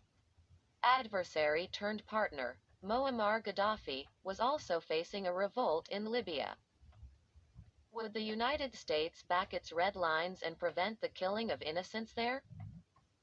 Behind the headlines, the Obama White House remained fixated on engaging Iran on the nuclear issue. To challenge Tehran's role in the shifting Middle East placed the diplomacy at risk. But if the United States stood back, Iran could grow even more powerful and feed into the region's spiraling violence.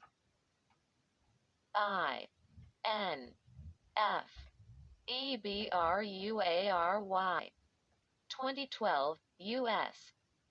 spy satellites tracked the beginning of a massive Iranian airlift of weapons, supplies, and soldiers into Syria to support the Assad regime. The planes were largely Russian Ilyushin jets owned by Iranian airlines such as Iran Air, Yas, and Mayan, which the Revolutionary Guard had turned to in order to make up for the aging Boeing aircraft grounded by lack of maintenance. The planes flew west over Iraqi airspace into Syria, sometimes picking up supplies in the holy city of Najaf.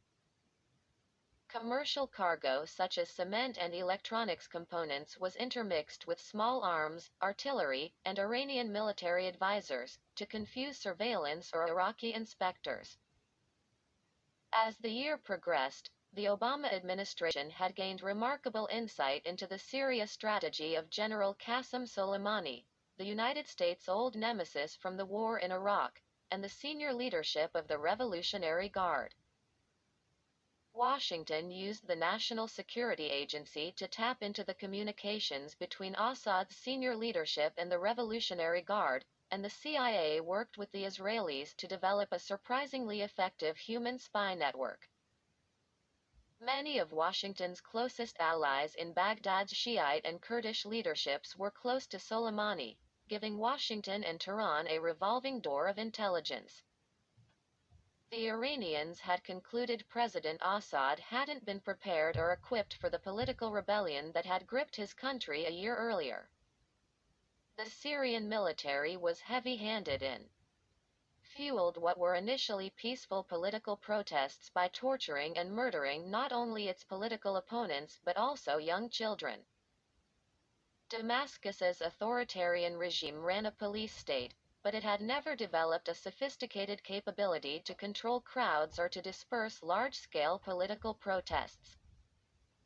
A largely hidebound military also didn't have an advanced ability to use the internet and telecommunications to do surveillance on its enemies. Assad and his clique only understood one language in confronting dissent: brute force. General Soleimani and his staff concluded that Syria's growing civil war risked dooming Iran's closest ally in the Arab world, according to American intelligence. The collapse of the Assad regime would choke off Tehran's ability to use the land bridge in Syria to funnel arms and money to its allies in Lebanon and the Palestinian territories, the front lines in Iran's war against Israel. Syria was the linchpin in Iran's overseas network, which projected the Revolutionary Guard's power from the Caspian Sea to the Mediterranean. Soleimani wasn't going to lose Syria without a fight. The turning point for the Iranians came in July 2012, when Syrian rebels assassinated Assad's brother-in-law and number 2 intelligence chief Assef Shawkat, a close ally of Tehran's. 2 other top Syrian security officials were killed in the blast in Damascus. Soleimani and his cohorts concluded that Assad's regime had been increasingly penetrated by the Sunni rebels, who were receiving growing financial and military support from Saudi Arabia, Qatar, Turkey, and the United Arab Emirates. The rebels were also closing in on Syria's largest city, Aleppo, which would give them strategic control of Syria's north and a greater ability to launch strikes on the Assad family's stronghold on the Syrian coast and on Damascus. The fall of Assad and his government could be days or weeks away, some officials in the United States concluded.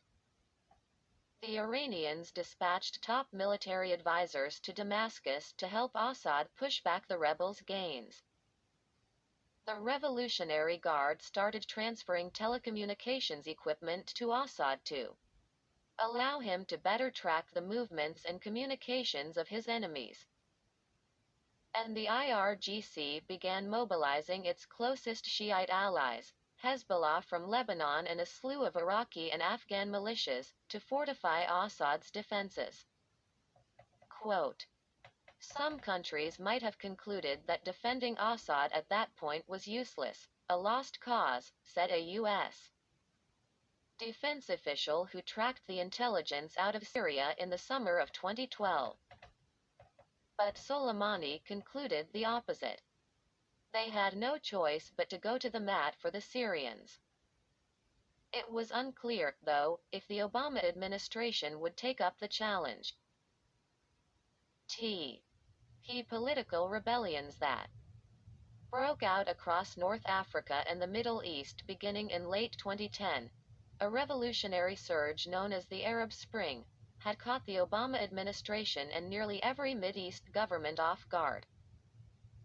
The revolts were fueled by economic stagnation, a youth bulge in the Arab world, and charges of corruption levied against the strongmen and dictators who had ruled Egypt, Tunisia, Libya, and Bahrain for decades. The advent of the Internet and Arabic-language satellite channels such as Qatar's Al Jazeera helped spread word of the revolutions rapidly from Tunis to Tripoli and Cairo. There were political rumblings as far away as Yemen, Lebanon, and Iraq.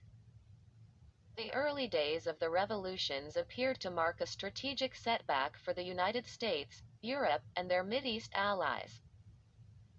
Many of the leaders who were under threat are deposed, including Egyptian President Hosni Mubarak, Bahrain's ruling Khalifa family, and Tunisian leader Zine El Abidine Ben Ali, were close U.S. allies who helped Washington ensure security in the Middle East and promote the peace process between Israel and the Palestinians. And Bahrain hosted the headquarters of the U.S.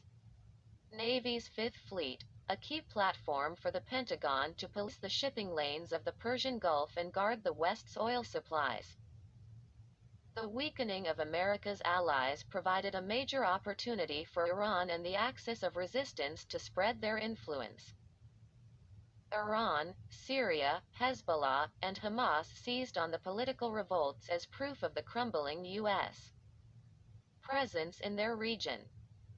Supreme Leader Ayatollah Khamenei cited the uprisings as another step forward in the Islamist wave that had gripped the Mideast since Iran's 1979 revolution, even though many of the protesters on the Arab street were secular and touting Western democratic ideals. The popular movements in the region indicate a fundamental change in Arab and Islamic countries, Khamenei told his supporters in a March 2011 speech commemorating the Persian New Year. The presence of the people on the streets and their religious orientation are two characteristics of these popular movements. The Assad regime also rejoiced in the fall of Mubarak, who the Syrians believed had betrayed the Arabs by promoting Egypt's peace treaty with Israel in 1980. Hamas saw Egypt's revolution as an opening for its parent organization, the Islamist Muslim Brotherhood, to seize power in Cairo and support the Palestinian group's political and military campaign against the Jewish state. Russian and Chinese officials, though concerned the political unrest could hurt their own economic interests, also gloated that the Arab Spring represented blowback against the United States' foreign policies, and they predicted that it would have ripple effects across the globe. President Assad, just days before Mubarak's fall in February 2011, spoke confidently about his hold on power, telling me the US-backed order in the region was crumbling. Members of his axis of resistance, he argued, were on the ascent. Quote, "From the outside, what is the role of the West? It's now been 20 years since we started the Arab-Israeli peace process in 1991. What have we achieved?" he said in fluent English from his office atop Damascus's Mount Quaysun. The simple way to answer this question is to say, is it better or worse? We can, for example, say that it is 5% better than before we started the peace process. I can tell you, frankly, that it is much worse. INSIDE the W. Height. H. Aus. And State Department, the Arab Spring was initially treated as an opportunity to spread democracy. But what originally looked like an opportunity for hope would prove far thornier. And U.S. foreign policy would be pulled by currents it couldn't control or predict. In Cairo's Tahrir Square, scenes of young political activists, some organized by high-tech executives and Western-educated lawyers, taking on Egyptian security forces fueled hopes in Washington that the Middle East was awakening from decades of political slumber that had created sclerotic ruling classes and moribund economies. Tunisian mobs overran the loot-filled palaces of President Ben Ali, revealing the extraordinary level of corruption that had infected the region's monarchies. Hillary Clinton condemned the abuses of the region's old order. Quote, "In too many places, in too many ways, the region's foundations are sinking into the sand," she told an audience of foreign ministers, businesspeople, and rights groups in Qatar in January 2011. "The new and dynamic Middle East that I have seen needs firmer ground if it is to take root and grow everywhere." A few months later, the Obama administration told the Egyptian strongman Hosni Mubarak to stand down, abandoning a U.S. ally of more than 30 years over the objections of countries such as Israel and Saudi Arabia, who feared an Islamist government would follow. President Obama and his young foreign policy aides also pressed Bahrain's Sunni royal family, the Khalifas, to open up their political system to a disadvantaged population that was at least 60% Shiite. The White House called for the leaders of Yemen, Libya, and Iraq to embrace reform, hoping that Western-inspired activists would prevail against Islamist groups or political parties with close ties to Iran, though the United States knew this would be a struggle. In Yemen and Libya in particular, militant Islamists, some with links to al-Qaeda, were seeking to exploit the upheaval to further their aims, U.S. and Arab intelligence officials concluded. The United States' Arab allies were unnerved by what they viewed as an imbalance in Obama's response toward democracy movements in their region. The White House largely remained quiet when Iranians rose up against Tehran's Islamist regime in 2009. But the U.S. administration, conversely, pressed for the removal of Sunni Arab leaders. The United States' closest allies in the Mideast, particularly Israel, Saudi Arabia, and the UAE, pushed back hard against U.S. efforts to promote regime change in the Arab countries. They believed Obama and his aides were playing right into the hands of not just Iran but also Sunni Islamist groups such as the Muslim Brotherhood.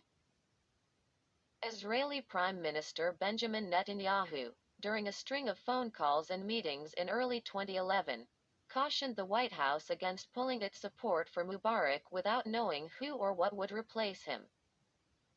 The Egypt-Israeli peace agreement, the bedrock of the U.S.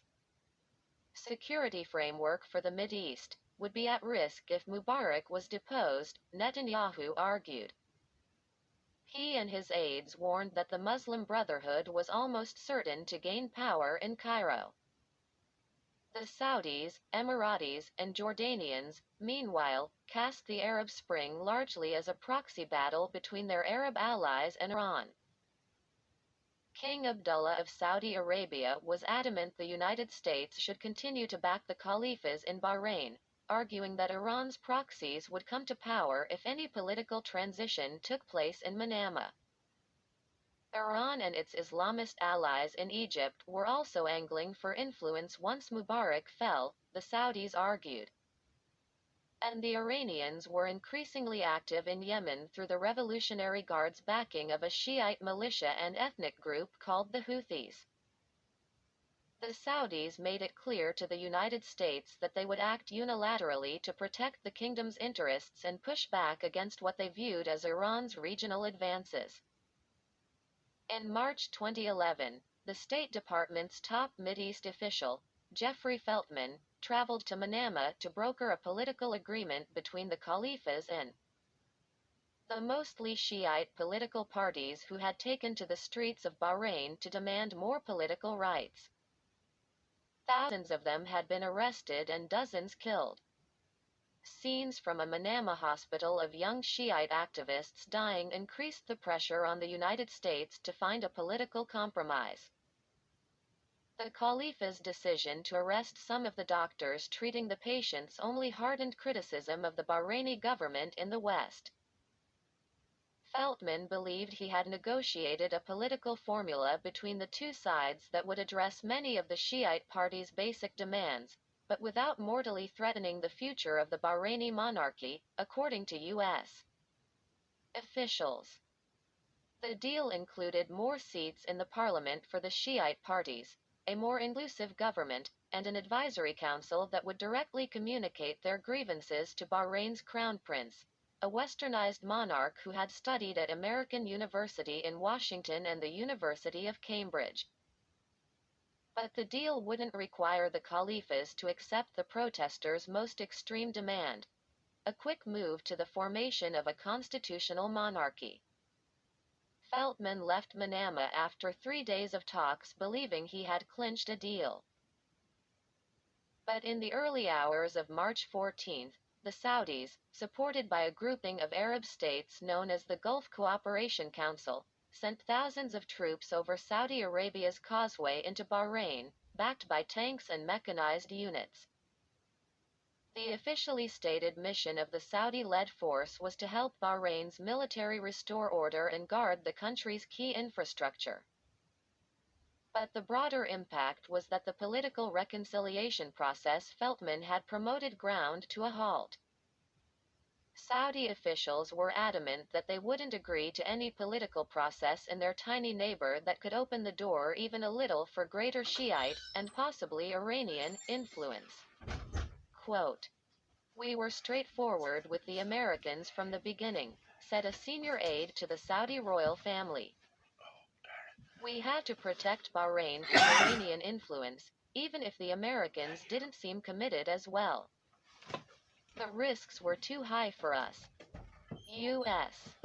officials, used to some level of compliance from their long-standing ally, were incensed by the Saudis' move.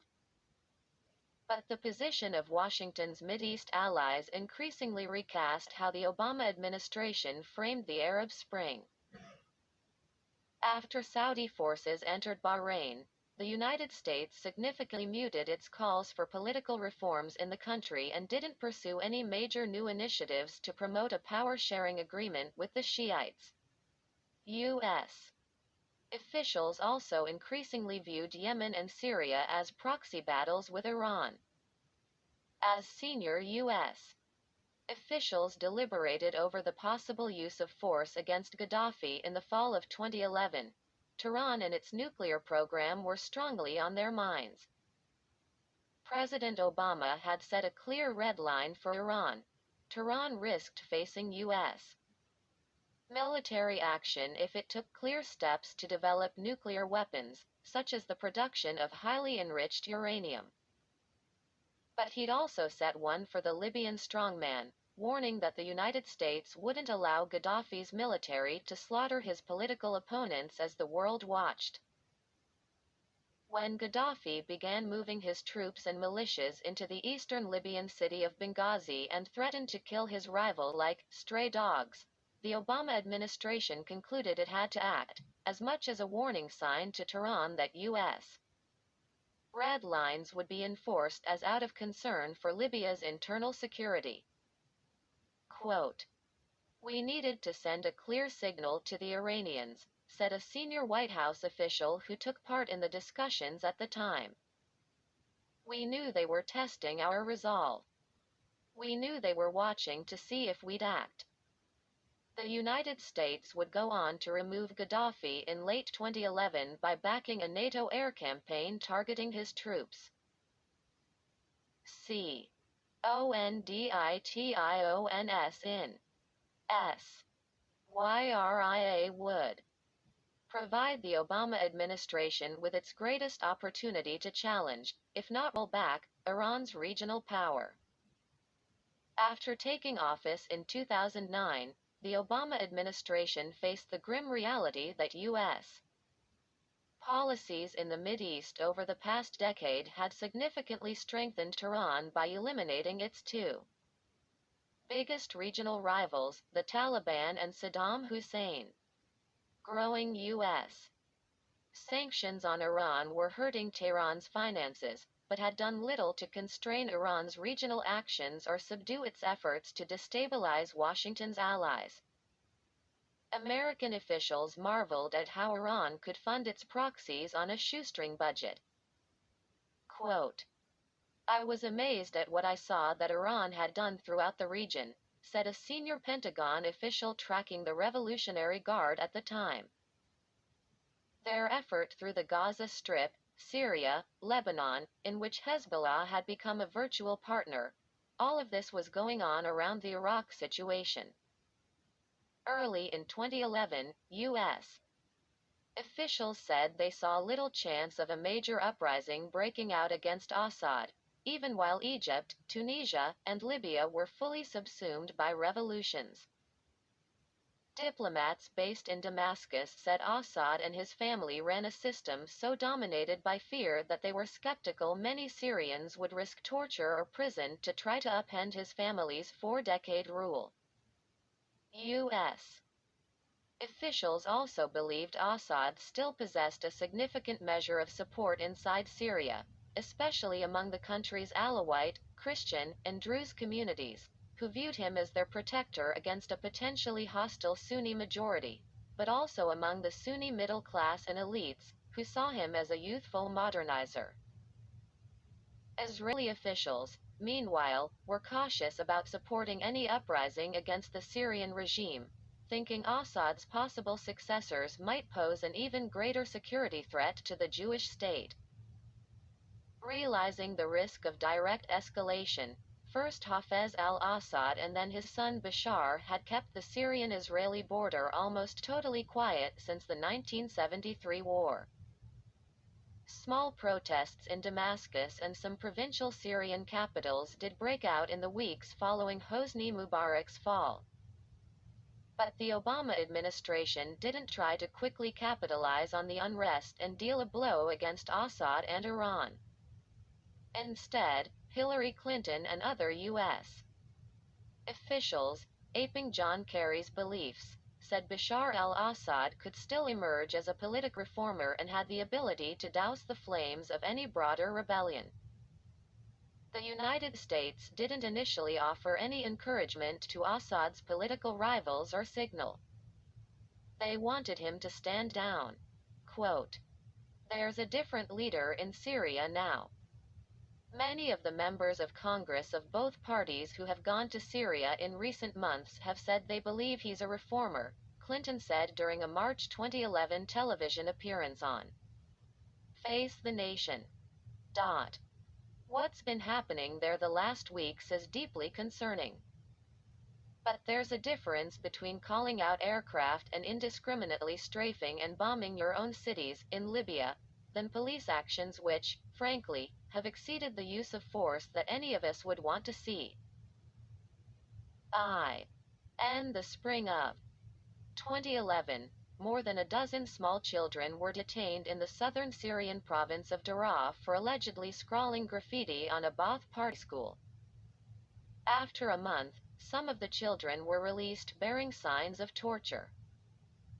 But when family members demanded the release of the others, Assad and his generals dispatched troops to the province to put down what was then a peaceful protest movement. In late April, Syrian security forces entered Daraa on a day its residents cited as the beginning of the war in their country, according to an account in The Wall Street Journal. What ensued was a nearly 2-week siege that saw the residents of the province's capital cut off from food, water, and baby formula. Funerals for the dead became rallying cries for the largely Sunni population. At least 300 people died, and the government arrested hundreds more across Daraa.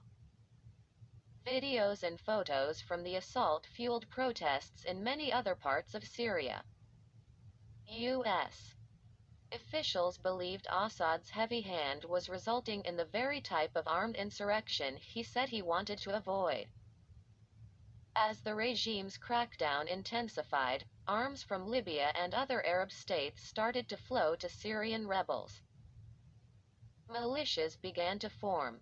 Some were made up of military officers who had defected from the state plus ordinary men, but others had ties to Islamist groups to Washington's chagrin.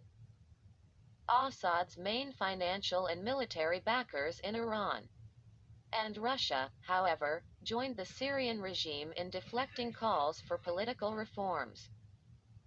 Moscow made it clear it would block any censure of Damascus in the United Nations Security Council. Empowered, Assad repudiated growing calls from the West and the Arab states for him to negotiate with his political opponents. In speeches and interviews, he described the protests as being stoked by terrorists, bent on destroying Syria's secular government. He accused the United States and its Sunni allies in Saudi Arabia, the UAE, and Qatar of conspiring against Damascus in a plot aimed at advancing Israel's interests. Protesters were using calls for reform, to fragment Syria, to bring down Syria as a nation, to enforce an Israeli agenda, he said in a widely watched speech before the country's parliament. Assad's supporters in the legislature responded with lyrical poems and chants, including "People Want Bashar al-Assad" and "Allah, Syria, and Bashar." By July, Secretary of State Hillary Clinton, echoing comments she had made about Hosni Mubarak, said Assad had lost his legitimacy by resisting his people's calls for reform.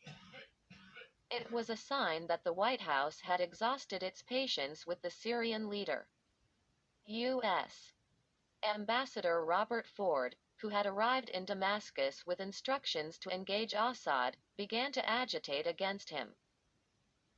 The diplomat made an unsanctioned trip to the central Syrian city of Hama that month in an effort to prevent the regime from using force against unarmed protesters there.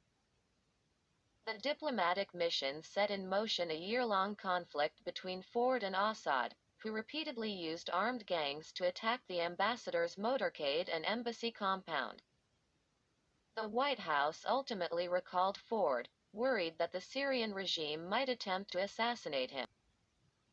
By mid-August 2012, President Obama and his European and Arab allies had all announced their outright intent to assist in the ouster of Assad.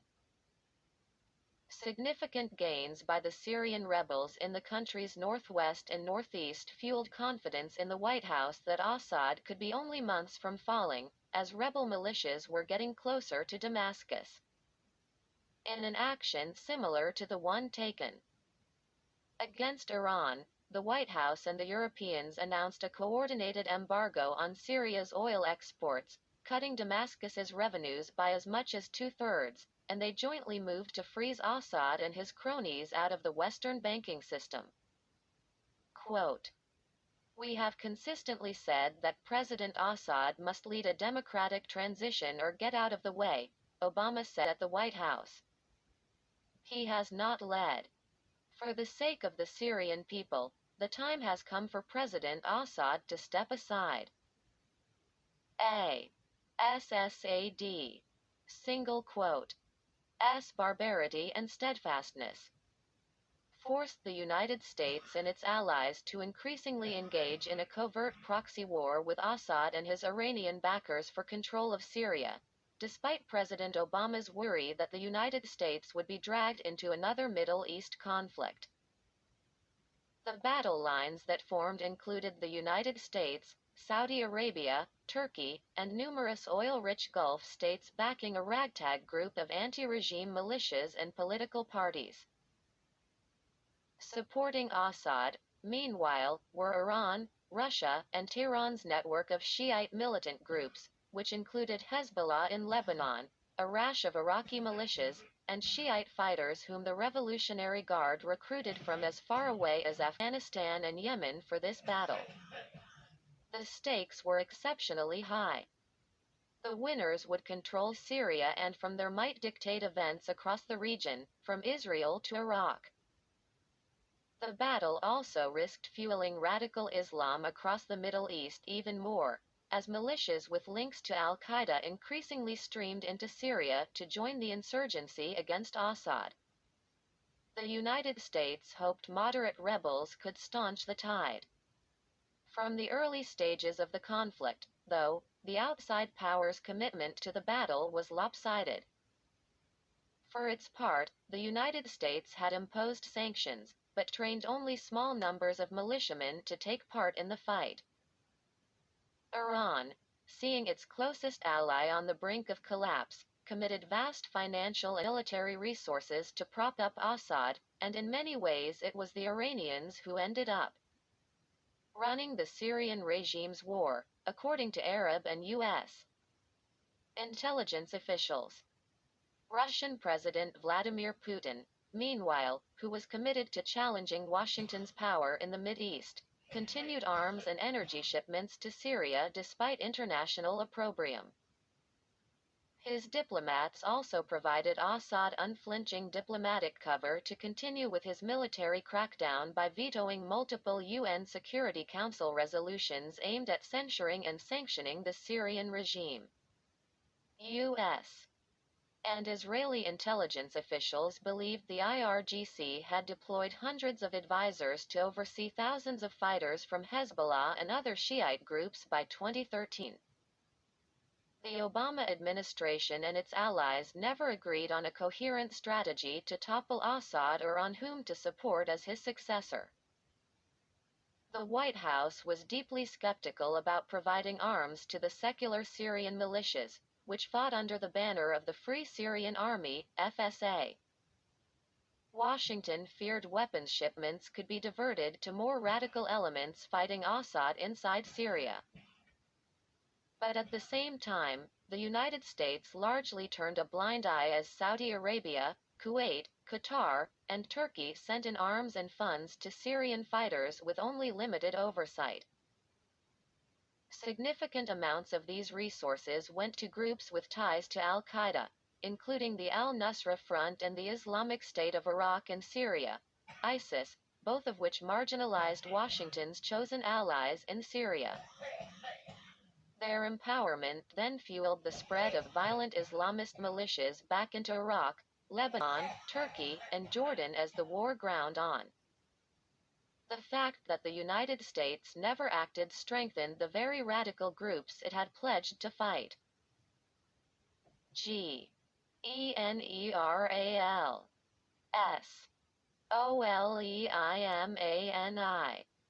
Soleimani, commander of the Quds Force, increasingly visited Damascus to liaise with Syria's security chiefs.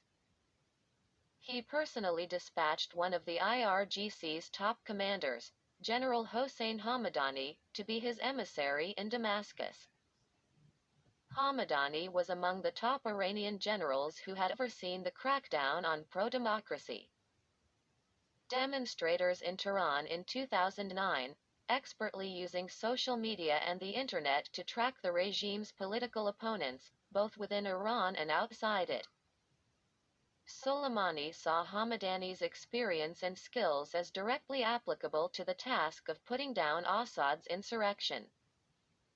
Iran's widening military presence inside Syria revealed itself publicly in August 2012, just a month after U.S. officials were predicting Assad's fall was imminent. That month, Free Syrian Army rebels kidnapped 48 IRGC commanders and personnel in Damascus. Iran's government first called the men Shiite pilgrims, but then later described them as retired Revolutionary Guard officers who had made the trip to Syria through an Iranian travel agency that was owned by the Guard, and said that they had been captured en route to the Damascus airport. Assad, under intense pressure from Tehran, eventually agreed to swap more than 2,000 Free Syrian Army soldiers in order to get the IRGC staff back home. Later that summer, the Guard began deploying soldiers in Syria for the first time, according to Iranian military officials and Syrian rebels. The majority didn't fight, but rather were used to repair equipment and guard military installations, though many filled in for Syrian officers who had defected. FSA commanders obtained identification cards and dog tags of Iranian soldiers they said had been captured or killed in battle. Quote, Assad asked for them to be on the ground, the head of the FSA's intelligence operations, General Yahya Bitter, said in an interview at the time. The Iranians are now part of Syria's command and control structure. The Revolutionary Guard and its allies deployed soldiers on a wider scale in the spring of 2013 as Arab states such as Saudi Arabia and Qatar increased their shipments of arms and cash to Syrian rebels, according to Syrian government officials and Hezbollah. The United States believed many of the opposition's militias had ties to al-Qaeda, which further eroded any desire in the White House to arm them. Tehran particularly focused on fortifying western and central Syria, regions that controlled access into Lebanon and the Hezbollah militiamen stationed there. That May, Hezbollah sent thousands of its elite fighters into the central Syrian city of Qusair and almost single-handedly pushed out the rebels threatening their supply lines. The Guard and General Soleimani directly coordinated with Hezbollah in prosecuting this fight, sending military advisors to the city, according to rebel fighters and a journalist who saw them there. Hezbollah moved to take over the governance of Qusair, and its commanders were charged with maintaining discipline among Assad's forces. A Hezbollah commander who identified himself as Abu Ahmed spoke with Sam Dagger of The Wall Street Journal on a spring 2013 afternoon and appeared in complete control of the city. Driving in a pickup truck with Hezbollah fighters, he said only regime loyalists were allowed back into the city, and that they must be vetted by him personally. Much of the city was deserted and badly damaged. Dueling Sunni-Shiite graffiti covered many walls, sometimes referencing epic battles dating from the 7th century. Christians who lived in the town praised Hezbollah for restoring order and preventing the Sunni rebels from slaughtering Syria's religious minorities. Quote, We feel safe, we don't want them to leave, said a Christian resident of Qusair, referring to Hezbollah. Commander Ahmed praised the discipline of Hezbollah fighters and their ability to make up for the strategic missteps of the Syrian military. He noted that one Syrian army officer rushed to capture 2 villages near Qusair during the battle and proclaimed victory even before the territory was secured. Subsequently, the Syrian units were besieged when the rebels reinforced their positions. Hezbollah initiated a superb surgical procedure to free the Syrian soldiers from the rebels, he said. Quote, "We could have butchered them all, but we did not. We let the wounded go," Commander Ahmed said. He noted that Hezbollah's chief, Sheikh Hassan Nasrallah, ordered that mercy be shown to the captured rebels, and added, "I would have not done it." Hezbollah, and Syrian militias under its command, also led the Assad regime's campaign to retake Homs, a strategic province bisecting the country. In coordinated strikes in the spring and summer of 2013, they pushed out rebels from most of the capital, Homs city. The Assad regime's fighter jets and tanks pounded rebel-held sections of the city, while Hezbollah-led units fought street battles to push back the rebels, according to fighters who took part. Quote, "We did the heavy lifting," said a 19-year-old Syrian militiaman, identified as Abdullah, who fought under a Hezbollah commander in a district called Khalidiyah that August. "If we take back all of Homs, the revolution is going to be completely finished." The battle left many areas of Homs nearly destroyed. The domes and minarets of the city's main mosque were riddled with bullet holes and marks left by mortar fire. Piles of debris and the twisted carcasses of cars lined the streets. An 8-story building was flattened, and mattresses, pieces of furniture, and people's personal belongings protruded from the heap of rubble. T. P. R. Evolutionary. G. UARD continued to supply the Assad regime with Shiite fighters from across the Mideast. Among the centers for Iran's resupply was a training camp the IRGC established on the outskirts of Tehran, called Emir al-Momenin. The facility, kept secret from the Iranian public for years because of security concerns, had been used by the IRGC to train Iraqi militias fighting the American forces after the overthrow of Saddam Hussein. Now, every night dozens of buses with tinted windows carried recruits from Yemen, Saudi Arabia, and Afghanistan into the base, which was surrounded by quiet farmlands.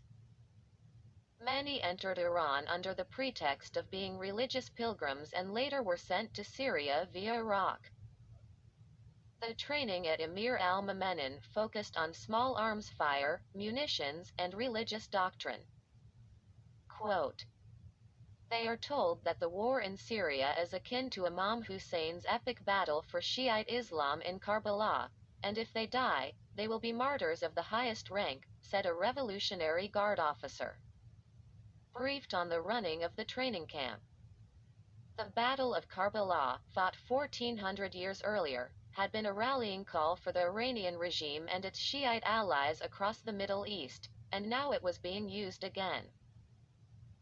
Members of 2 Iraqi militias, Kataib Hezbollah and Asayb al-Haq, said in interviews near Damascus that they had been deployed into Syria in greater numbers throughout 2013 to help stabilize Assad's rule and protect Shiite mosques and shrines. Their members were seen patrolling sites near Damascus. Both groups were formed by the IRGC during the Iraq War and carried out some of the most sophisticated and lethal attacks on U.S. troops there. Quote, "Syria as the front line of resistance. We will support Syria until the end," General Soleimani told Iranian state media in the summer of 2013. Soleimani's presence in Syria showed that the Iranian regime would do almost anything to save the Assad regime and to maintain regional power. The Obama administration. tracked the increase of Iranian support for Syria during 2013.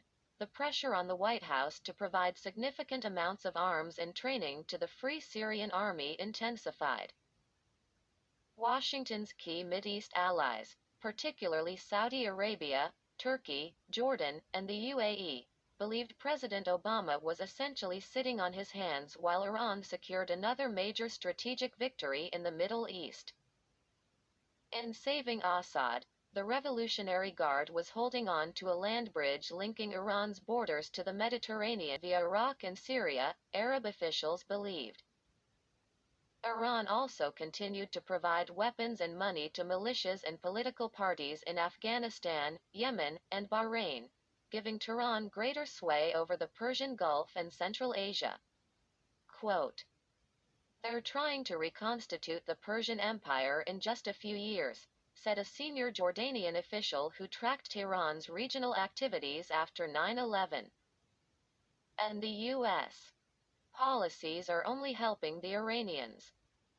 For the United States, matching the Iranians gun for gun was never really an option because of Obama's aversion to being dragged into the conflict. The atrocities committed against civilians inside Syria were the worst the West had faced since the Balkan Wars of the 1990s. And the Assad regime's systematic killing of its opposition was reminiscent of Nazi war crimes. Political opponents were tortured inside government camps or medical facilities and tracked using numbers instead of their names. 60,000 people were estimated to be killed in the camps alone. Human rights groups increasingly charged the Assad regime with committing genocide against its own people. Some of President Obama's closest aides, including National Security Advisor Susan Rice, who served in the Clinton administration's State Department in the 1990s, and UN Ambassador Samantha Power, were particularly sensitive to such accusations.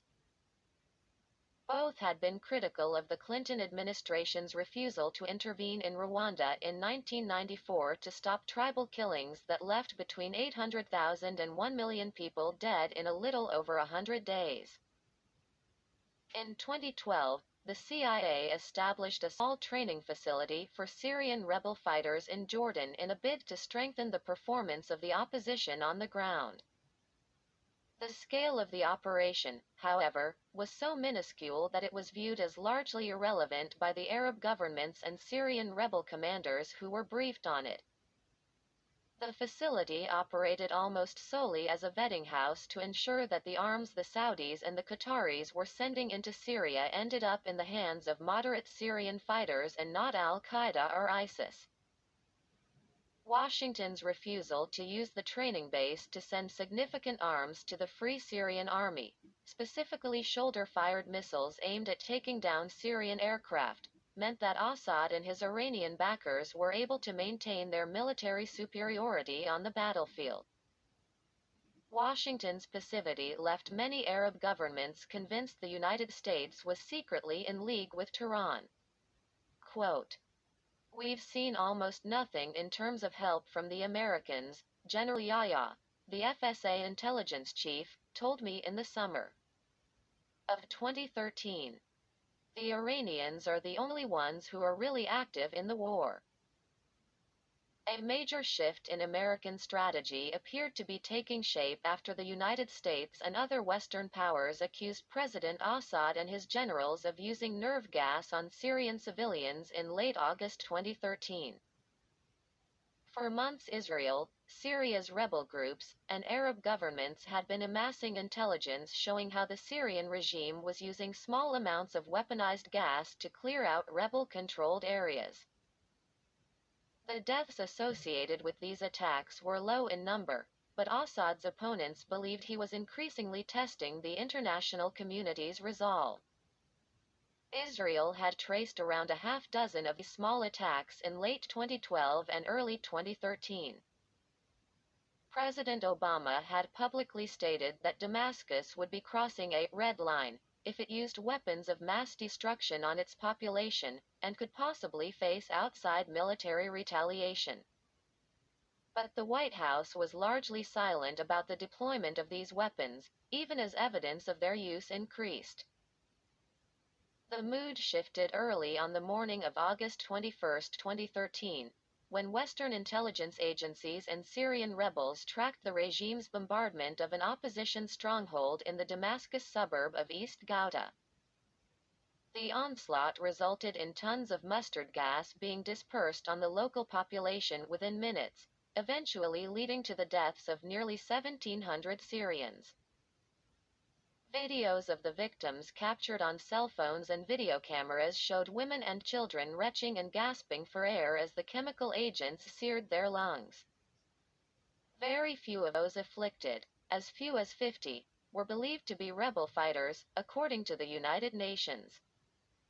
The pressure on President Obama to enforce his red lines against Assad grew. The following 2 weeks marked the most important deliberations on foreign policy during President Obama's first 5 years in office, according to U.S. and Arab officials who took part in them. The White House initially gave strong assurances to its Mideast allies and the rebels that the United States would strike Syria's air force and missile batteries as part of a limited campaign to cripple Assad's war machine. The White House believed the international community needed to send a strong warning to Syria and other rogue regimes that the use of chemical weapons wouldn't go unpunished in the modern era. Israeli and Arab officials said they hoped the strikes would also send a signal to Iran that the United States was serious about the potential of using force to prevent Iran's development of nuclear technologies. Senior Saudi and Emirati officials said they received assurances from the Americans during those 2 weeks that the strikes on Assad were imminent.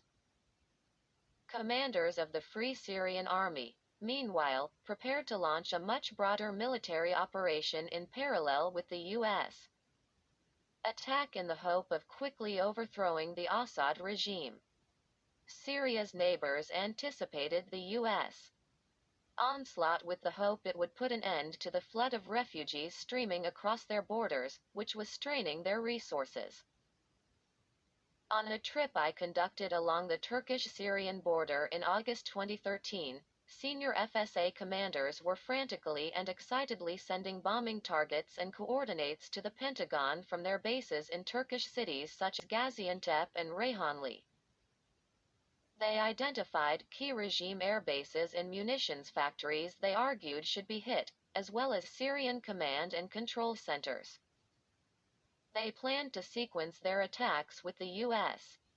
air war. Quote, "We are getting ready and mobilized for the strikes," Abu Muhammad al-Attar, a Free Syrian Army commander, told me during a nighttime meeting at a hotel coffee shop in Gaziantep.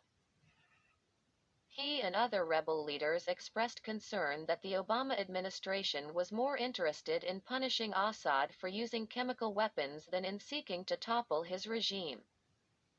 But they remained optimistic that a major change in U.S. policy was at hand. If the objective of the strikes is to collapse the regime, then there must be greater military and intelligence cooperation with the FSA, he said. But just when Obama appeared ready to strike, the president reversed course. The White House officially cited the need for the administration to get congressional approval to launch military operations against the Syrian regime. They said such a legislative process could take weeks. Senior U.S. officials, however, privately said the president was never 100% committed to hitting Assad because of his continuing worry about dragging the United States into another Middle East war. The president and his senior staff were also still wary of allying too closely with Syria's rebels, given the presence of al-Qaeda and other Sunni extremist groups within their ranks. At the 11th hour, the administration inexplicably made a U-turn and used the Syrian conflict to increase its engagement with Iran and Russia, Assad's principal backers. Even as the White House planned for military operations, the Obama administration was secretly holding talks with both Tehran and Moscow. U.S. and Iranian officials had already initiated the clandestine diplomacy on Tehran's nuclear program through Oman when the chemical weapons attacks occurred. President Obama and Secretary Kerry also had separately begun discussing with Vladimir Putin and his top aides a diplomatic process aimed at peacefully dismantling Assad's chemical weapons arsenal. The White House and Kremlin eventually agreed on such a deal. But it came at a significant cost, providing Assad a lease on life by giving him new legitimacy on the international stage. Iran's closest Arab ally had in essence been saved by Obama's reversal. Iranian officials briefed on the talks with the United States in the summer of 2013 said Tehran made it clear to the American delegation that the nuclear negotiations would be halted if the United States went ahead with its attack on Assad. Iran's military and clerics would view such strikes as equivalent to the United States declaring war on Iran. Quote, the Iranian diplomats said it wouldn't be their decision to end the dialogue, but that support in Tehran for the negotiations would evaporate, said a senior Iranian official briefed on the U.S.-Iranian diplomacy that August.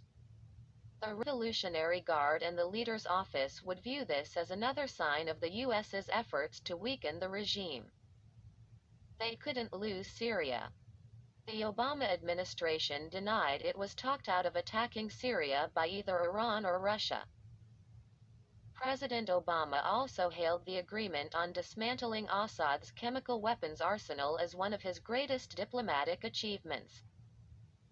But the president's decision not to bomb Syria permanently sucked the air out of Syria's moderate opposition and gave life to the more radical elements fighting the Assad regime, including ISIS.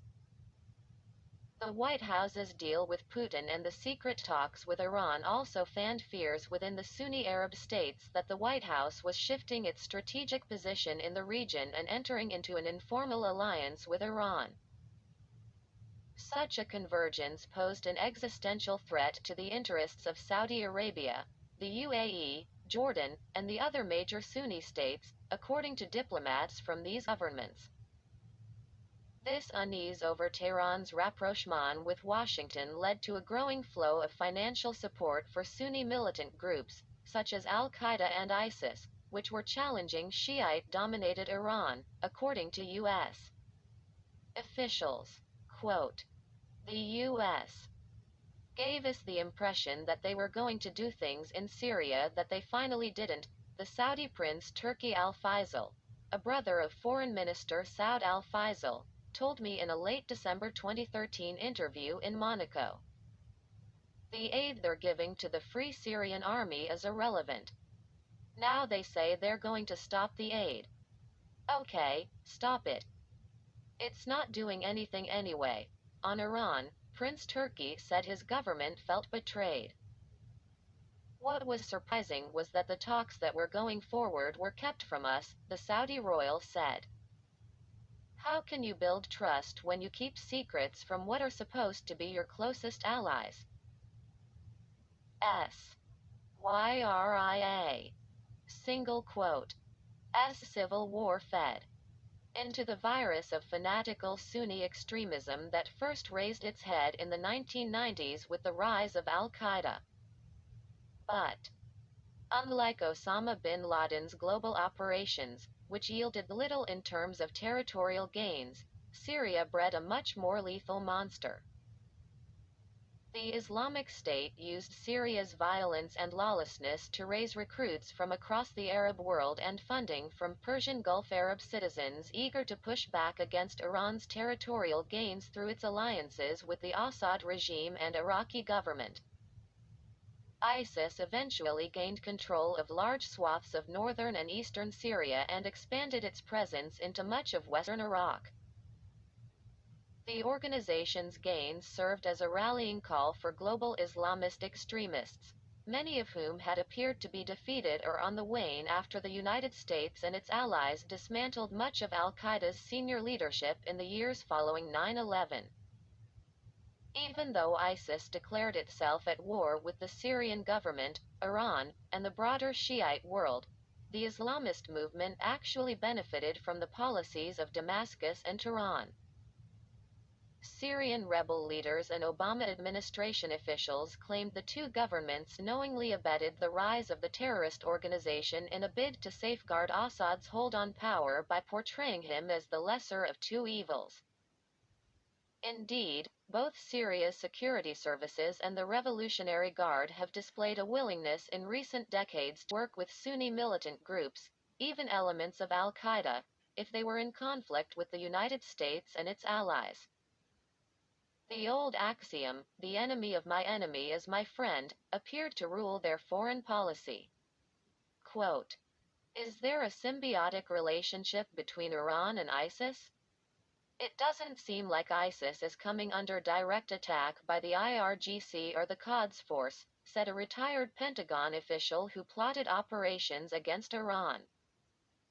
He said Iran appeared to use the presence of ISIS in Syria and Iraq as an excuse to deploy troops in these countries without necessarily targeting them.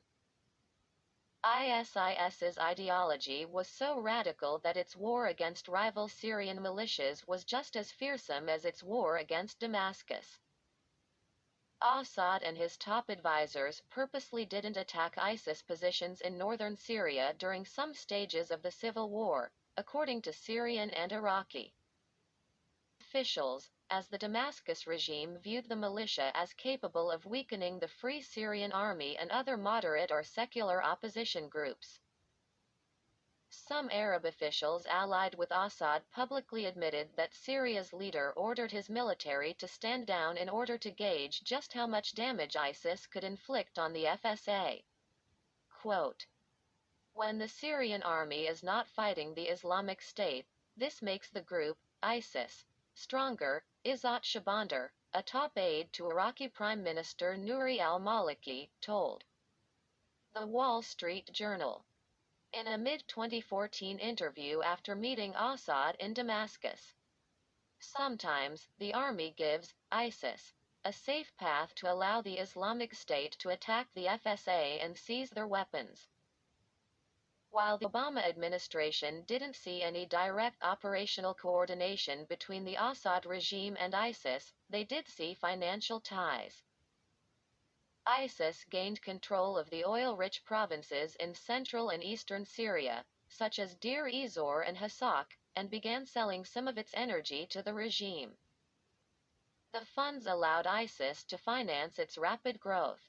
Quote, "We have seen what appear to be credible reports about deals between the regime and al-Qaeda-linked terrorist groups in Syria concerning the sale of petroleum products," said a senior U.S.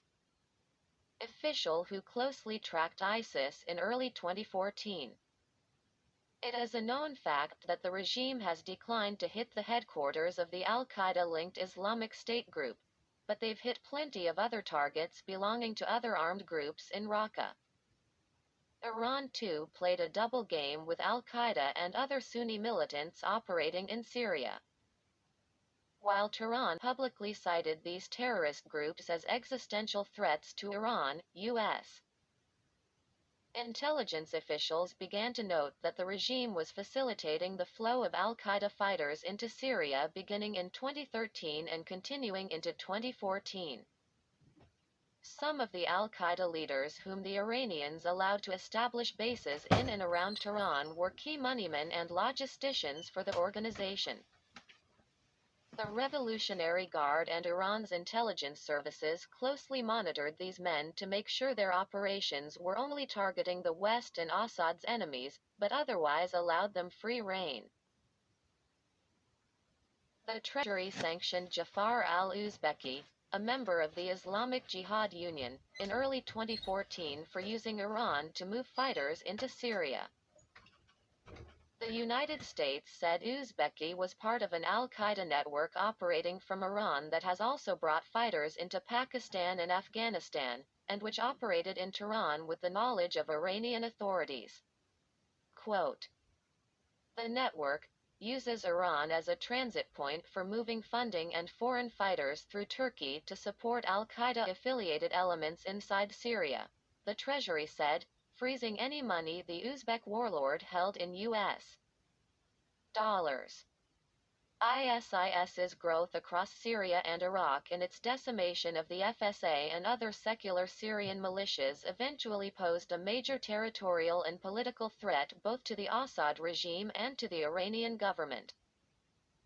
The shift again provided the opportunity for the United States and Iran to cooperate in facing the challenge of Sunni extremism, as they had in Afghanistan more than a decade earlier.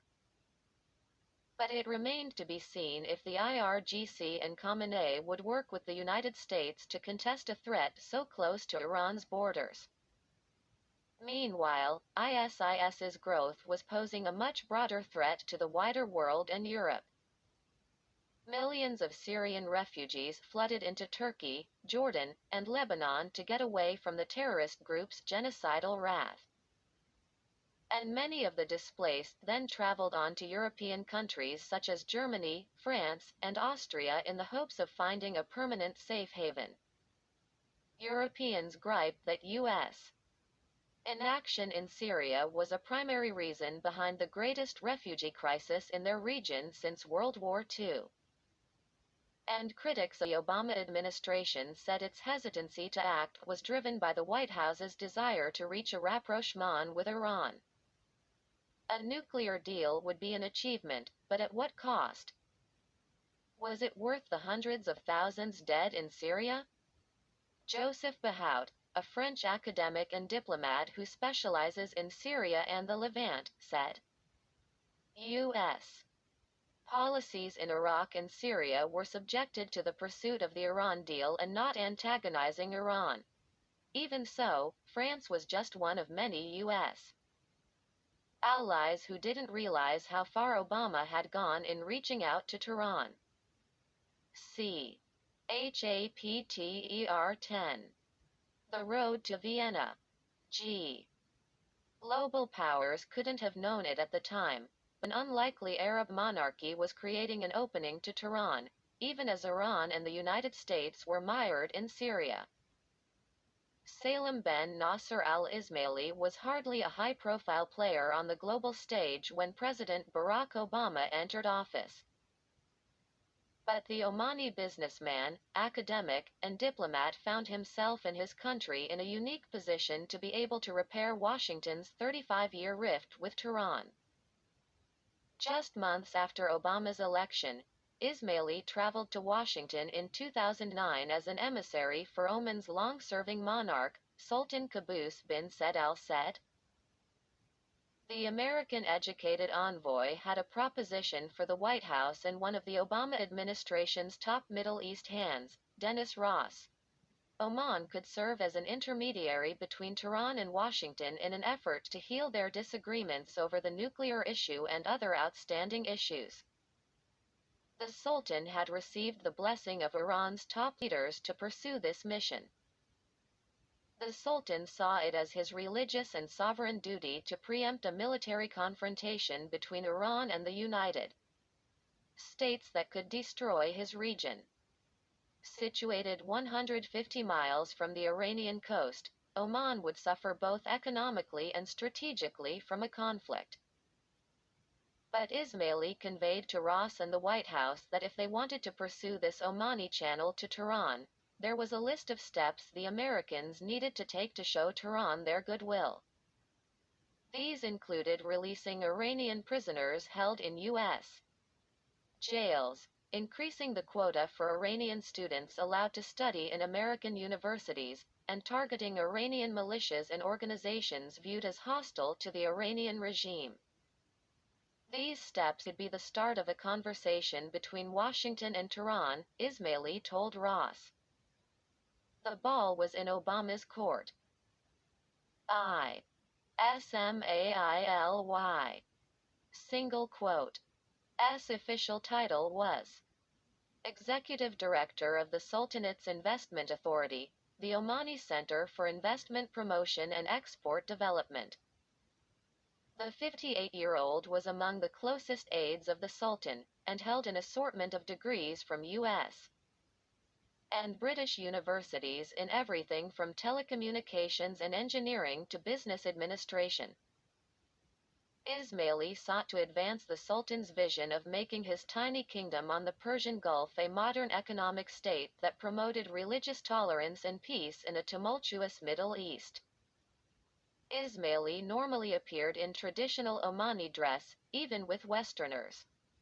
This included a long, flowing white gown, called the dishdasha, and a colorful aqua turban that spoke to Oman's pristine tropical waters.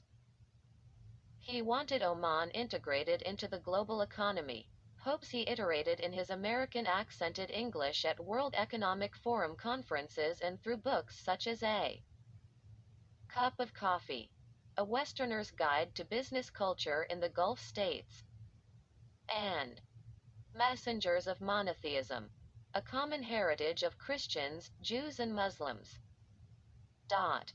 He was an Arab Renaissance man. Quote, "The policy of peace is good for everyone," Ismaili told a gathering of the World Economic Forum in Jordan in 2011. "You cannot lose with a policy of peace. It's very important to create an environment that is conducive for doing business." Ismaili also played a unique diplomatic role in Sultan Qaboos's royal court, special envoy to Oman's powerful neighbor, Iran. This role was a sensitive one for Ismaili but also a testament to his abilities, and to Muscat's historically close ties to both Tehran and Washington. Now 75 years old, Qaboos was indebted to Iran for his long rule, which was a result of the military support the Shah provided in the 1970s. Communist insurgents had spilled over from Yemen and were close to taking Muscat in 1976 when the Iranian ruler sent in helicopter gunships and tens of thousands of his troops to push back the rebels. The military operation allowed Sultan Qaboos to survive and become the longest reigning ruler among the Persian Gulf's monarchs. Even after the Shah was deposed, the Sultan sought to keep cordial relations with Tehran's Islamist rulers, despite their inherent hostility toward Arabs and monarchies. Iran's revolutionary government was founded on the premise of overthrowing the regional order as well as expelling U.S. forces. Qaboos's willingness to engage Tehran placed him regularly at odds with Arab leaders on a range of regional issues. The United States, however, was also central to Oman's security in a region where very few of the Arab emirs and sultans trusted one another, and none of them wanted to be entirely beholden to regional heavyweights Saudi Arabia and Iran. Uniquely, U.S.-Omani relations stretched all the way back to early years after the American Revolution.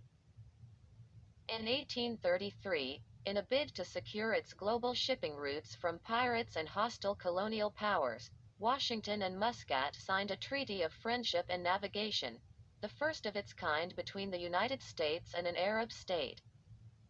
Oman, abutting the Straits of Hormuz, was crucial to securing the flow of U.S. energy exports heading across the Atlantic. In 1980, after the Iranian Revolution, Sultan Qaboos agreed to allow U.S. warships and aircraft to use Omani military facilities.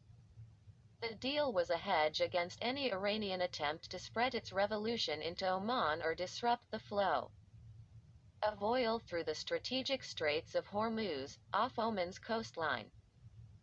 The Sultan trusted Iran's Ayatollahs only so far. Quote, "We always must walk a cautious line between Iran and the U.S., Ismaili told me in a May 2015 interview at a Dead Sea resort in Jordan. For us, it's best if relations between the two countries are stable. We want to serve as a bridge between the two sides." For a decade, Ismaili used his position on the investment board to promote business between Oman and Iran. The Sultan was interested in building a gas pipeline from the Iranian coast to Oman, both to fuel his country's economy and to develop an export platform for Tehran's energy products. In 2010, Ismaili attempted to set up a $50 million joint venture with Iran to promote the sale of Omani goods and services inside Iran. The move piqued the interest of the American embassy in Muscat because of its potential to break U.S. sanctions laws on Tehran.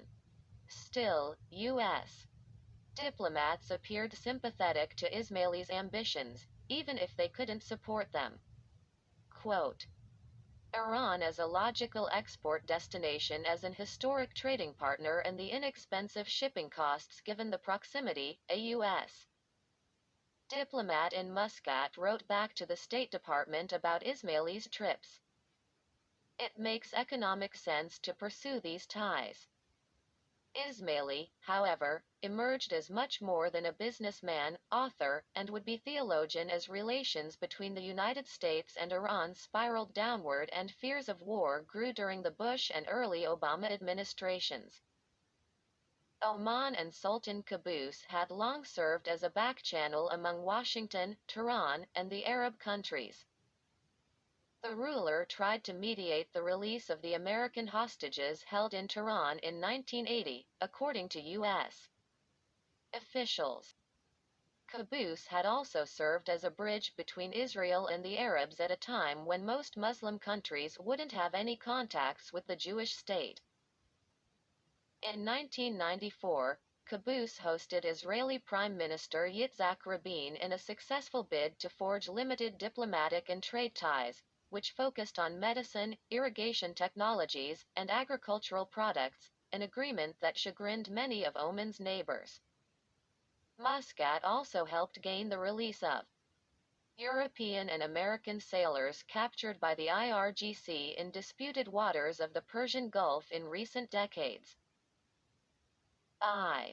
Ismaili, single quote, S role as peacemaker, took center stage just months after his first 2009 discussions with the White House.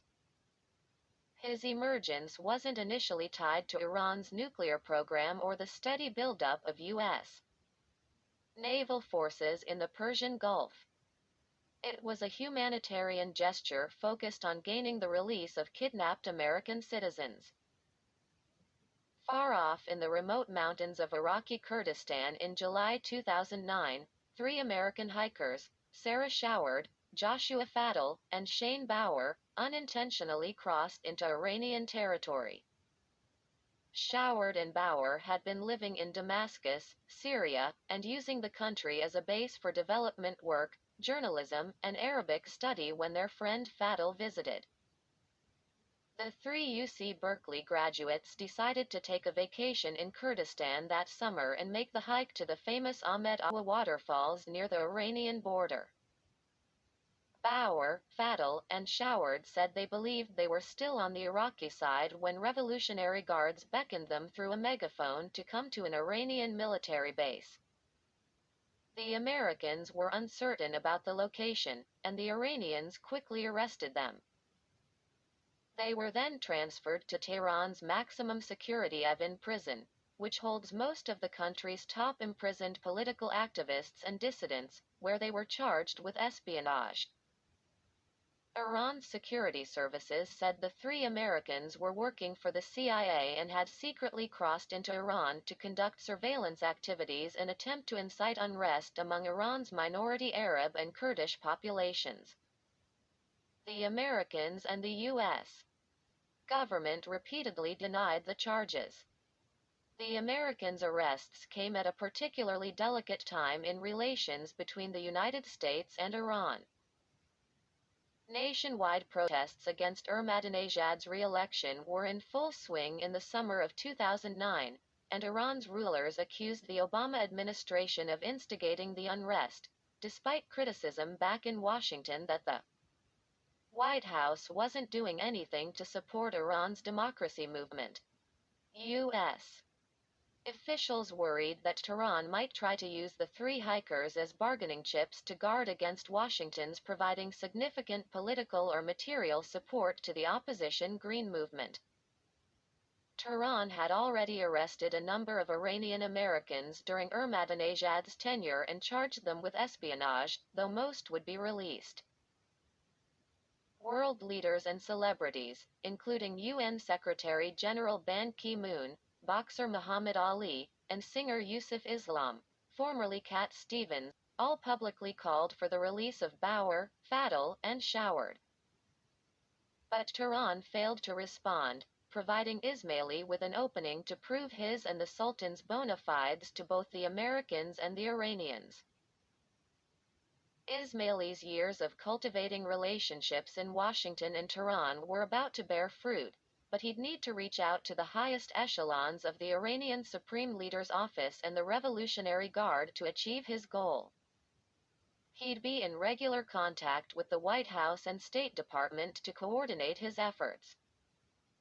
Beginning in 2010, Ismaili began shuttling between Muscat and Tehran to secure the Americans' release. His mission was made urgent by growing concerns about the captives' health in prison. All three had been held for various periods of time in solitary confinement and told their parents they were enduring self-imposed fasts and bouts of depression and weight loss. Sarah Showered discovered a lump on her breast and was worried she might be suffering from early-stage cancer. Senior U.S. officials, including Secretary of State Hillary Clinton, maintained a constant drumbeat of calls demanding the Americans' release. But there were no signs the Iranians were close to capitulating. Ismaili, though, unbeknownst to the Western media, was seeking to make the Americans deliver on the Iranian wish list he had already delivered to the White House a year earlier. Dozens of Iranian prisoners were detained in the United States and Europe on charges of arms smuggling and violating the draconian sanctions the West had imposed on Iran over the past decade. Many, like the American hikers, had become cause célèbres in their home country, and Tehran's leadership saw political gains to be made in securing their release. A former Iranian ambassador to Jordan, Nosratollah Tajik, was under house arrest in London for allegedly smuggling night vision equipment back to Iran. An Iranian mother of two, Shahrzad Mir Golikin, was serving a 5-year sentence in Minnesota for shipping the same equipment. Her daughters tearfully took to Iranian television to call for her release. Ismaili secretly worked out a plan that would gain the release of the Iranians in exchange for the return of the hikers. It would be a sequenced exchange playing out over 3 years, according to U.S. and Omani officials who took part in it. But it would allow both Washington and Tehran to claim political victories at home while building a bridge to pursue the nuclear negotiations. Ismaili also persuaded the Obama administration to eventually double the number of Iranian students allowed to enter the United States. And the State Department imposed sanctions on a Pakistan-based militant group that had been launching terrorist attacks against the Revolutionary Guard in eastern Iran. In September 2010, Ismaili got approval from the Iranian government to bring a payment to Tehran to secure Sarah Showered's release. The amount was $500,000, but neither the United States nor Oman would say whether the families, Sultan Qaboos, or another party provided the funds. Ismaili personally flew to Tehran in September 2010 to accompany the 31-year-old back to Muscat, where she was reunited with her family. Tehran made it clear the espionage charges against Showered stood, while she said she wouldn't stop campaigning until her two friends returned. It took Ismaili another year to gain the release of Bauer and Fadl, which took place in September 2011. Again, the price was $500,000 each, fueling criticism in Congress that the U.S. government was essentially paying ransom to Tehran for the hikers' return. But for the Obama administration, Ismaili's ability to deliver the Americans made it clear to the White House that Oman was a country the United States could use in its sensitive dealings with Iran. It was a channel President Obama and other U.S. officials would repeatedly rely on in the ensuing years. Quote, "The Omanis came to us indicating that, hey, if you ever want to have a conversation with Iran, keep us in mind, Deputy National Security Advisor Ben Rhodes said. So we always knew that was there. Then we negotiated the hikers through the Omanis, and that worked out well. Out of the spotlight of the American media, Ismaili quietly brought back to Tehran 4 Iranians held in the United States and the United Kingdom.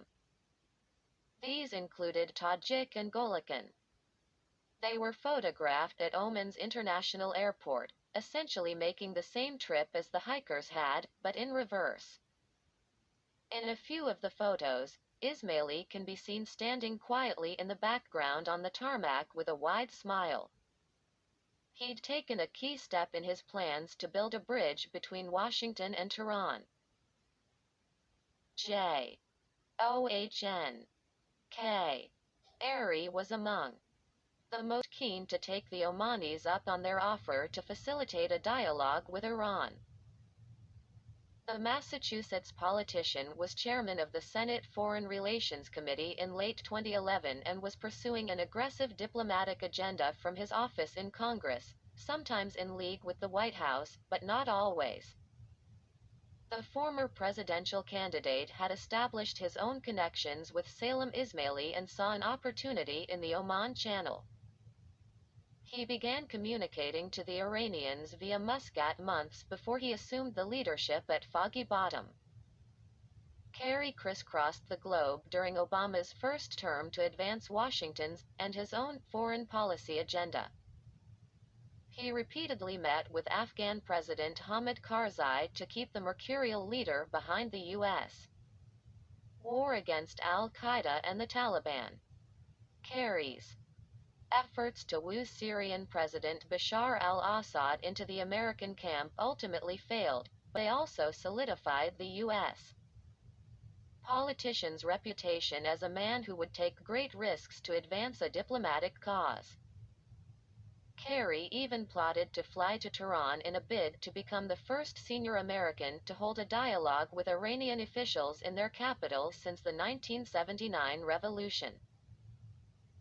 The White House publicly backed such a trip by Kerry in late 2009, despite concerns that it could lend legitimacy to President Ahmadinejad, whose re-election was still being challenged by a nationwide protest movement. The Iranians, however, never came through with an invitation. Following Oman's successful effort to broker the 3 American hikers' release, Kerry saw his opening to establish a U.S. channel to Iran.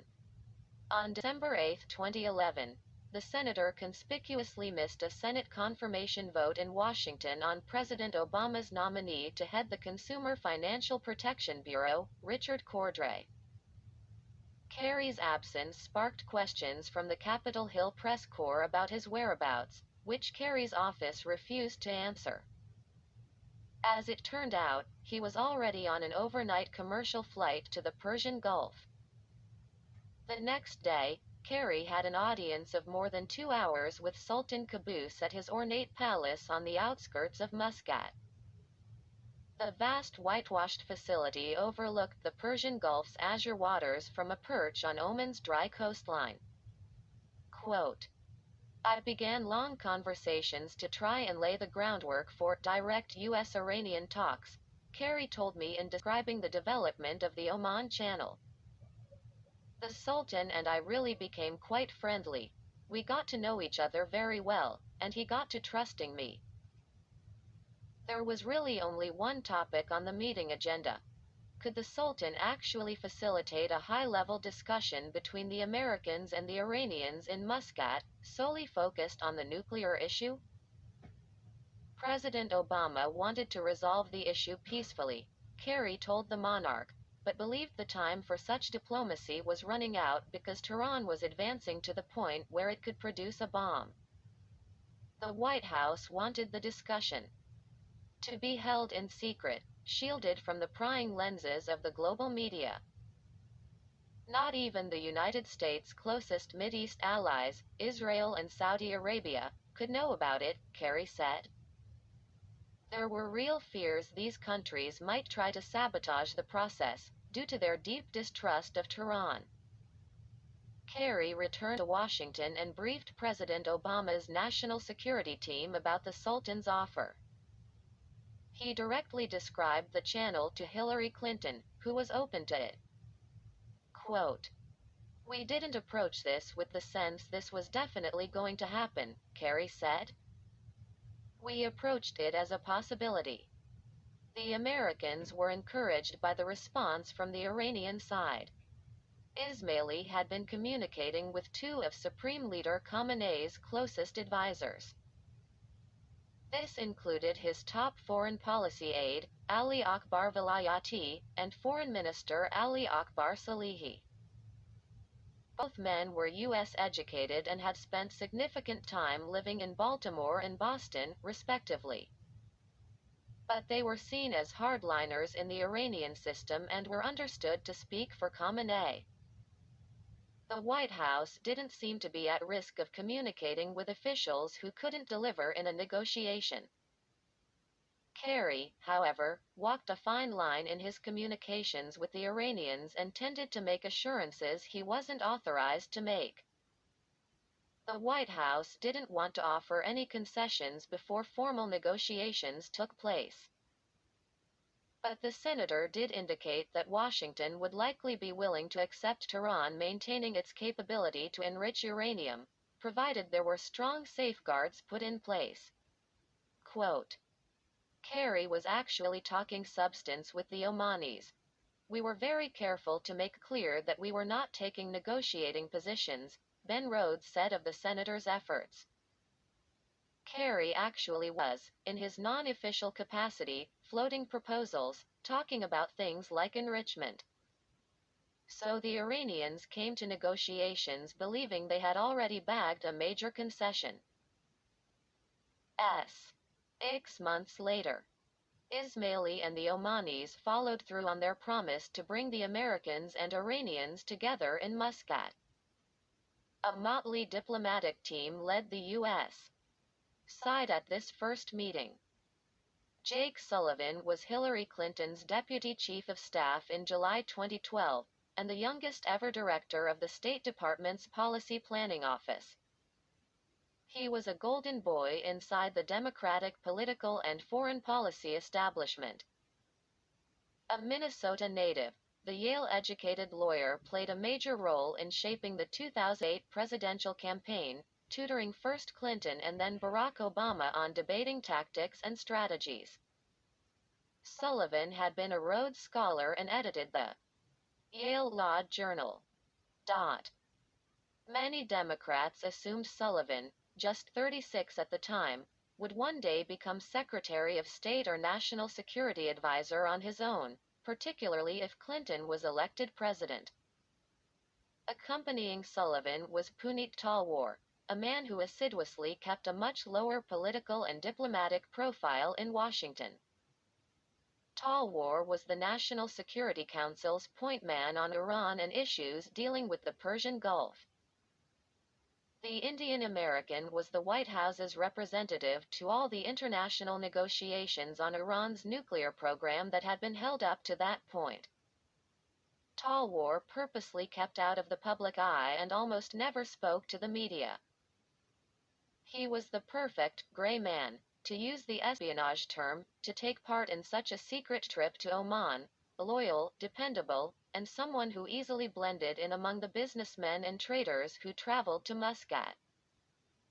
Talwar benefited from another asset no one else in President Obama's national security staff possessed: extensive dealings with Iranian government officials. During much of the 2000s, Talwar was a staffer on the Senate Foreign Relations Committee, then headed by Joe Biden.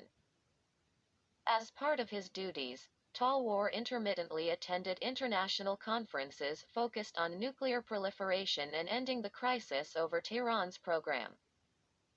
The events were described as Track 2, Diplomacy, as no active American officials attended the meetings, which took place at universities and hotel conference rooms in European cities such as Stockholm and Vienna. Iranian diplomats who would gain top positions in the governments of Presidents Ahmadinejad and Rouhani, however, did take part. Among them were Javad Zarif and Ali Akbar Salehi. The White House hoped Talwar could capitalize on his experience and these contacts to smooth the way for a direct dialogue with Tehran. He and Sullivan were a diplomatic one-two punch, Talwar the consummate low-key bureaucrat, and his younger partner a politically connected, emerging Democratic star. Quote, in an administration where the White House dominates Iran policy, it makes sense that Punit played this role of interlocutor, said a former Western diplomat who discussed the secret diplomacy with Talwar at the time. His ties to Obama were crucial. Sullivan and Talwar were uncertain whom they would meet upon their arrival in Oman on a warm July evening. Iranian media had run articles suggesting that a close advisor to Ayatollah Khamenei would likely be the emissary for any direct discussions with the Americans. Some of the stories focused on Ali Akbar Velayati, a physician and one-time foreign minister. Velayati would be a controversial choice. As previously noted, an Argentine prosecutor had issued an arrest warrant for him in 2007 after charging the Iranian with helping to plot the 1994 bombing of the Jewish Community Center in Buenos Aires. Tehran had repeatedly denied the charges. But the American delegation was reluctant to meet an Iranian official with such an allegedly bloody past. Sullivan and Talwar met neither. A mid-level Iranian diplomat of whom very few Americans had ever heard arrived in Muscat as part of a small Iranian delegation.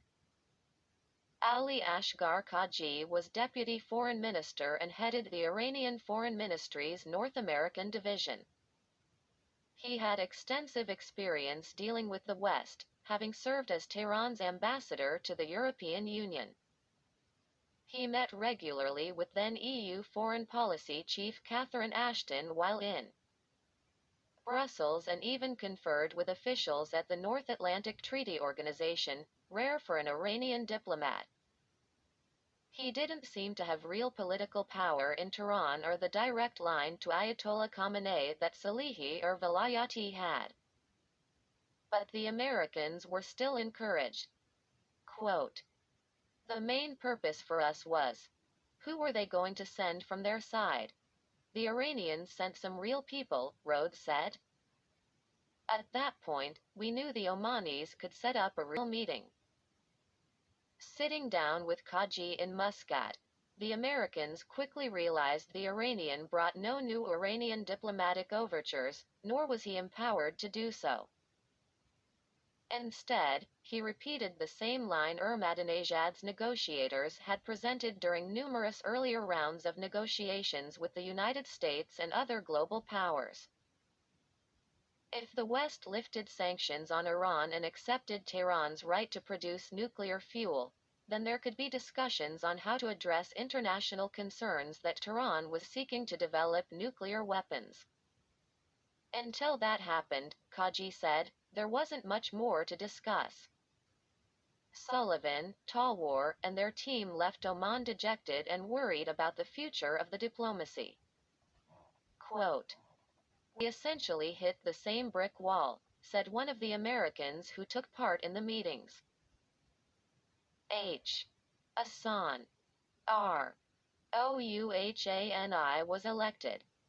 Iran's new president almost a year later, in June 2013, and immediately shook up the global diplomatic establishment. His victory shocked Washington, which had expected a more hardline politician to win. An Islamic cleric who studied judicial law in Glasgow, Scotland, in the 1990s, Rouhani campaigned on a platform of ending Iran's diplomatic isolation and reviving its moribund economy, ravaged by the West's international sanctions. He advocated for the immediate resolution of Iran's dispute with the West over its nuclear program through new negotiations. And he viciously attacked Ahmadinejad's 8-year rule for needlessly alienating Iran from a global community Rouhani believed Iran should help lead. The 2013 election showed that Iran, despite being a theocratic state with a supreme leader, still had one of the Middle East's more open political systems. Rouhani's victory posed a quandary for the Obama administration and its allies in Israel and Saudi Arabia. While he preached moderation, the 64-year-old was still a regime insider and a close confidant of Khamenei's. For a decade, Rouhani had led the government's most powerful national security body, the Supreme National Security Council, which advised the supreme leader on foreign policy. And Rouhani was no stranger to the West, having served as Tehran's chief nuclear negotiator from 2003 to 2005, when talks took place between Iran and the so-called EU3, Britain, France, and Germany. In 2004, Rouhani's team had agreed to freeze Iran's nuclear work in exchange for economic incentives, a major breakthrough at the time. However, the deal later fell through as both sides charged the other with failing to follow through on their commitments. Rouhani perplexed the West. He appeared more moderate and accommodating but was still a regime stalwart. Rouhani's political position offered both opportunities and challenges for U.S. foreign policy. The new president's close relationship to Khamenei meant Rouhani might facilitate a compromise with the West on the nuclear issue that Iran's previous reformist president, Mohammad Khatami, couldn't because of his lack of political support in Tehran. Some U.S. officials compared Rouhani to Richard Nixon, seeing both men as conservative politicians who had the political and diplomatic strength at home to make peace with a long-standing enemy, be it Communist China or the Great Satan. Engaging with Rouhani, American officials argued, could also strengthen moderate political forces in Tehran that had been marginalized during Ahmadinejad's rule. Israeli and Saudi officials, however, feared Rouhani was part of an elaborate Persian ruse. They argued that in Iran's theocratic system, political leaders often fluctuated between hardliners and moderates, but that ultimately it didn't matter, because only one man, Khamenei, made the policy decisions, and he was committed to conflict with the West. They also doubted Rouhani was seriously committed to dismantling Iran's nuclear program. Rather, they thought, he was solely focused on removing the financial and diplomatic pressures being imposed on Iran by the West. They cited comments Rouhani had made in Tehran following his term as the nuclear negotiator, when he claimed his diplomacy provided Iran with cover to move forward with its nuclear work. Quote, "While we were talking with the Europeans in Tehran, we were installing equipment in parts of the facility in Isfahan, the uranium conversion plant. But we still had a long way to go to complete the project," Rouhani said in a 2006 speech. In fact, by creating a calm environment, we were able to complete the work on Isfahan.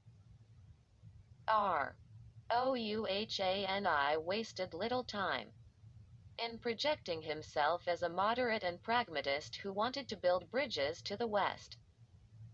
He spoke of loosening the social restrictions put in place during Ahmadinejad's tenure, attracting foreign investment, and ridding Iran of the corruption he said was a cancer eating away at the Iranian economy.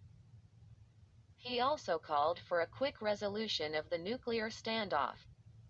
Quote, "The only way to interact with Iran is to have dialogue from an equal position, creating mutual trust and respect and reducing enmities," Rouhani said in his inaugural August 2013 speech.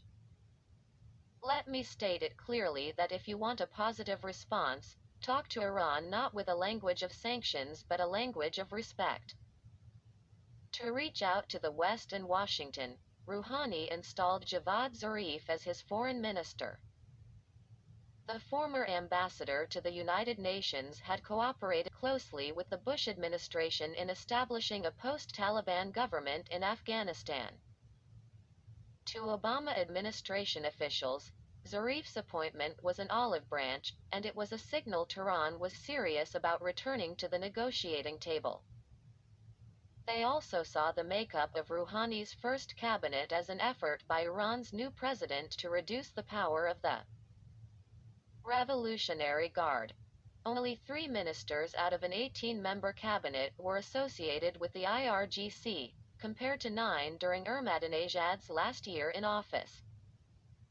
Zarif quickly reconnected with contacts he'd made in Washington, New York, and Brussels during his tenure at the United Nations. These included a mix of active and former American diplomats, U.S. lawmakers, journalists, and heads of prominent think tanks. He conveyed to them his belief that a deal on the nuclear issue based on some of the terms negotiated between Rouhani's diplomatic team and the Europeans in the early 2000s could be quickly negotiated.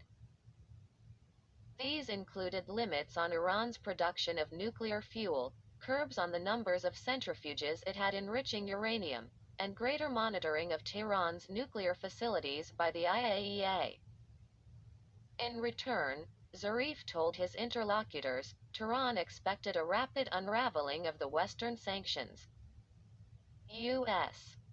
officials privately worried that Zarif was moving too fast to try to cinch a deal. They hoped he'd slow down the process. But the Obama administration saw Rouhani's arrival as a potential watershed. Quote, "The election of Rouhani likely opened things up a bit on their side," said Wendy Sherman, the State Department official who ran day-to-day Iran nuclear policy. If they didn't get a better economic future for their country, they could create a risk for themselves. Zarif also sought to make clear to the world that the Ahmadinejad era, marked by the leader's Holocaust denial and threats to Israel, was over. On September 4, 2013, the diplomat took to the internet and tweeted, "Happy Rosh Hashanah to the world's Jewry." His message astonished many in the Obama administration, considering that Ahmadinejad had regularly threatened to wipe Israel off the face of time, and openly questioned the historical validity of the Holocaust. Many Iran watchers wondered if the tweet was genuine, given the ridicule Zarif was likely to face from conservative clerics and IRGC officers inside Iran. Among those watching Zarif was Christine Pelosi, daughter of Nancy Pelosi, a California congressman and former Speaker of the House. The documentary filmmaker was raised a Catholic, but her husband was Jewish and her daughter attended a Jewish preschool. The younger Pelosi challenged the Iranian diplomat on Twitter. "Thanks. The new year would be even sweeter if you would end Iran's Holocaust denial, sir." Zarif wasted little time in responding. Iran never denied it. The man who was perceived to be denying it is now gone. Happy New Year. Totally unknown to the outside world, the secret diplomatic channel established between Iran and the United States through Oman intensified once Rouhani took office, and at a significantly higher level. William Burns, the unflappable Deputy Secretary of State who had met with the Iranians earlier in Switzerland, joined Sullivan and Talwar in traveling to Muscat in the weeks after Rouhani's August inauguration. Burns, Sullivan, and Talwar began a flurry of meetings with Iranian diplomats, not just in Muscat but also in Geneva and New York. The purpose of these meetings was to create an interim agreement that would freeze parts of Tehran's nuclear program and provide more time and diplomatic space for Washington and Tehran to forge a final deal. The strategy drew heavily from the fuel swap agreement Burns thought he had secured with Iran in 2009. This plan held that the United States should get Iran to freeze its production of nuclear fuel in exchange for economic benefits. The American line continued to be that the United States wanted Iran to eventually dismantle its centrifuges to guard against Tehran diverting any nuclear fuel for military purposes. But Kerry and other U.S. Officials had already begun signaling to the Iranians that the United States was flexible on this issue. On other areas, they still weren't. Iran should dismantle its heavy water reactor, which was seen as largely a bomb-making facility.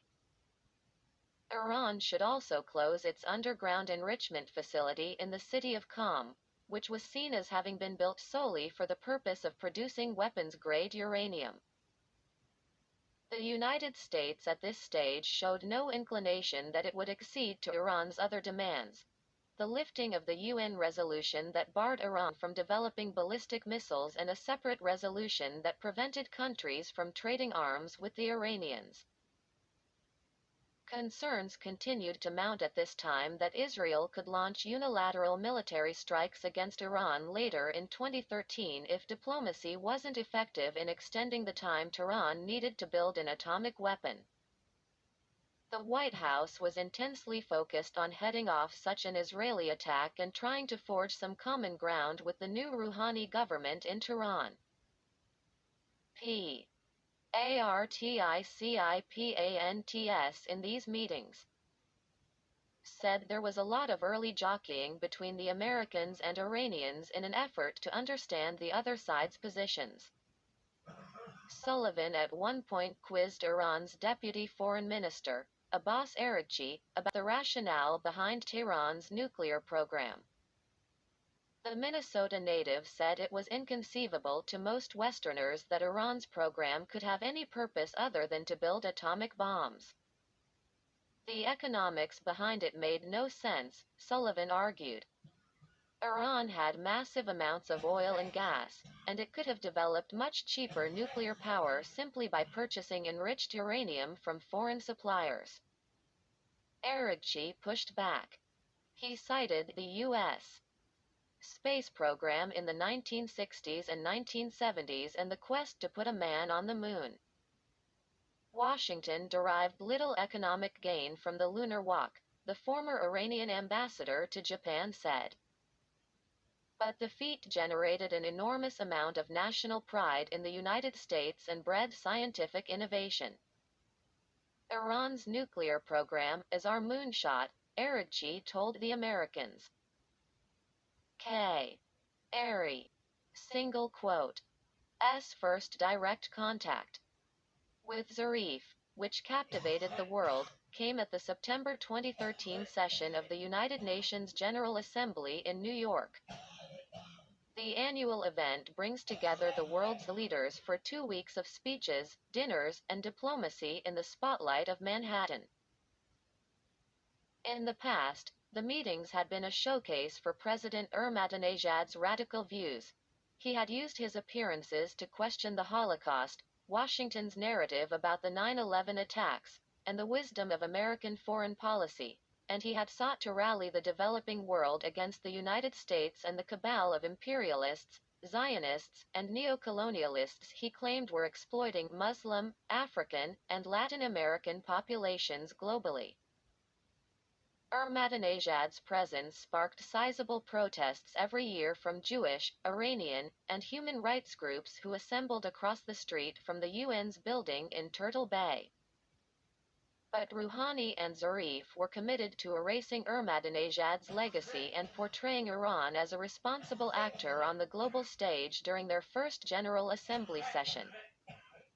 Trying to right the Iranian government's record, Rouhani gave a string of interviews to American media outlets as the September conference began. Tehran did acknowledge the Holocaust happened, Rouhani said, and he expressed his desire for better relations with Washington. The Iranian president and his top diplomat also began the process of trying to woo Western businesses back to Iran. At a gathering of the influential Asia Society, elite New York businesspeople, financiers, and intellectuals heard Rouhani make his pitch for rapprochement and Iran's reintegration into the global economy. Quote, "During my tenure in office as president, moderation and wisdom will guide my government in making and implementing policies in every field," Rouhani told hundreds of guests in the Hilton Hotel's ballroom on 6th Avenue, including, for reasons most didn't comprehend, the boxing promoter Don King. Win-lose approaches to international relations have already lost ground. Beyond the media glare, the secret diplomatic track established in Oman between Washington and Tehran was working to organize an even greater event, a direct meeting, or at least a handshake, between Obama and Rouhani.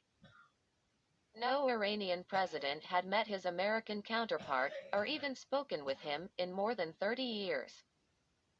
And both sides were eager to break the diplomatic ice and show visible support for the negotiations aimed at resolving the dispute over Tehran's nuclear program.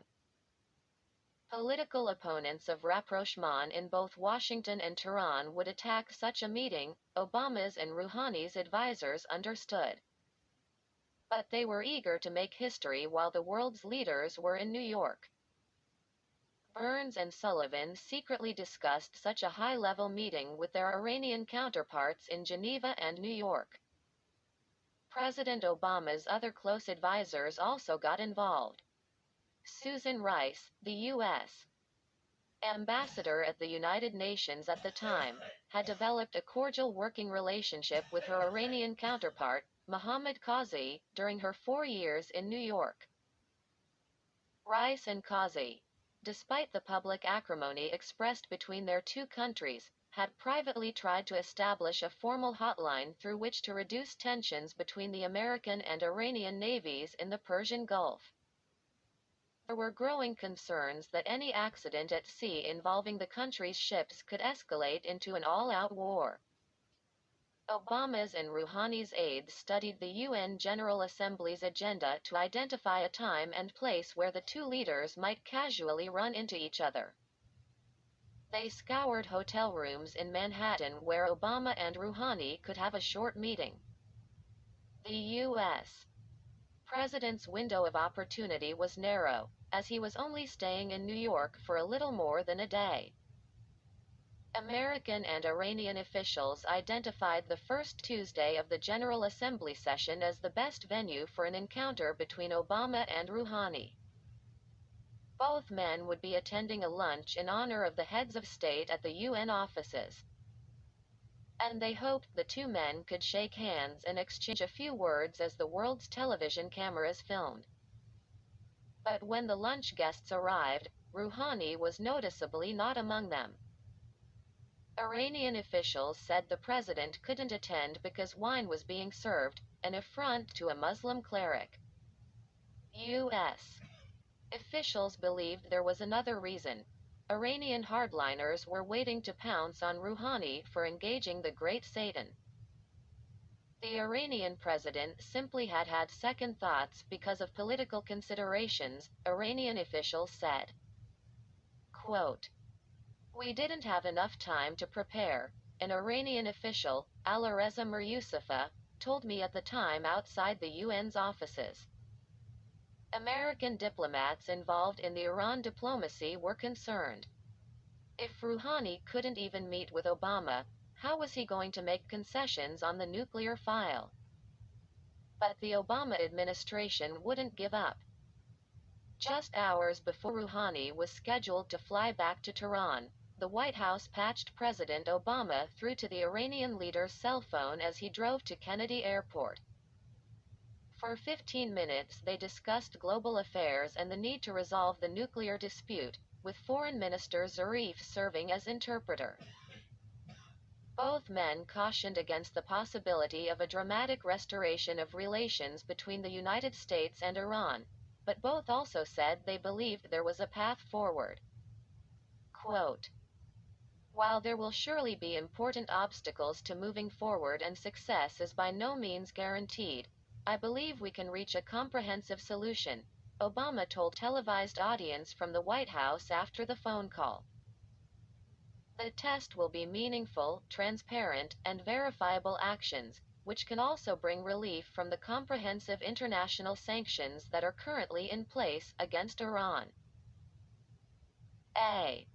FTER, the historic phone call between Obama and Rouhani. In October 2013, the quest for rapprochement shifted from New York to the Swiss lakeside city of Geneva.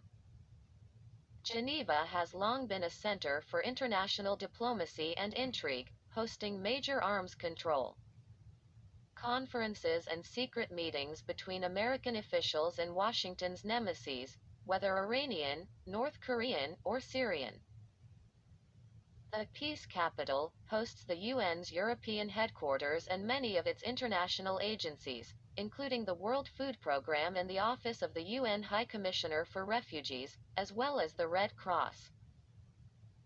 Luxury five-star hotels line Geneva's leafy streets and quiet shores, where Russian, Arab, and Persian businessmen watch over fortunes stashed away in the city's private banks, institutions hidden behind security cameras and darkened windows. Designer watches, chocolates, jewelry, and cheeses are sold from exclusive shops on the cobblestone streets of Geneva's Old Town. Iranian diplomats and their counterparts from the United States, Europe, China, and Russia assembled intermittently in Geneva for 5 weeks in late 2013 in a high-profile attempt to resurrect the international negotiations on Tehran's nuclear program that had flagged during Ahmadinejad's tenure but gained momentum in Oman. Optimism was rekindled as the foreign minister stressed that a deal could be quickly concluded if the international community simply showed Iran respect and negotiated with it on equal footing. The Rouhani administration was engineering a massive makeover of Tehran's reputation, a public relations campaign the Israelis and the Arabs vociferously didn't buy. But the Russians, Chinese, and Europeans, and many in the White House, fully embraced it, wary of the prospects of another Mideast war if negotiations failed. The Americans pursued a two-track strategy in Geneva, one that would only further alienate Washington from its Mideast allies and some in Europe. Officially, the American delegation was led by Wendy Sherman, the chief nuclear negotiator for the United States, backed by John Kerry, now Secretary of State. Sherman was a veteran of the Clinton administration who had negotiated missile reductions with the North Koreans in the 1990s. But behind the scenes, and away from the prying eyes of the global media, the secret Oman channel was also hard at work. The Iranians and the Americans believed the best way to reach a deal was without the complication of the P5+1. In early November, Sherman and her staff encamped in wood-paneled rooms at Geneva's Intercontinental Hotel, just across from the UN's offices at the Palais des Nations. Iranian, Russian, Chinese, and European diplomats joined them and busily moved between rooms and floors carrying position papers and legal briefs in a frantic effort to seal an initial deal. Hundreds of journalists waited in the hotel lobby, pestering tourists and businessmen alike while they awaited news of an agreement. The reception area began to look like a college dormitory, with Iranian, American, and European journalists sleeping on the floor and littering the area with discarded coffee cups and cigarette butts. But across town, William Burns and Jake Sullivan were holding separate negotiations in the serene lakeside rooms at another five-star hotel. Thanks to the months of negotiations they'd already held in Muscat and New York, the outlines of a deal were fast coming into focus.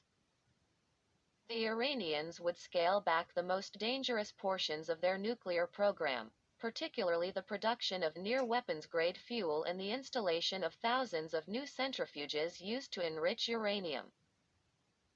In return, the United States and the Europeans would suspend some of their financial sanctions and return billions of dollars in frozen oil revenues the Iranians had been attempting to repatriate from overseas banks.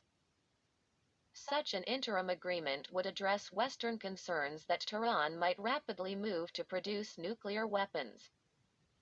It would also provide time for a more permanent agreement to be reached. The diplomacy in Geneva took on a schizophrenic nature as the United States tried to rationalize the two tracks it was pursuing.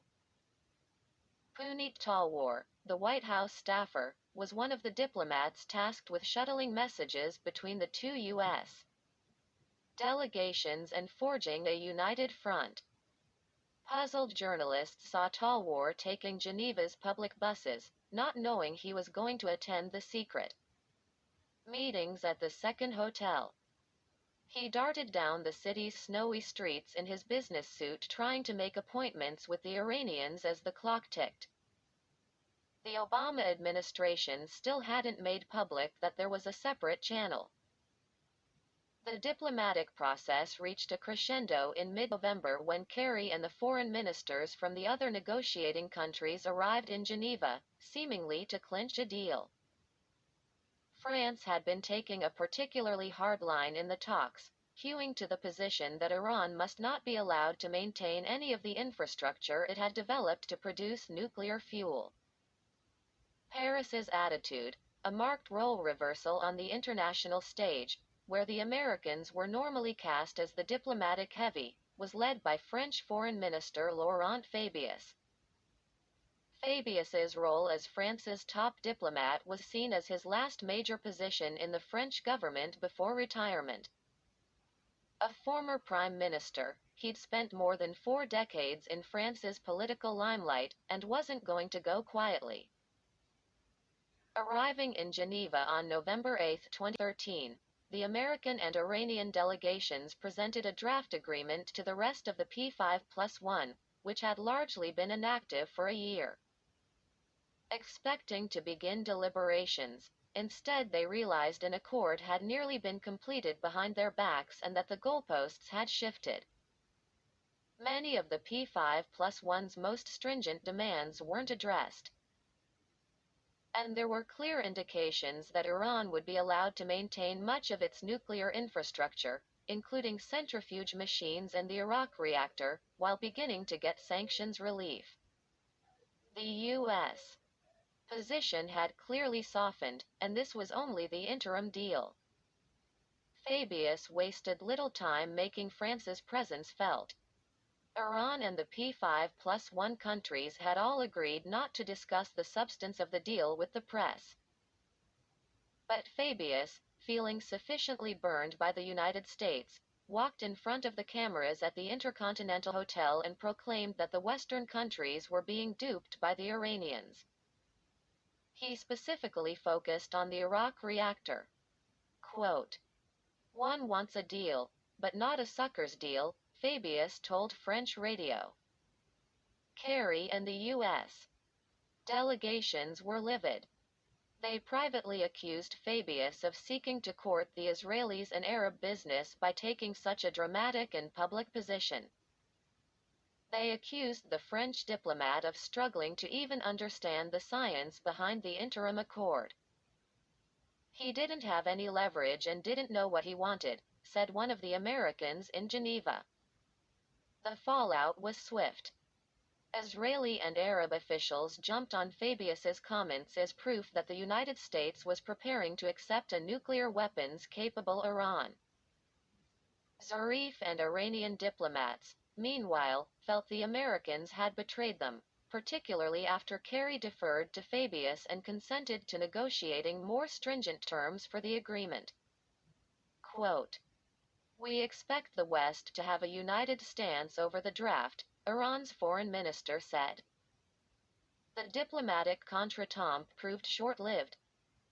2 weeks later, Iran and the P5+1 returned to Geneva and agreed to an interim agreement not significantly different from what Burns and Sullivan had negotiated with Tehran in their secret channel. 3 days of virtually round-the-clock negotiations concluded with Kerry, Zarif, and the other foreign ministers announcing an agreement that for the first time rolled back parts of Iran's nuclear program. Burns and Sullivan remained in the shadows. Still, the interim agreement unnerved Israel and Washington's Arab allies. It strongly suggested that the Obama White House would ultimately accept a final agreement well short of what previous U.S. governments had once demanded. Tehran would likely retain much of its nuclear capacity, as well as the missiles to deliver warheads. Iran would remain a latent nuclear weapons state, which would significantly alter the power balance in the Middle East. Quote, What was concluded in Geneva last night is not a historic agreement, it's a historic mistake, Israeli Prime Minister Benjamin Netanyahu told reporters. It's not made the world a safer place. Like the agreement with North Korea in 2005, this agreement has made the world a much more dangerous place. C. Chapter 11. Khamenei's Shadow. In 2014, American diplomats Jake Sullivan and Undersecretary of State William Burns emerged from the diplomatic shadows as a July heat wave gripped Austria, including Vienna's Coburg Palace Hotel, where the United States and Iran were now trying to convert the interim nuclear deal into a final historic agreement. Critics of the negotiations, particularly in Israel, bristled at the location of the talks. The 19th-century royal home turned five-star hotel was less than a mile from where Adolf Hitler had addressed 250,000 Viennese after the Nazis annexed Austria in 1938. Israelis noted the irony that the United States was going to give ground to the Iranians on the nuclear issue in a city with such a dark history for their people.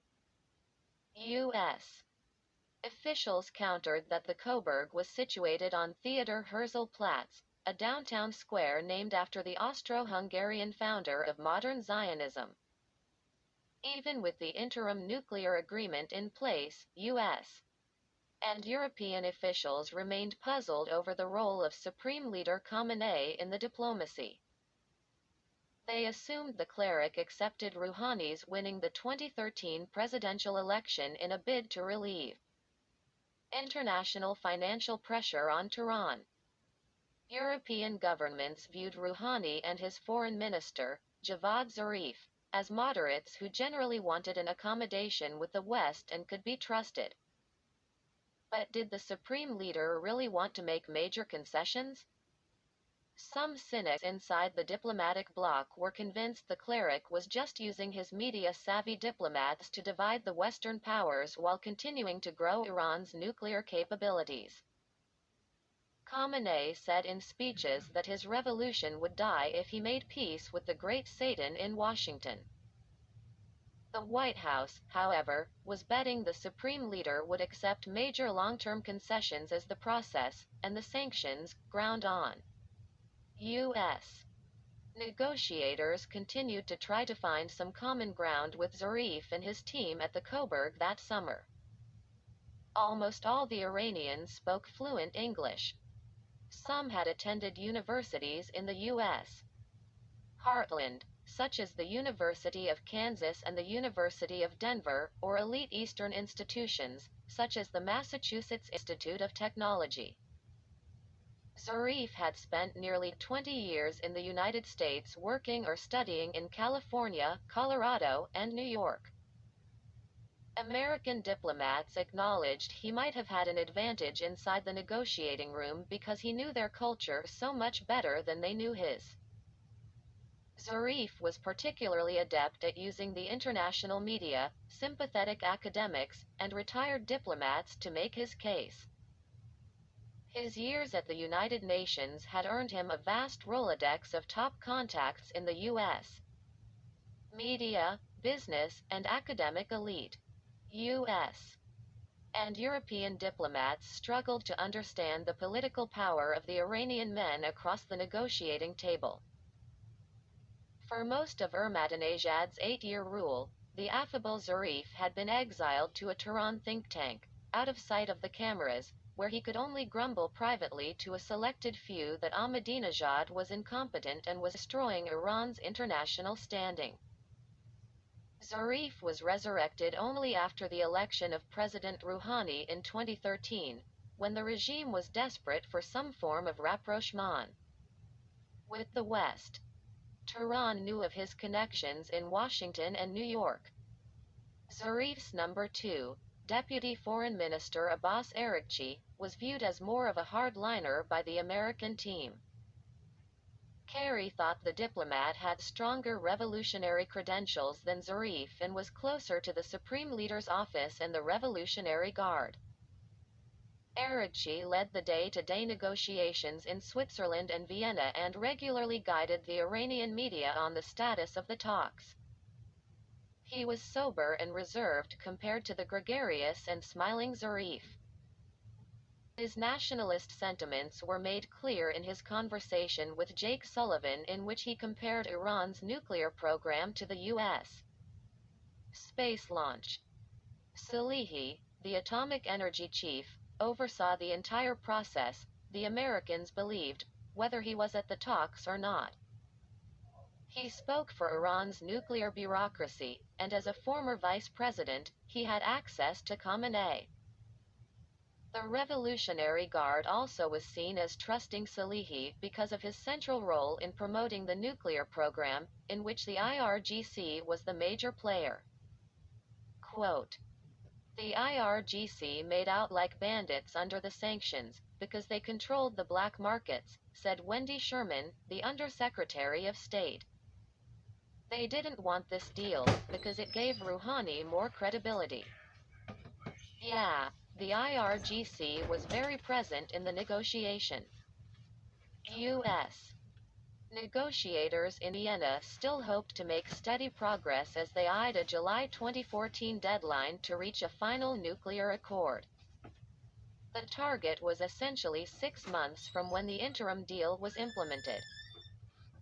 Washington was working to get Zarif to accept a sizable reduction in the number of centrifuges Tehran maintained to produce nuclear fuel, to a few thousand from nearly 20,000. The United States saw its significant concession in Geneva, that Iran would be allowed to maintain some capability to enrich uranium, as deserving a reciprocal step. A smaller enrichment capability would be that step, they said. But as the Vienna round drew to a close that July, Khamenei gave a major speech from Tehran without notifying Zarif or any of his negotiators. Iran's ultimate aim was to have nearly 200,000 centrifuges, the supreme leader told his country, and Iran would never stop advancing its nuclear capabilities through research and development, citing their use in medicine, power, and science. This was nearly 20 times the capacity Kerry and Zarif were negotiating. Quote, "On the issue of enrichment capacity, the West's aim is to make Iran accept 10,000 SWU, Khamenei said, referring to an atomic work unit that required at least one centrifuge to achieve. Our officials say we need 190,000 SWU. We might not need this capacity this year or in the next 2 or 5 years, but this is our absolute need and we need to meet this need." Khamenei foresaw an industrial-scale enrichment program that could quickly produce enough weapons-grade uranium for hundreds of atomic bombs, if Tehran made the decision to weaponize. But the supreme leader hadn't conveyed his thoughts to his negotiators in Vienna. Zarif was blindsided by Khamenei's comments, said American diplomats who met with him at the Coburg. Quote, "He seemed to have no idea where it came from. Indeed, the technical nature of Khamenei's speech raised fears in Washington that the cleric was being advised by an entirely different scientific team. The Americans again started to worry that Khamenei wasn't really interested in forging an agreement." Quote, "The personal interplay in all of this was fascinating," Kerry told me. "The moments of passions, the flare-ups, the moments of demanding decision. It was pretty dramatic at times." Diplomatic deadlines came and went that July and November. And the failure to meet them presented the United States and its partners with two stark realities in pursuing their negotiating track with Iran. The first was that the aim of some inside the U.S. government to dismantle Iran's nuclear infrastructure was now a non-starter if a final accord was going to be reached. Tehran had amassed a large program since negotiations with the Europeans had started in 2003, consisting of uranium conversion plants, underground enrichment facilities, and uranium mines. Iran was also moving ahead with building the plutonium-producing reactor in the city of Arak. Getting Tehran to give all that up, after the United States had already started to ease some of the sanctions, was a long shot, the White House concluded. Some American and European officials felt it had been a mistake to begin channeling billions of dollars in financial relief to Tehran after the interim agreement was reached in Geneva in the fall of 2013. Western countries were giving Iran around $700 million in cash every month as part of this interim deal. The White House was essentially subsidizing the Iranians to talk and reducing the United States' financial leverage. Critics in Congress argued the Americans should be increasing sanctions on Iran, rather than easing them, if they wanted a better deal. Massive concessions from Iran, they argued, would come only if Iran was on an economic cliff. American leverage gained through financial warfare had successfully brought the Iranians to the table, and that leverage appeared to be growing. Kerry and the White House, however, didn't believe additional sanctions were an option. They said the international community had gone as far as it had only because of the U.S. commitment to talk with Iran. Seeking more sanctions at that time, the Americans believed, would irreparably split the P5+1. Quote, "To squeeze them further was to guarantee this wouldn't have happened," Kerry said about the idea that more sanctions would have forced Iran to capitulate. "We were going to lose our allies." They felt strongly that we were over-squeezing. While this was definitely not the case with the French delegation, the Chinese and the Russians had publicly spoken out against more sanctions. The other wild card, of course, was Khamenei.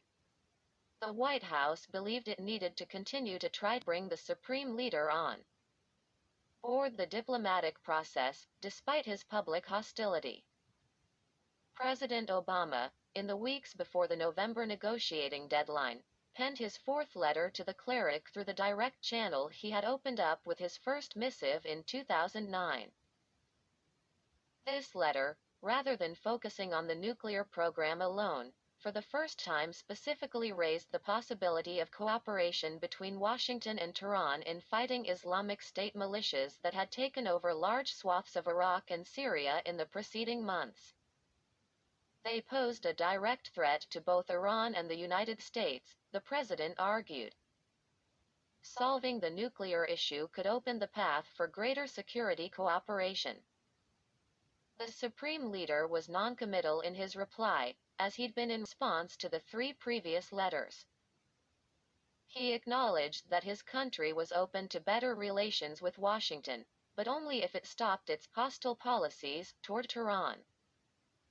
The White House was divided over whether this presented an opportunity or more obfuscation. U.S. allies in Europe and the Middle East were astounded to hear of the White House offer on ISIS, as so far the Americans had refused to link the nuclear deal to other security issues.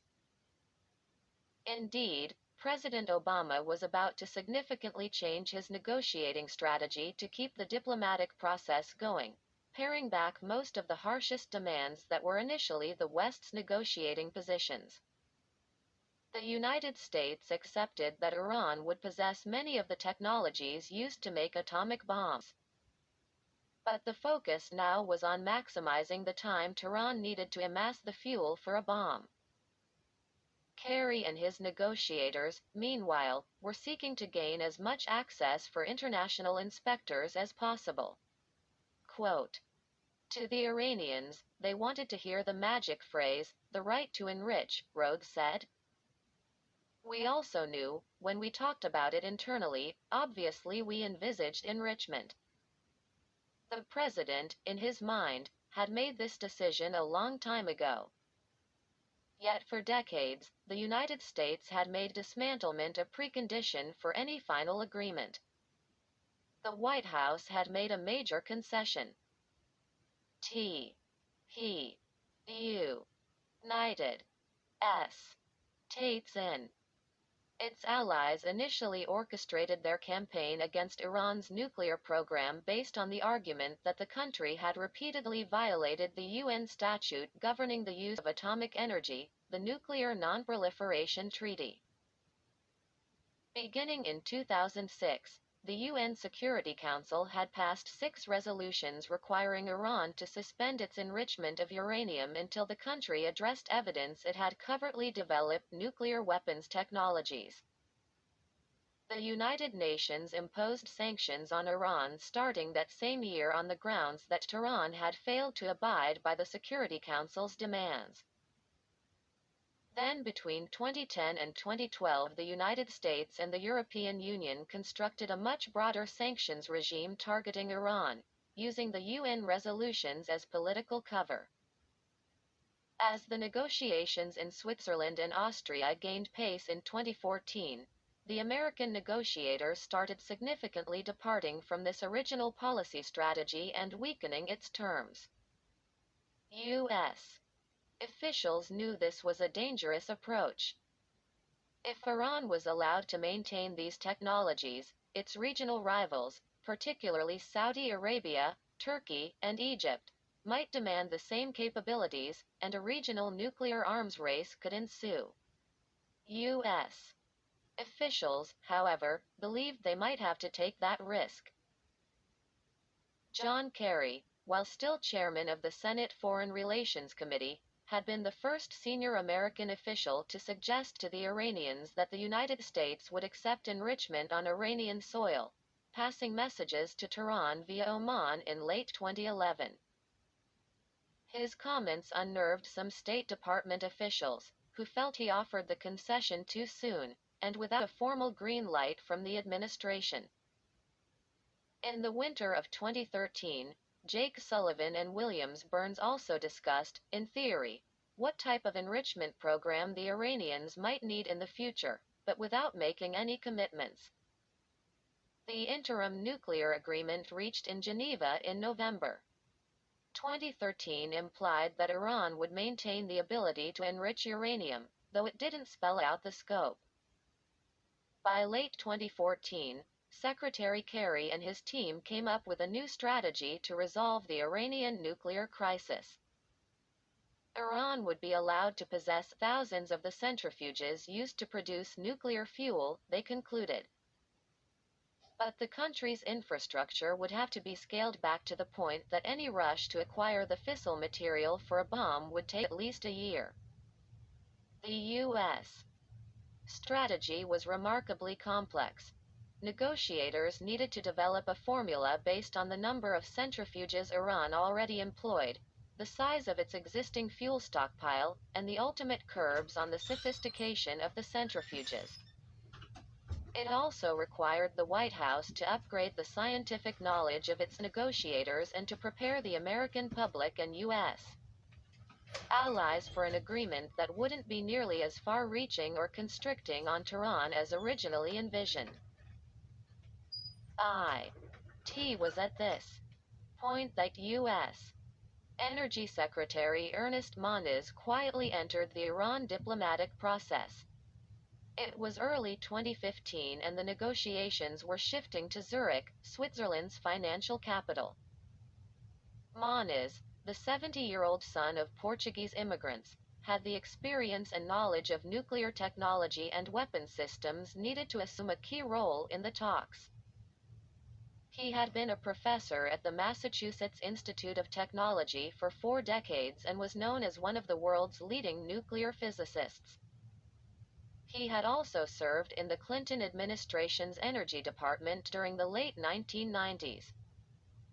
After becoming Secretary of Energy in mid-2013, he navigated complex issues such as nuclear waste storage and the safeguarding of the United States nuclear weapons arsenal. Moniz didn't look the part of a globetrotting diplomat. He wore his silver hair down to his shoulders and greeted the press with a puckish grin. He looked like an aging folk singer or an English professor at a Northern California university in the 1960s. But this laid-back appearance belied a ruthless political acumen. Moniz had gained the trust of both President Obama and Secretary Kerry.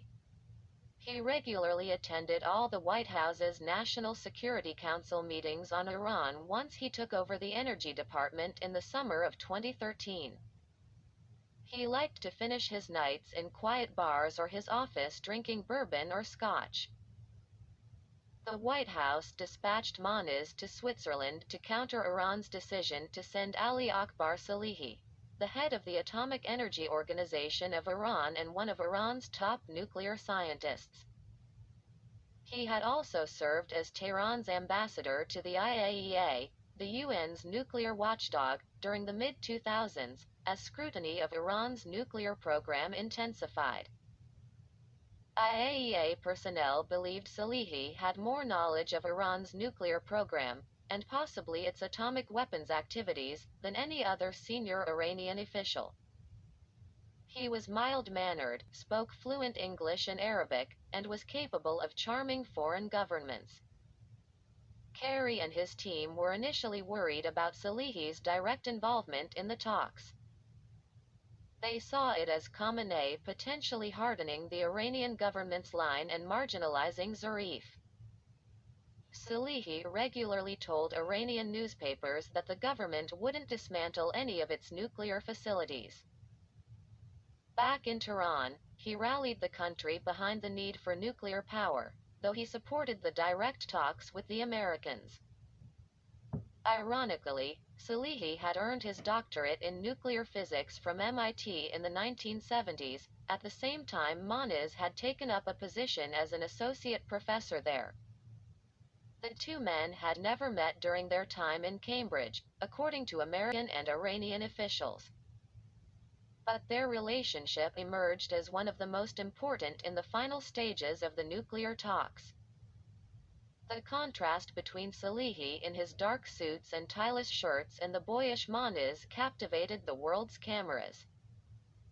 The two men were the best positioned to negotiate the technical terms of the agreement that was now aimed at achieving the one-year breakout time. Starting in Switzerland in March 2015, they held marathon one-on-one discussions focused on the numbers of centrifuges and Iran's stockpile of fissile material. The United States also wanted Tehran to dismantle or repurpose its plutonium-producing reactor in the city of Arak, which offered a second path for the country to develop the nuclear fuel for a bomb. In their talks, Moniz and Salehi sought to build on their common history. The American brought a onesie emblazoned with MIT's logo, the beaver, for the Iranian scientist's granddaughter. Salehi praised Moniz to the Persian press as a serious and honest diplomat and negotiator. Quote, "The Iranians could not move without Salehi at the table. He's a very influential person. And he built Iran's nuclear program, to a degree," Moniz told me in his Department of Energy office in early 2016. He had to be there to decide what they could and would accept. Vast scientific establishments in the United States and Iran backed the two men in their negotiations. To support his efforts, Moniz mobilized hundreds of nuclear experts at the U.S. national laboratories in Oakwood, Tennessee, Sandia, New Mexico, and Livermore, California. The Americans assembled a mock-up of the Natanz uranium enrichment facility in Oakwood to gauge how the centrifuges at the site could be dismantled and kept offline to keep Tehran's stockpile at low levels. They also modeled how the Arak reactor could be repurposed to ensure that it produced significantly less plutonium usable in nuclear weapons. Part of the process involved taking out the core of the reactor and filling it with cement. But as the talks proceeded, Salehi and other Iranian officials continued to test even the new American approach to the one-year breakout time. While the Iranians were open to limiting their country's enrichment capacity for a time, they stressed this wouldn't be permanent. Tehran was also demanding a rapid rollback of American sanctions, rather than the phased approach demanded by the Obama administration. The two scientists were having trouble bridging their countries' remaining negotiating gaps. Iran was demanding to keep all of its nuclear facilities and infrastructure. Every U.S. red line was under attack. Late. Arch. 2015, the negotiations moved to the Beau Rivage Palace, a massive 19th-century hotel and spa, in the Swiss city of Lausanne. The complex covered 2 city blocks and stared out across Lake Geneva and up into the Swiss Alps. The hotel had maintained an impressive guest list over the decades. European powers and the United States had met there in 1918 to negotiate the breakup of the Ottoman Empire following the end of World War I. Coco Chanel had lived there intermittently, in a Lakeview suite, before her death in Paris in 1971. Her stylish grave is down the street from the palace, daisies arranged in the logo of the luxury Chanel brand. The ruler of Zaire, Mobutu Sese Seko, convalesced at the hotel in the 1990s while receiving cancer treatments from a nearby clinic in a failed attempt to extend his life.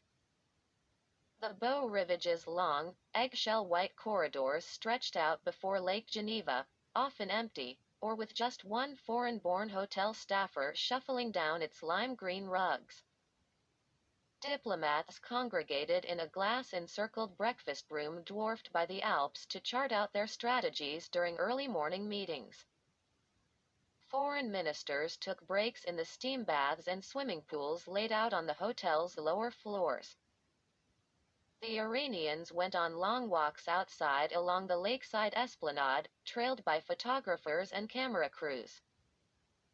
Despite this picture postcard setting, the politics of Washington were dogging Kerry, Moniz, and their team as they tried to reach a framework agreement with Tehran that would form the basis for the final nuclear accord. U.S. lawmakers and supporters of Israel, Republican and Democratic alike, were growing increasingly alarmed by the emerging terms of the agreement that were leaking out to the press. Iran was going to be allowed to maintain a sizable capacity to enrich uranium, they were told. The subsequent lifting of Western sanctions would release Tehran from its isolation and feed it with billions of dollars in funds to support its terrorist proxies in Syria, Iraq, Lebanon, and the Palestinian territories. Washington's power circles were on high alert. A little-known Southern senator, Tom Cotton of Arkansas, took it upon himself to derail the process. On March 9, the Harvard graduate and Iraq War veteran directed 46 other Republican lawmakers to sign a letter directly addressed to Ayatollah Khamenei warning him that Kerry and the White House didn't have the power to deliver a nuclear deal that wasn't supported by the majority of Congress. Quote, "It has come to our attention while observing your nuclear negotiations with our government that you may not fully understand our constitutional system," Cotton and his colleagues wrote. "We will consider any agreement regarding your nuclear weapons program that is not approved by the Congress as nothing more than an executive agreement. The next president could revoke such an executive agreement with the stroke of a pen, and future Congresses could modify the terms of the agreement at any time." Kerry and his team shuddered over the potential impact of the Cotton letter. Khamenei might use it to overturn a diplomatic process about which he was already suspicious. The cleric could also cite Congress's meddling as a pretext to toughen the terms demanded by his negotiators. He and other hardline actors in Tehran could reassert themselves directly, as Khamenei had done from time to time. He continued to make speeches outlining terms that were at odds with those discussed in Europe. The political pressure from both Washington and Tehran, strangely enough, drew the American and Iranian negotiating teams closer together in Lausanne. Immediately upon arriving at the Beau Rivage on a cold morning, Kerry convened a meeting with Zarif where he sought to assure the Iranian diplomat that Cotton was dangerous, and didn't have the power to derail the White House's negotiating strategy. Quote, although we see the letter as a political move, we need to know the U.S. government's stance on this issue, Zarif said, seeking the Obama administration's support in pushing back. Congress. Kerry said they must keep their talks focused solely on the negotiating room and not be distracted by outside agitators. U.S. officials reached out emotionally to President Rouhani's brother, Hossein Faridun. Faridun was a regular in the negotiations and known to pass messages to his older sibling. Days into the Lausanne session, the Rouhani brothers' mother died in Iran. Kerry and his aides warmly embraced the diplomat and politician before he flew back to Tehran for the funeral. Quote, we hope this is a year that can bring us prosperity and peace, Mr. Kerry told the Iranian delegation ahead of another hours-long negotiating session. Beau Rivage staff tried to brighten the mood by assembling a traditional Persian half-sin table, stocked with goldfish, eggs, grass, and candies, to welcome the spring and commemorate the Iranian New Year, Nowruz, outside the negotiating room. He pressure of trying to forge the framework for a final agreement was building on Kerry and his negotiators. The Secretary of State had repeatedly warned that the Americans were prepared to walk away from the talks if Iran didn't make the necessary concessions to secure the framework. His aides said that on 2 occasions in the winter of 2015, Kerry bluntly told Zarif the U.S. team wouldn't turn up at the negotiating venue if Iran did not display some flexibility. Kerry at one point asked Zarif if he needed to return to Tehran for instructions. But the secretary never made good on his threats, feeding the perception among some diplomats that he wanted the agreement more than the Iranians did, this despite the continued deterioration of the Iranian economy, made worse by the steep drop in global oil prices. The United States, meanwhile, continued to offer concessions to keep Tehran engaged. In addition to giving ground on enrichment, the Americans suggested that the White House was prepared to allow Iran to maintain other core parts of its nuclear program that, just a year earlier, the United States had said absolutely needed to be shut down, including the underground enrichment facility in Qom that had been exposed by French and American intelligence in 2009 and the heavy water reactor in Iraq, the so-called bomb-making factory. Washington's slackening position placed it at odds with some of its closest allies, and not just Israel. France was a key player in the negotiations at the Beau Rivage and had a history of being hawkish on nuclear proliferation. U.S. officials believed that Fabius had nearly sunk the interim agreement in 2013, when France pushed for denying Iran any enrichment capacity, while Paris was deeply skeptical of Zarif and the other Iranian diplomats because of the earlier failed negotiations in the 2000s in which he had taken part. The French believed at that time the Iranians had used diplomacy as cover to advance their program, and were doing so again. French officials were nervous when Kerry and Zarif met alone, assuming the Secretary of State would make even more concessions. French diplomats in Lausanne pressed the United States to take its time and not rigidly stick to any specific deadline. They believed that there had been so many arbitrary deadlines that it didn't make sense to force the process into one now. The sanctions were crippling the Iranian economy, they argued, and time was on the West side. France's ambassador to the United States, Gérard Arad, a former nuclear negotiator, took to Twitter to press his government's case. Quote, making the end of March an absolute deadline is counterproductive and dangerous, Arad wrote. No agreement without concrete decisions on issues beyond the enrichment capability question, he said, specifically mentioning the need for extensive monitoring of Iran's nuclear sites and clarity on Iran's alleged past weaponization work. French Foreign Minister Laurent Fabius called his team in Lausanne and told them to hold the tough line. French diplomats were virtually the only ones briefing the international press at the Beau Rivage, making clear their uneasiness about the process. France's outspokenness drew a stiff reprimand from the White House. President Obama called French Prime Minister François Hollande as the Lausanne talks ground on and told him to quiet his negotiators or risk blowing up the deal. Kerry's team seethed at what they saw as French insubordination, and belittled them as minor players in the talks. These tensions would continue until the end of the process. But the French concerns were real. Iran pocketed the carrots the White House dangled in Switzerland. And the framework agreement that was announced showed that Tehran would be able to maintain, if not grow, its nuclear program over time. It accepted that the centrifuges and the heavy water reactor at Iraq would remain in some form. The White House's dogged pursuit of its agreement became clear in the final days of negotiations in Lausanne. The night before the April deadline, President Obama ordered a satellite teleconference with his negotiators on the ground, including Kerry and Moniz. They congregated in a white tent on the lawn outside the Beau Rivage on a secure link. The Iranians could see the Americans gathering in the cold winter air away from their hotel rooms, as could the television cameras. Obama wanted to make clear to his team that the United States would maintain a tough line, according to participants in the call.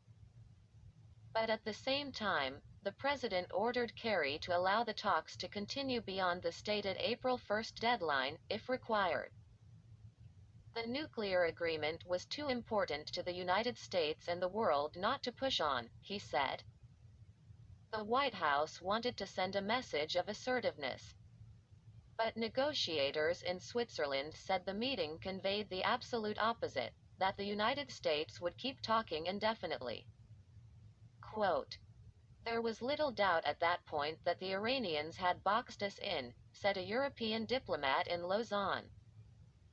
The Americans had ensnared themselves in the process. V.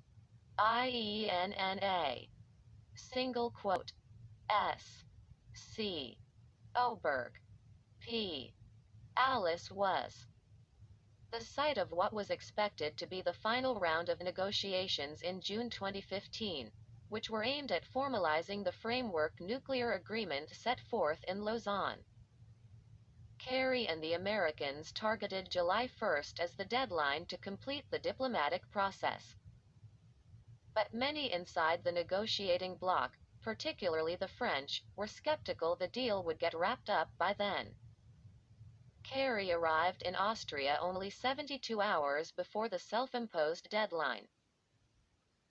He hobbled around the Austrian capital on crutches after having broken his femur in 3 places during a bicycle ride weeks earlier in Switzerland, and he needed painkillers and regular physiotherapy in order to keep up his hectic pace. Members of his entourage said they expected to be at the Coburg at least a week, as a summer heat wave drove temperatures above 100 degrees. U.S. Embassy staff were already planning for a 4th of July party for Secretary Kerry and his entourage in the gardens of the scenic hotel. As he had done in the past, Ayatollah Khamenei tacitly intruded into the negotiations. Just days before they started, the cleric gave another nationally televised speech in which he laid out new red lines for his negotiators, again apparently without their knowledge. The address, which marked the beginning of the Muslim holy month of Ramadan, said no outside inspectors would be allowed entry into Iran's military sites and that any restraints on Tehran's program would be limited. Khamenei also said the country's research and development would continue. Quote, "Contrary to the American insistence, we do not accept long-term 10-year and 12-year restrictions, and we have told them the acceptable number of years for restrictions, Mr. Khamenei said in his address. Khamenei's speech fed into the sense of uncertainty in Vienna. U.S. lawmakers were champing at the bit to impose fresh sanctions on Tehran if the process appeared to stall. And while President Obama still had 18 months left in office, U.S. diplomats felt they needed to get a deal in the coming weeks or the administration wouldn't have enough time to implement it. The clock again was ticking, but the Iranians seemed calm. Zarif and other diplomats said they didn't feel the pressure of committing to any American timeline. Party politics in Iran were much less of a factor. Moniz and other negotiators, meanwhile, were worried about the health of Salehi. The physicist and diplomat underwent emergency stomach surgery just weeks before the Vienna round began. Diplomatic sources in Tehran suggested he had cancer and might die. Moniz voiced fears that the Iranian team might not be able to conclude an agreement without Salehi's presence. Salehi eventually turned up in Vienna, but he was gaunt and had lost more than 20 pounds. The negotiations, meanwhile, were taking on a carnival-like atmosphere. Journalists camped out in a giant white tent in front of the Coburg or in the coffee shop of the neighboring Marriott Hotel.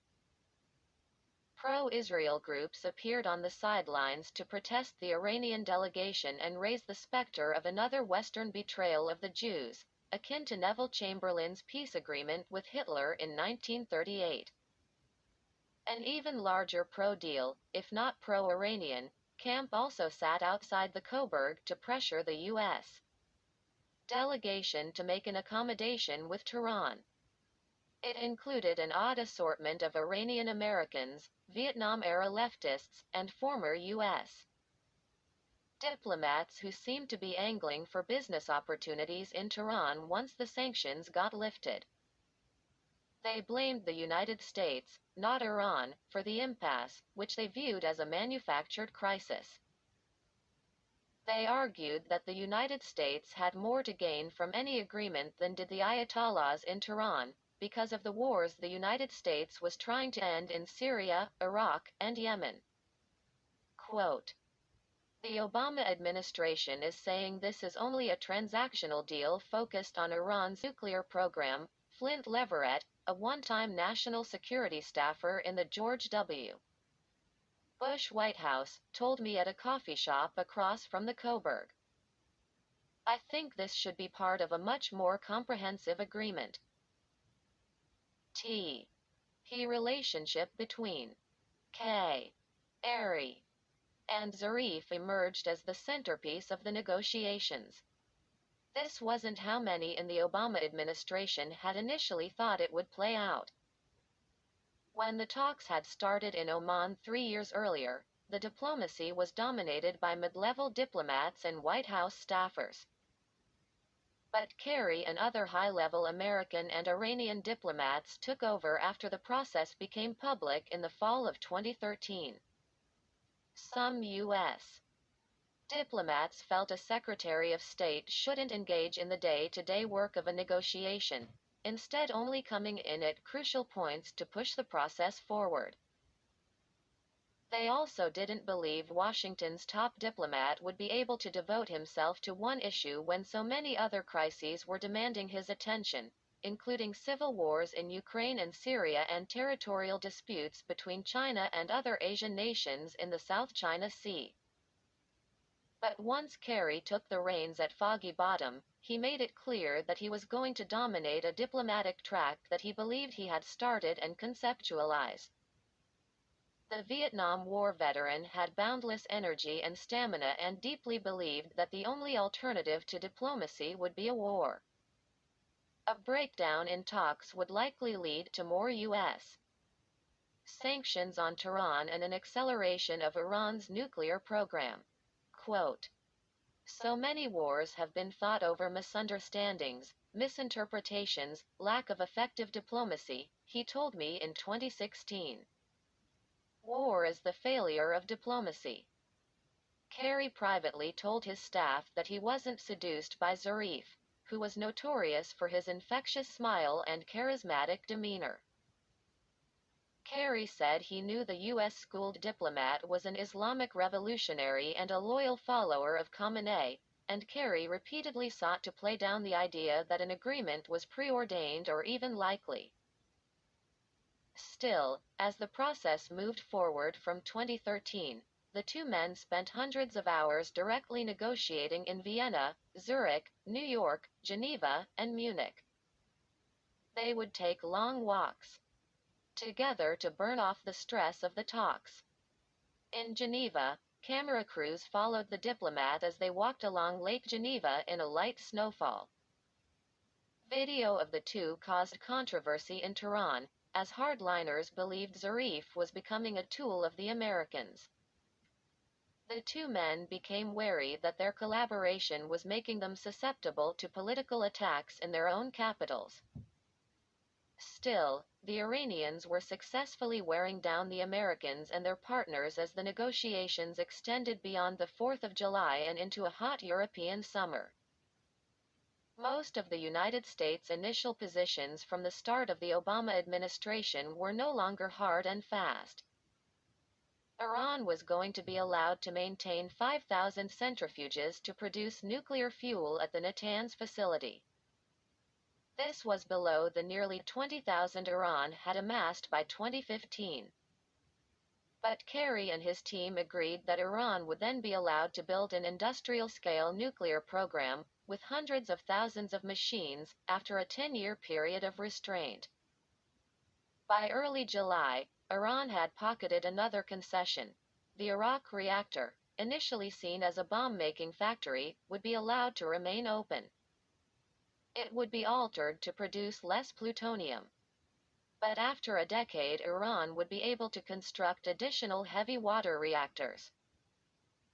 The Qom enrichment site, fortified under a mountain, also would be allowed to remain open and to continue developing faster centrifuges, though without actually producing fissile material. The United States and its partners, in return, were preparing to lift most of the international sanctions that Stuart Levy and his colleagues at Treasury had spent a decade putting in place. Tens of billions of dollars of Iran's oil revenues, frozen under the sanctions, were to be released from banks in Asia and the Middle East. The aim was to reintegrate Tehran back into the international economy. U.S. officials said sanctions could be snapped back if Iran cheated on the deal. But the logistics would be daunting, given how long it had taken to put them into effect in the first place. The final days of the IENNA were marked by frayed nerves and Iranian efforts to squeeze even more out of the agreement. U.S. officials, meanwhile, continued to try to determine if Khamenei was truly behind his diplomats or if there could be a reversal at the last minute, as in previous negotiations. Zarif and his team specifically focused on two issues most reporters didn't even realize had been on the negotiating table. Iran wanted the lifting of United Nations statutes that barred the country from testing ballistic missiles and engaging in the conventional arms trade. The Iranian foreign minister argued, with some merit, that these prohibitions had been put in place as part of broader UN laws specifically aimed at curbing Iran's nuclear program. An agreement on the nuclear issue, Zarif argued, meant all these restrictions had to be repealed at once. U.S. officials knew this risked legitimizing Tehran's shipments of arms to its military proxies, such as Hezbollah and the Assad regime. Americans also believed there was no reason for Iran to develop ballistic missiles unless they eventually planned to mount them with nuclear payloads. This Iranian hardline fueled fireworks in Vienna as the P5+1 diplomats grew irritated and fatigued. On July 5, Kerry and Energy Secretary Moniz scrapped with Zarif and Ali Akbar Salehi in the basement at the Coburg about the duration of the curbs on Iran's nuclear program. The Iranians were seeking as short a timeline as possible and pressing for more concessions from the Western side. The exchange got so heated that an aide to Kerry had to enter the negotiating room and tell the secretary to tone it down, as the Coburg's well-heeled clientele were complaining. Quote, "The whole hotel could hear you," Germany's foreign minister, Frank-Walter Steinmeier, joked with Kerry the morning after the contretemps. Another blow-up occurred as Zarif sought to rewrite terms that many of the P5+1 parties thought had been agreed upon months earlier.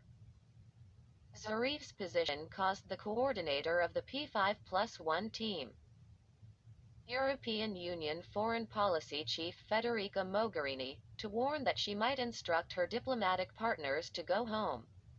Quote, "Don't threaten an Iranian," Zarif barked back at the normally mild-mannered Italian, unnerving diplomats in the room. Russia's foreign minister, Sergei Lavrov, known for his scowl and tailored suits, sought to lighten the mood by interjecting, "or a Russian." The Iranians, though, played hardball on the missile issue and arms embargo to the end. Calling foreign journalists to a late-night briefing at the Coburg on July 6, Iranian diplomats cast the United States as the recalcitrant party. One Iranian official said he believed the nuclear deal was largely done, but the West's unbending position on the arms embargo could reverse all the progress. He said no country should be prevented from arming itself. Quote, "So this is a question that should be posed to our European and American partners. What was the reason that you put this issue in the agenda of the Security Council?" the official said, suggesting there was a wider international conspiracy against Iran. Within a week, the United States and its partners caved to Iran's positions, but with a twist. The arms embargo would be lifted in 5 years and the missile bans in 8 years, rather than immediately. A new UN resolution was drafted to codify the agreement, but its language was weak. Rather than banning missile tests, it only called on Iran to refrain. There was no formal document to be signed by the P5+1 as part of the Vienna Agreement, so the Security Council resolutions were the closest thing to an enforcement mechanism. And another worrying sign. The United States vastly scaled back its demands that Iran come clean on the past nuclear weapons work it was accused of conducting through the Physics Research Center. The IAEA, the UN's atomic watchdog, had been seeking for more than a decade to understand just how close Iran had come to building a bomb, but received almost no cooperation from Iran on the probe. IAEA attempts to meet with Fakhrizadeh, Abbasi Davani, and other nuclear scientists were repeatedly rebuffed, as were requests to visit military sites. Iran called documents the IAEA had amassed on Iran's covert work fakes. Through the Vienna process, Iran did agree to take some additional steps in late 2015 to answer the IAEA's questions about its suspected bomb work. But U.S. officials, in private, acknowledged that Tehran would probably never own up to developing a bomb, nor would it fully cooperate in the agency's investigation. The Obama administration said it could live with this. It was more important to block Iran from developing a weapon in the future than to bring it to task for its previous violations of United Nations statutes. The White House believed it knew exactly what Iran had done in Parchin.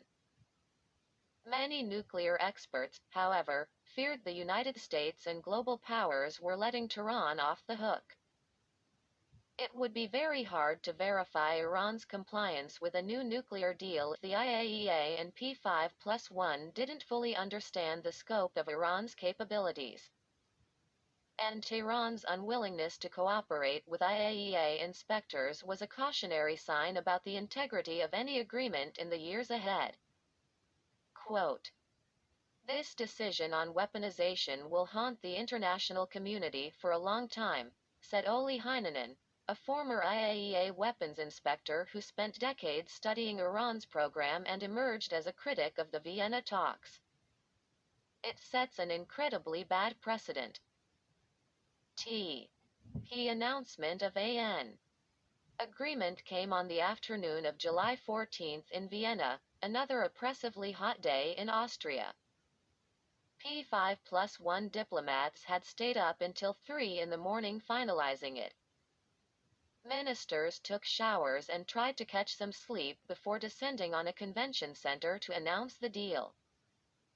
More than 2 years of talks, from Oman through to Austria, had finally come to an end.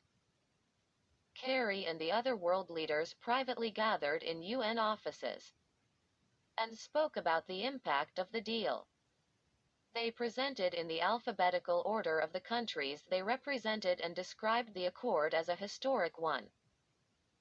Fabius, who'd been coerced into playing ball, noted it had been reached on Bastille Day and hoped it would have the same long-term relevance.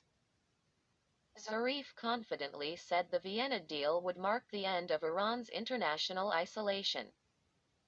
And Kerry, citing his experience as a soldier in Vietnam, repeated his mantra that diplomacy must be exhausted before any use of force. He choked back tears as he spoke. Still, in the final days, U.S. officials continued to wonder whether Khamenei and the IRGC really supported Zarif. Hardliners in Tehran chastised the Iranian negotiating team for its work in Vienna, despite terms many analysts viewed as favorable to Iran. Khamenei continued his rhetorical attacks on Washington throughout the process.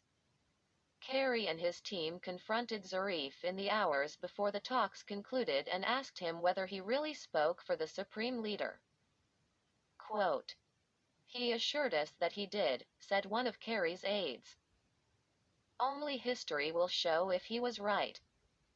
Kerry, reflecting on the process months later, said it remained unclear to him whether the deal marked just a short-term truce between the United States and Iran or an opening for a real rapprochement. Ever the optimist, he focused on the latter. Quote, "My hope is that Iran will change some of its behavior further so that they can take advantage of what they opened the opportunity for," Kerry told me outside his office on the 7th floor of the State Department. That would be the lost opportunity. Hopefully, what we're doing in Syria, what we're doing in other places, allows us to make the most out of these things so that we avoid that other war. Months after the Vienna Agreement, the head of the International Atomic Energy Agency, a Japanese diplomat named Yukiya Amano, visited Iran. The 69-year-old's mission was straightforward: to complete the IAEA's probe into Iran's suspected efforts to develop an atomic weapon. Specifically, his team of inspectors was visiting the Parchin military base, where bomb testing was believed to have happened more than a decade earlier. Agency staff were taking soil samples to test them for the remnants of nuclear materials. Iranian authorities didn't make Amano's work easy during his trip, despite the landmark agreement. Tehran denied the IAEA interviews with its top nuclear scientists, including Mohsen Fakhrizadeh and Faridun Abbasi Davani. Tehran also demanded that its staff, not the IAEA's, physically conduct the sampling at Parchin, worried about outsiders roaming the secretive base. Scores of Revolutionary Guards were massed at the site when Amano and his delegation arrived on a late September morning. Still, the IAEA obtained the samples and tested them at the agency's laboratory in the woods outside Vienna. The results only deepened the mystery of Parchin and the questions about just how close Tehran had come to building a bomb. The IAEA found particles of man-made uranium there, possible evidence of nuclear weapons work. The agency said in a report that Iran's claims that only conventional weapons testing had occurred at Parchin simply weren't credible. I asked Amano about his trip to Parchin and the tests during a spring 2016 interview in Washington. Quote, the samples, he replied cryptically, before pausing for 30 seconds of silence. The samples did not support the Iranian story.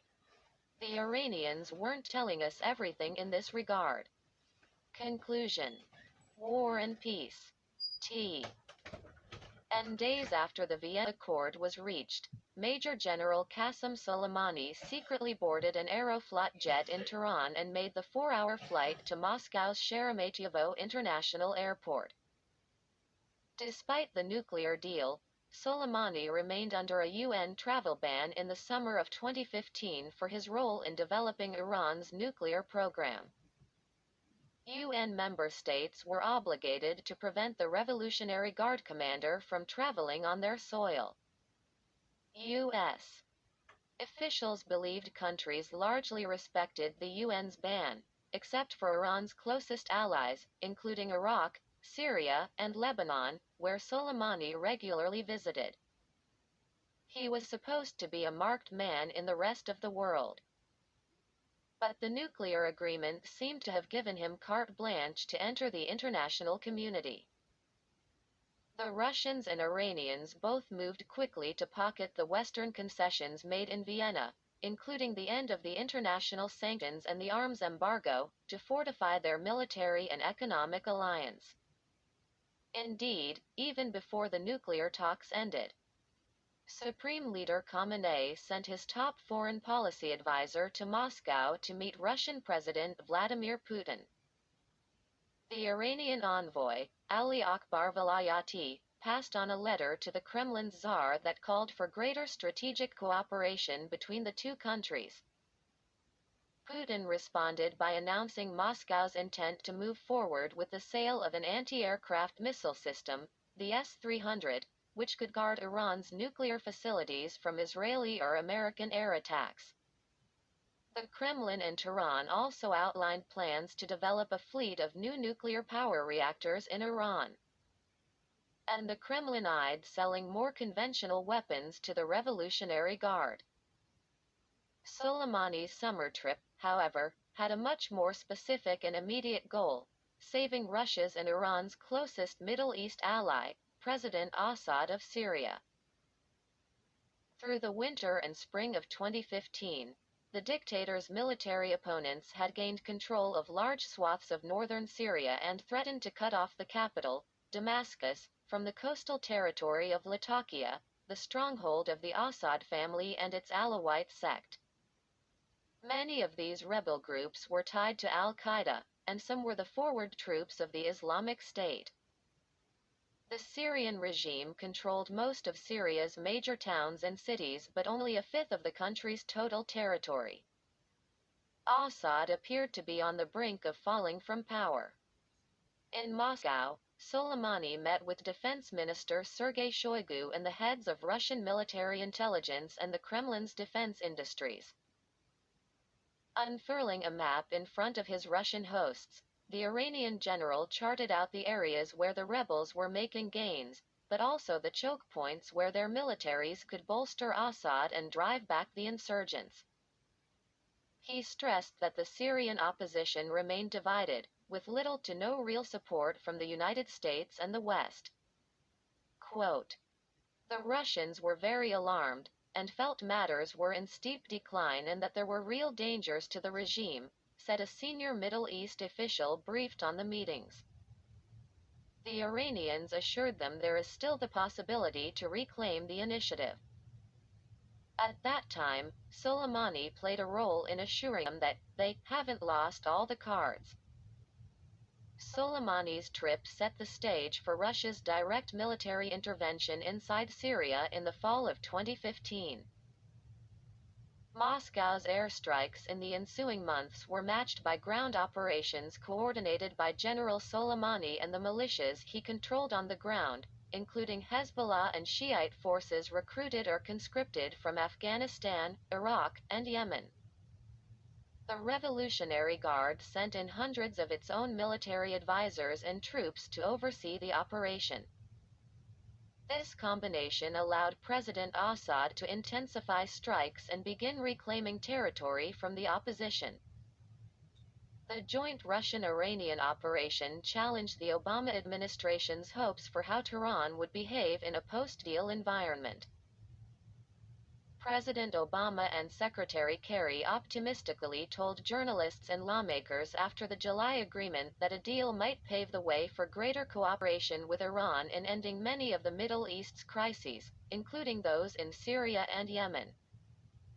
Kerry and his European counterparts talked about using the P5+1 diplomatic format to engage with Tehran in a process to bring about a political transition in Damascus. But the White House and State Department at times appeared tone-deaf to the messages that were coming out of Tehran. Supreme Leader Khamenei repeatedly told his followers that the nuclear deal would bring no change in Tehran's regional policies and that there would be no discussions with Washington aimed at ending his government's support for Hezbollah, the Assad regime, or the Palestinian factions at war with Israel. Quote, "Negotiations with the United States open gates to their economic, cultural, political, and security influence. Even during the nuclear negotiations they tried to harm our national interests," Khamenei said in the weeks after the talks concluded. President Obama's critics, meanwhile, concluded that the Russians and Iranians had colluded to manipulate the American negotiators at the end of the talks. Quote, "One reason Iran was able to negotiate so successfully was because of Russian support for a deal that would be antithetical to America's interests," Senate Republican leader Mitch McConnell told lawmakers shortly after the nuclear agreement was reached in July 2015. No surprise then that just days after the deal was accounted, the commander of Iran's Quds Force reportedly flew to Moscow to secure Russian support for their mutual ally in Syria. W. Heil the Iranians R. USSIANS were plotting their moves into Syria. The Obama administration was executing its own war. This one a political campaign to ensure that the nuclear deal passed through Congress. The administration characterized the deal and its approval as the most important initiative of its second term and the defining foreign policy legacy of Barack Obama's presidency. But there was staunch opposition in Congress. Republicans were keen to deny Obama a major political victory in his last months in office. Even many leading Democrats were deeply skeptical of the agreement. They believed it afforded Iran too many concessions without any assurances Tehran wouldn't eventually get a nuclear bomb when the terms of the agreement ended. At that point, with sanctions lifted, the United States' ability to contain Iran would be severely limited. Under the deal, many of the United States' opponents in Iran would be taken off international sanctions lists, either immediately or in a phased process. This meant they could again travel, open bank accounts overseas, and engage in international business. These included General Soleimani and the alleged masterminds of Iran's secret atomic weapons work in Parchin, Mohsen Fakhrizadeh and Faridun Abbasi Davani. A range of the Revolutionary Guard's top brass, including some implicated in international terrorist attacks, were also given sanctions relief. A decade of U.S. efforts to constrict Iran financially and militarily was being unwound by the nuclear deal. Israeli Prime Minister Benjamin Netanyahu's hardline stance against the agreement harnessed congressional opposition, with many pro-Israel groups in the United States lining up behind him. Netanyahu took the almost unprecedented step of speaking to a joint session of Congress in March 2015, even before the deal was concluded, to say that its emerging terms posed an existential threat to his country. Netanyahu rallied Israel's supporters in Washington, urging them to spare no expense in their efforts to sink the agreement. Quote, "This is a bad deal. It's a very bad deal. We're better off without it, Netanyahu said in a 40-minute address that drew repeated standing ovations in a House chamber packed mostly with Republican lawmakers. It would be a farewell to arms control. And the Middle East would soon be crisscrossed by nuclear tripwires. A region where small skirmishes can trigger big wars would turn into a nuclear tinderbox. Arab governments were also stunned by the terms of the agreement. None of them were willing to take to the political stage like Netanyahu. Nor did they have the same lobbying apparatus in Washington to amplify their voices. But diplomats from Saudi Arabia, the United Arab Emirates, Qatar, and other countries made it clear to Washington policymakers that they too believed the agreement could stoke an arms race in their region, with some saying they'd be forced to follow Iran's lead and develop nuclear technologies. Quote, "There's no way the Saudis won't match whatever Iran has," an Arab foreign minister said at a dinner party for foreign policy experts held in Washington weeks before the agreement was finalized in Vienna. He noted Riyadh's financial support for Pakistan, which had an expanding nuclear weapons arsenal. He said the Saudis could basically call in a bomb from Islamabad. The White House responded by setting up an anti-war room in the basement of the West Wing to mobilize its campaign for the agreement. Computer screens remained logged onto Twitter to monitor commentary from opponents, and a small television helped staffers keep tabs on the cable news debate. For weeks, the operation buzzed with senior White House officials, digital gurus, and rank-and-file aides running a rapid response operation. The anti-war name of the room underscored the White House's realization earlier that year that the nuclear deal was unlikely to win any Republican votes in Congress and would require a battle plan focused on mustering support among Democrats skeptical of the deal.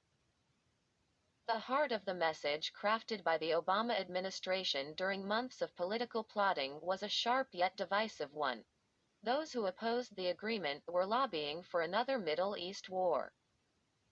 Despite the fact that only a few on the right were advocating military strikes, the White House weeded out nuance in its messaging when selling the deal. Quote, "Are you for solving this diplomatically or being forced to war?" Ben Rhodes, one of Obama's closest foreign policy advisors, privately told Democratic activists in describing the message they should sell to Congress and their constituents back home. In an interview, Rhodes said about the congressional brawl, "I loved it. I thought it was healthy.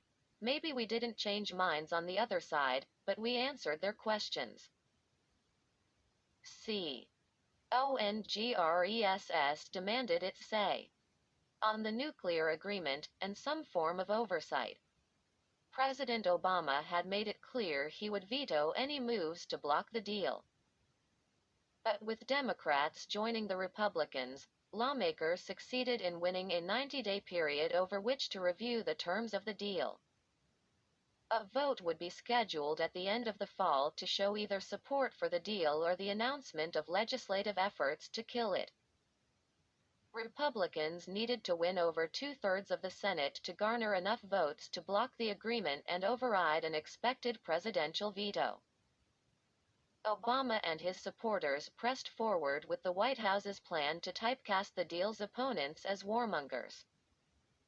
They specifically sought to tie critics of the agreement to those in Washington who supported the invasion of Iraq. The White House grumbled about the neoconservatives who were seeking to sabotage Obama's most important international initiative. Jewish leaders were worried the White House's campaign was taking on a not-so-subtle anti-Semitic tone, with its references to moneyed lobbyists and their ties to Prime Minister Netanyahu. Mobilizing opposition to the deal in Congress was the American Israel Public Affairs Committee, or AIPAC. AIPAC has historically sought to be bipartisan and maintain good ties to both Democratic and Republican administrations. The organization took no position on the Iraq War, nor did the government of Israel. But AIPAC came out forcefully against the Iran agreement and oversaw a $20 million ad campaign to try to overturn it. The White House was livid. In early August, President Obama met with two AIPAC leaders to fire a shot across their bow.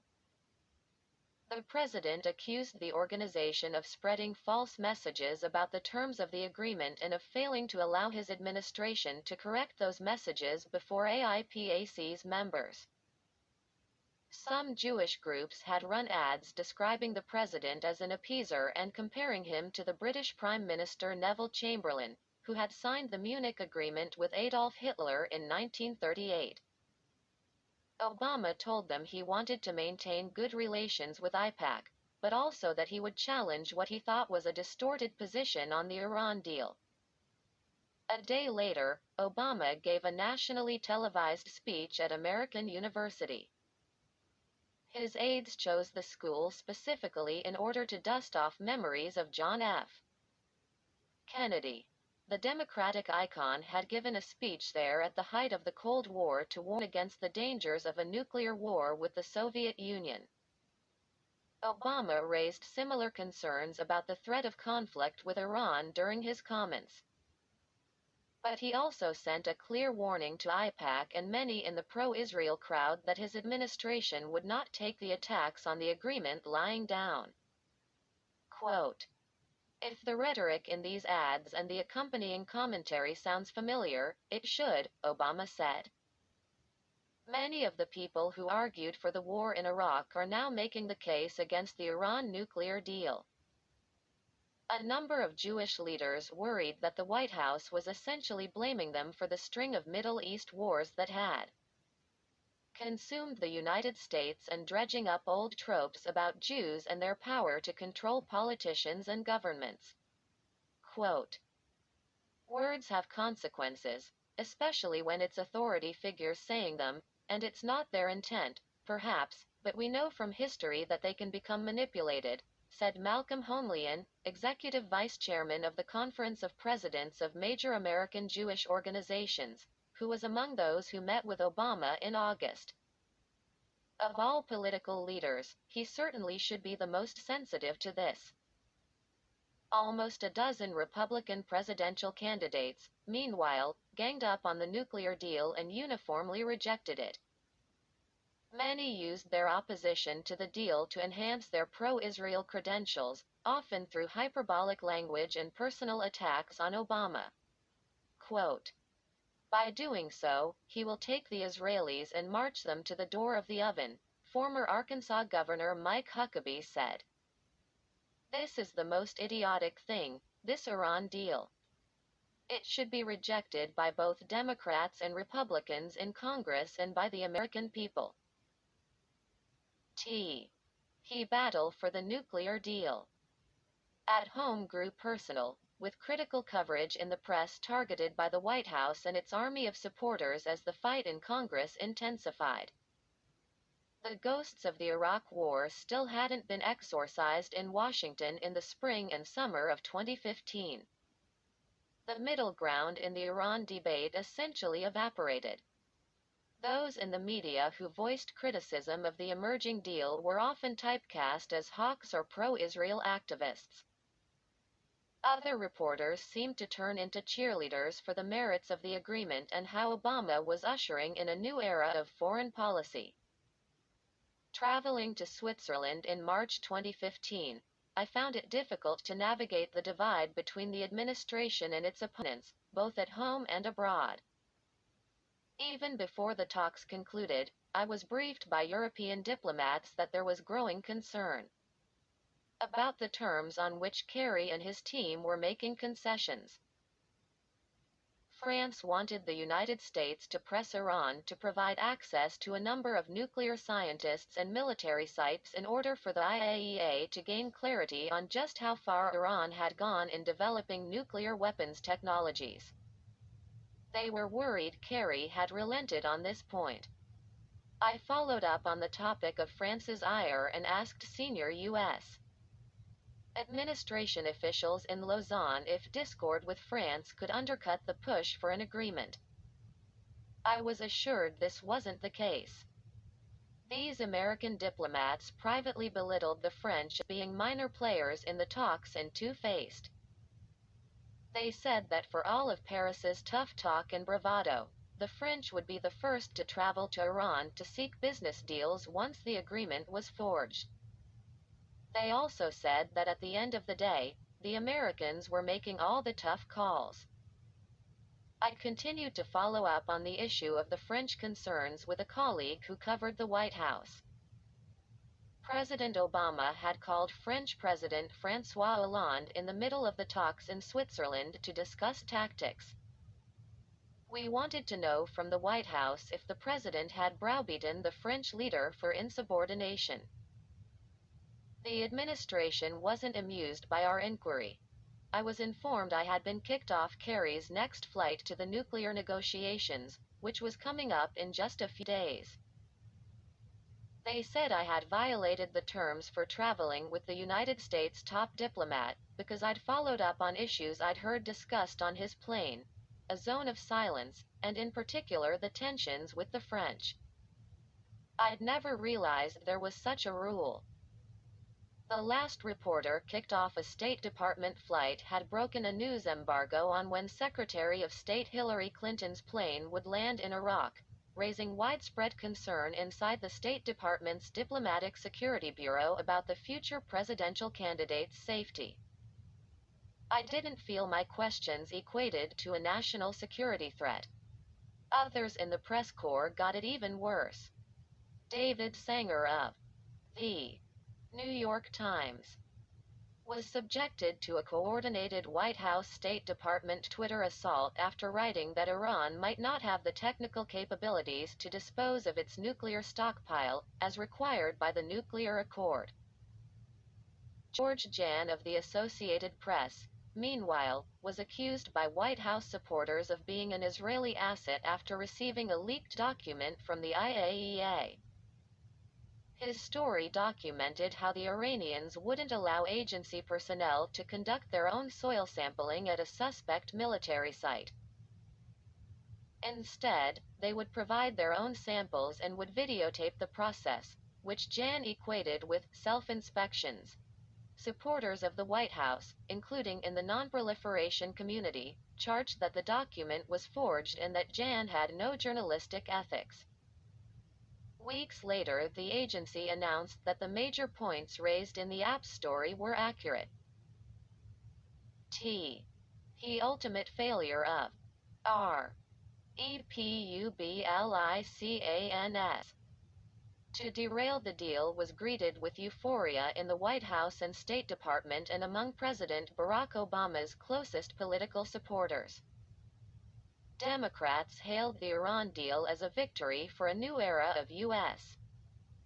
foreign policy dominated by diplomacy rather than war and coercion. They raised hopes that an opening to Tehran would put an end to 5 decades of enmity between the United States and Iran and breed regional cooperation and business ties. They cited the deal as a major advancement in the quest to stop the spread of nuclear weapons. Quote, "The new agreement doesn't overthrow the clerical regime ruling Iran. It doesn't change Iran's policies toward Israel or its Arab neighbors.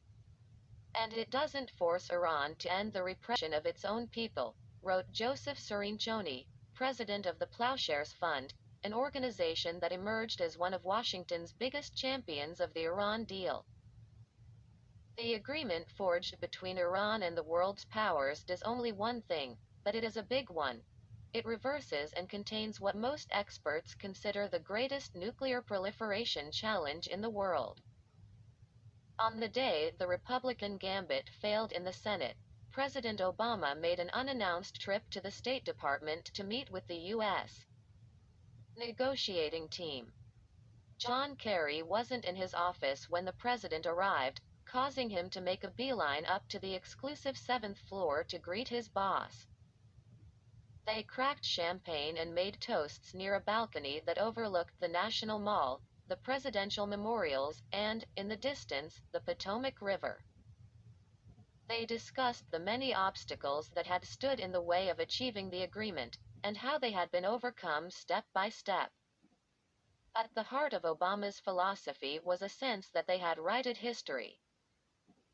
The United States had rushed into a war in Iraq a decade earlier, and the president and his team believed they had narrowly avoided the same mistake in Iran, thus rewarding the voters who elected him. The era of a militarized foreign policy was over, they believed. Quote, "The president was proud that we found a diplomatic solution," said a senior U.S. official who joined in the State Department celebration. Without an agreement, the likely fallout would have been a conflict. Sooner or later. FAR from opening. I ran up to Western ideas and communications. The nuclear deal, at least initially, hardened the regime both against Washington and against its own internal opponents in Tehran during the months around the deal's completion in July 2015. The Revolutionary Guard continued its pattern of arresting American citizens in a bid to gain leverage over the United States and the White House in any dispute, whether concerning the nuclear deal or regional issues. Exactly a year before the deal, the IRGC's intelligence unit arrested the Washington Post's Tehran bureau chief, Jason Rezaian, and charged him with espionage. This was in addition to 2 Americans already held in Iranian prisons. The Revolutionary Guard then arrested 4 more U.S. nationals after the deal, including a prominent Iranian-American businessman named Siamak Namazi and his 80-year-old father, who had worked at the UN. The Obama administration responded to the arrests by again returning to a secret negotiating track with Tehran, this time through Geneva, Switzerland. Many of the United States' interlocutors were Iranian intelligence officials, rather than the smooth westernized diplomats who ran the nuclear channel, such as Foreign Minister Zarif and Vice President Salehi. In January 2016, the White House approved a prisoner swap that resulted in the release of 4 Americans, including Rezaian, though not the Namazis, in exchange for 7 Iranian nationals convicted of arms smuggling in the United States, as well as the dropping of extradition requests for 14 Iranian government officials and business executives. The administration hailed the deal as another sign of the strength of direct negotiations with Tehran. But critics accused the White House of bowing to Iranian extortion. The day before the Americans were allowed to leave Tehran, the U.S. Treasury sent $1.7 billion to Iran. The administration said it was repayment for debts that went back to the Shah's rule, but many in Congress viewed it as ransom. The money was later deposited in Iran's Ministry of Defense. By early 2016, Iran had made good on its pledges under the nuclear deal to scale back its program. It took thousands of its centrifuges offline, shipped out most of its fissile material, and poured cement into the core of the Iraq reactor. This was no small achievement, given that both the United States and Israel feared Iran had been just months away from building a nuclear bomb. The administration's claim it would take Iran a year to build a bomb if the Iranians mobilized now appeared to be accurate. Quote, "There are serious constraints on their nuclear program for 15 years, Energy Secretary Moniz told me. 15 years, with serious verification measures, should give considerably more comfort to our allies in the region." But progress on the Iran deal was undercut by Iranian aggression elsewhere. Khamenei and the Revolutionary Guard stepped up ballistic missile tests, defying UN bans and raising fears they were moving ahead on a nuclear weapons program, even if the production of fissile material had largely been mothballed. U.S. officials have long acknowledged that there's little need for an Iranian missile program unless the country eventually plans to mount its rockets with nuclear payloads. The joint Iranian-Russian moves into Syria, meanwhile, only stoked fears in Israel and the Arab states that Iran was going to use the end of its economic isolation to extend its regional role. Tehran was expected to get around $100 billion of its frozen oil revenues returned, in addition to the lifting of most international sanctions. Israeli officials said the Revolutionary Guard was using its presence inside Syria to plan joint military operations with Hezbollah on the Golan Heights. U.S. naval ships on numerous occasions interdicted Iranian ships ferrying arms to insurgents in Yemen, the Houthis, who had toppled the Saudi-backed government in Sana'a, fueling a furious air war launched by Riyadh in an attempt to drive them back. In the Arabs' eyes, the defense of Assad and the Houthis were just the latest Iranian power grabs, greatly abetted by the U.S. invasion of Iraq and the Iran deal. Quote, Iran as an occupying force in Syria, Saudi Arabia's foreign minister, Adel al-Jubeir, said on the sidelines of the UN Assembly shortly after the deal.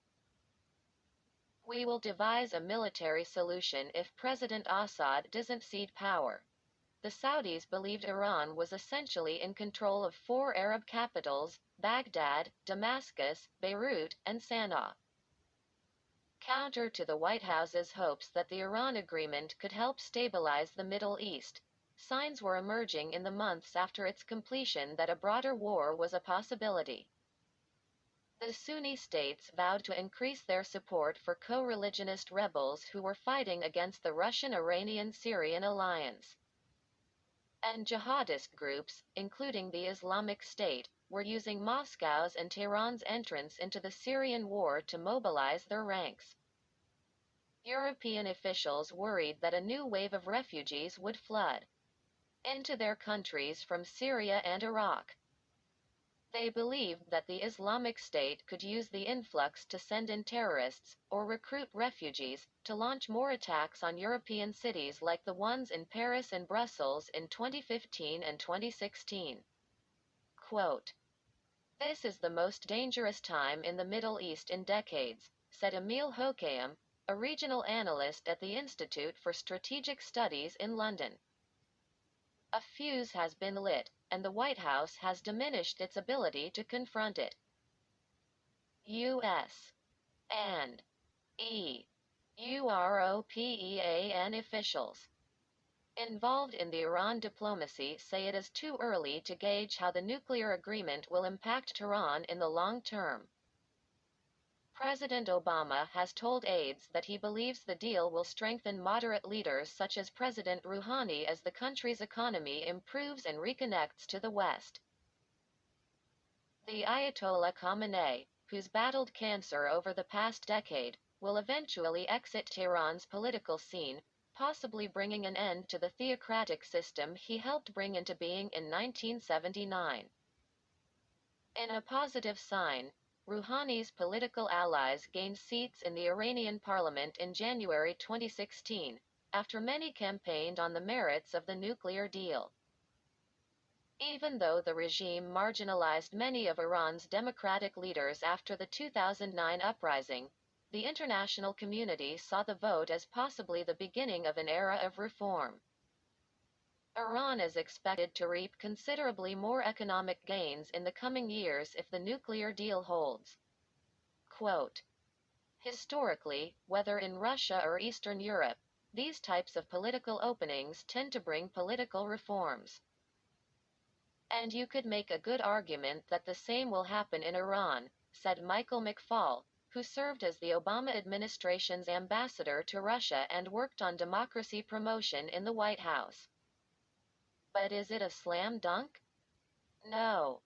Secretary Moniz told me. I think the real issue is what's going to happen on a decadal timeline on a range of behavior. The deal is a deal. It's not based on trust. It's really a verification-based deal on top of the rollback. But, obviously, we'd all love to see this maybe becoming the beginning of a re-established relationship with us and the world community. Questions also remain over. whether the United States' own political system will allow a rapprochement with Iran to take root. Democratic leaders, including Hillary Clinton, have supported the nuclear deal, but Clinton has vowed to aggressively challenge Tehran's regional activities if elected. She's also bluntly said she'd bomb Iran's nuclear facilities if Tehran is found to be cheating on the deal. Republican leaders have been even more aggressive, vowing to tear up the agreement in the years ahead. Barack Obama, meanwhile, has resigned himself to the fact that his Iran diplomacy will likely define the success or failure of his presidency, at least on the international stage.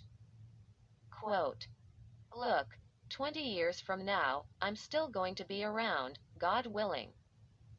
If Iran has a nuclear weapon, it's my name on this," Obama told The Atlantic. In the weeks after the deal's signing, "I think it's fair to say that in addition to our profound national security interests, I have a personal interest in locking this down."